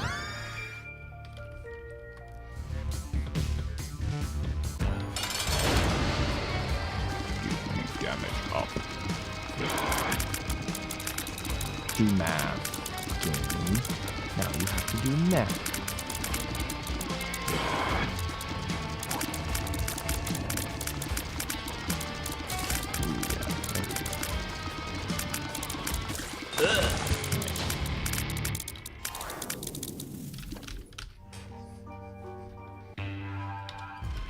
Really don't have too far to go in this one, so this run's gonna be nice and short.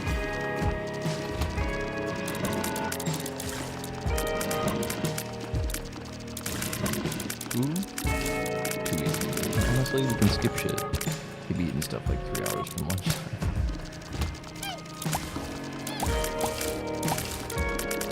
Man, be hungry, bro. That's your learning food. That's what you're learning food.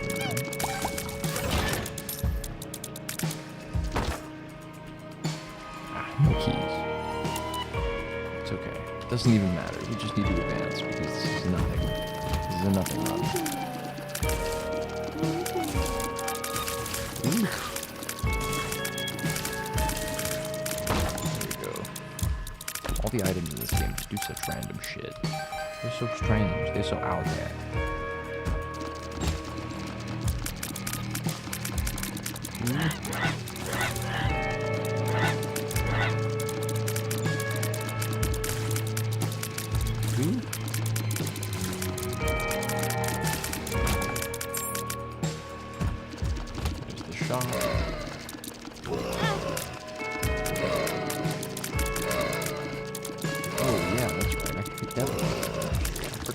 That's another place I can get items.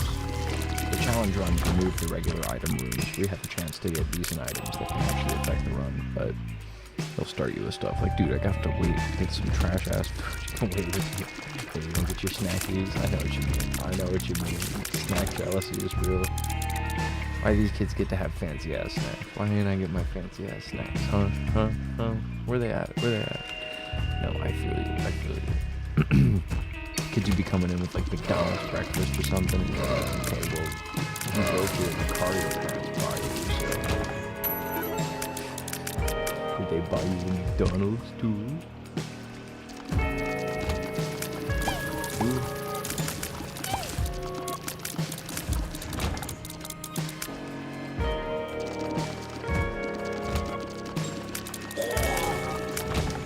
Nice. Take me to the shop.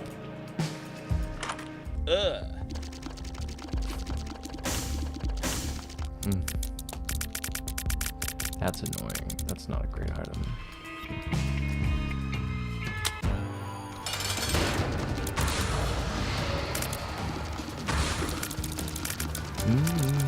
Look at all that damage.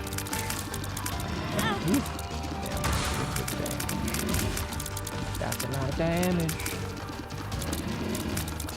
Yeah, Pokemon is hard. If anything, soy milk.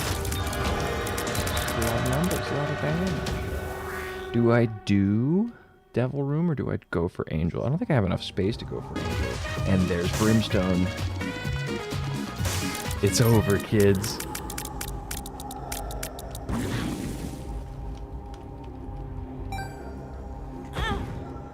Nice, and then I get Gimpy for free, dude.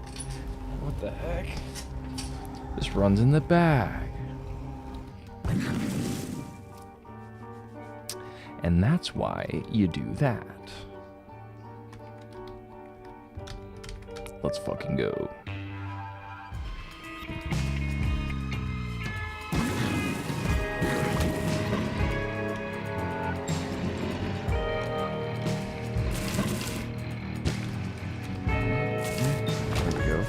Teachers be eating some 5-star restaurant. This dumpster. Dude, teachers do not be eating 5-star restaurants, dude. Teachers are poor as shit, especially in this country, man. Teachers are not be making enough. That's part of the problem, is the teachers are not paid enough to deal with as many students as they have to generally deal with. People will say contrary to that claim all the time, but I do not see that as being the case.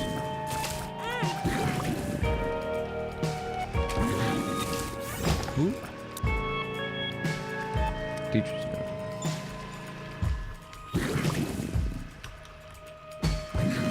Everybody be eating the shit in the school systems because the school systems hate all of us.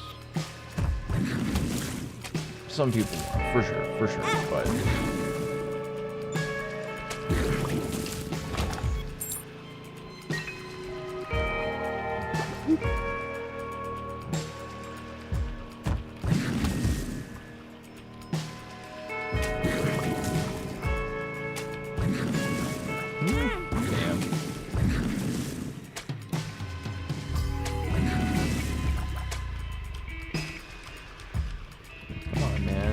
thing.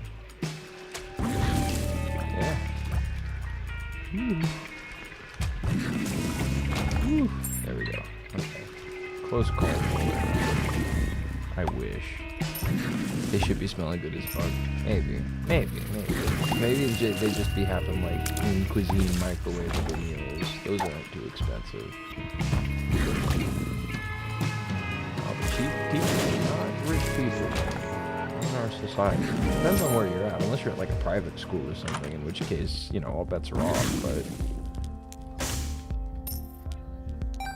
I'm just gonna bomb it once, see if I can buy anything. Meh. Damage multiplier's not bad. I'm in caves. I still have a couple more floors to go.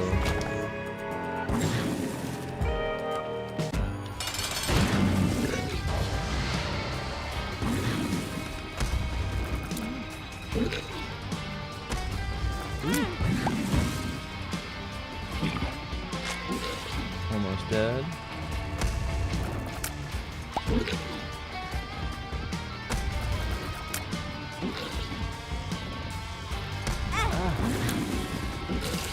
Ooh, there we go.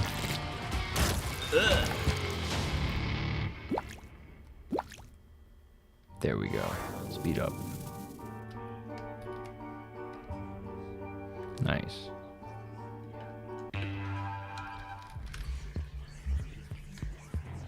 Depths 1.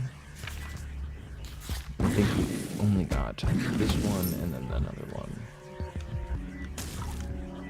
I can hit all of them without them being able to hit me. Just wiggling it on him, just tickling him. Tickle, tickle, tickle, tickle. Call me the tickler.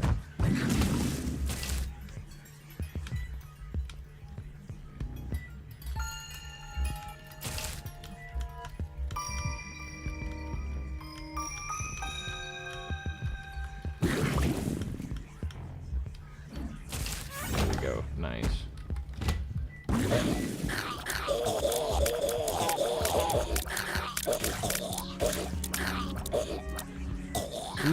Ooh.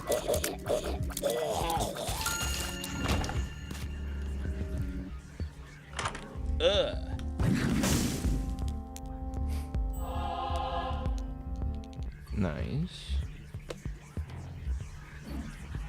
I don't think this is the last floor, but I think we're getting close. Oh, secret room for free.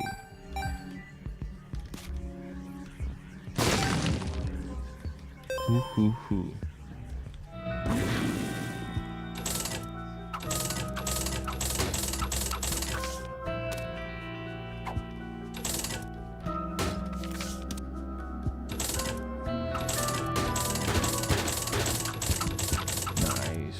soul hearts in a row. Very good. Alright, and we know where we're going to. It's this way. Let's go. That world card showed us the entire map, so now we can see what we're doing. That's nice.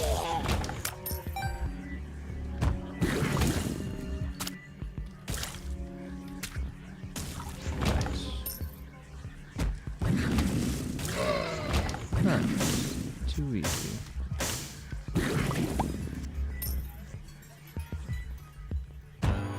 And the next one, I think, is the last one. Oh, geez, not doing great right now.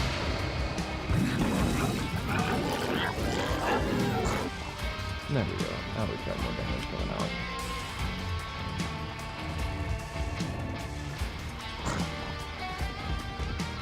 I didn't even get me started on the girl teachers.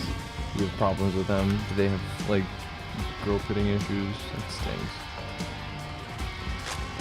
Imagine the guy teachers who are creepy to the girls. Freaking that is that's the worst. Nobody likes that. Have red heart or less, speed and damage? I mean, I guess. I don't have anything that takes a single half red heart from here for me, do I? Maybe in here? Nope. I could go in the curse room though.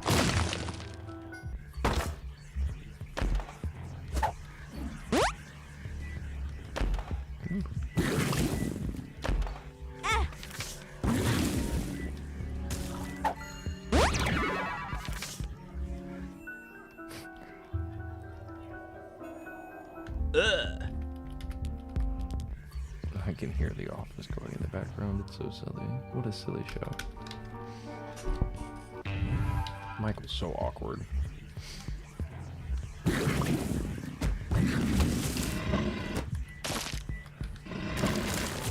I think we're about to win. I think this is the last floor.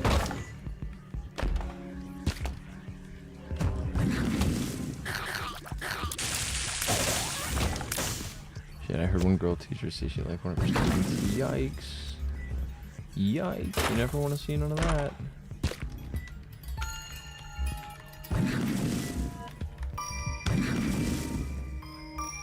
Yikes. Tap. Okay.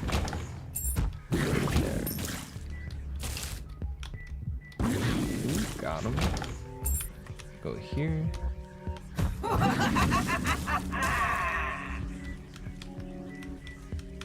Come on, get down. Nice. Looks good.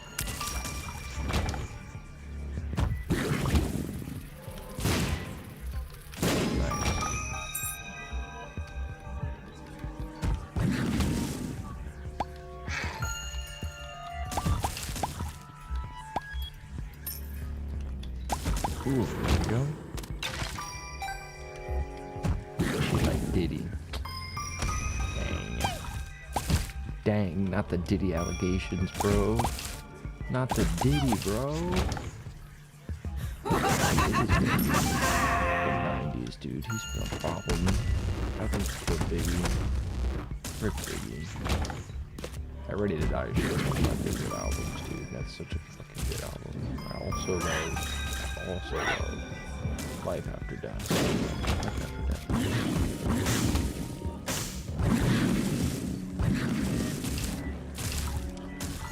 Both of his albums, just top tier masterpieces. You can listen to them front to back. They're so good. Love me some Biggie. Like Pac was revolutionary, but like Biggie was a musician. Isaac. There we go.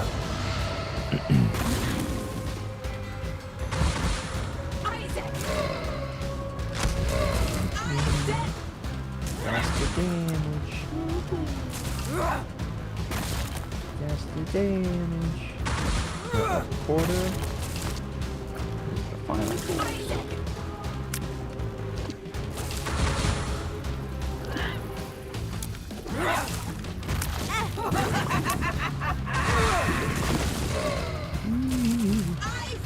Almost through.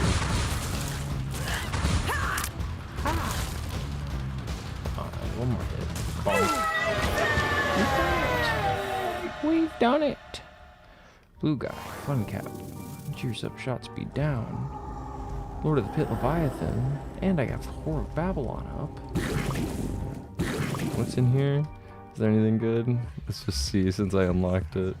Got Little Gird up there. Bloodshot Eye. Anti-Grav Tears. Seraphim Baby's not bad. But anyways, we're over. We're through. We got done that challenge run. We're so talented. AWAS. And I think that's about it, you guys. Thanks for hopping in the stream. It was so fun. Had a good stream tonight. We're gonna have another good stream tomorrow night, probably. I think so. If not, definitely we come back Wednesday, because that's our schedule. I'm sleepy. I gotta go to sleep. I gotta go to bed.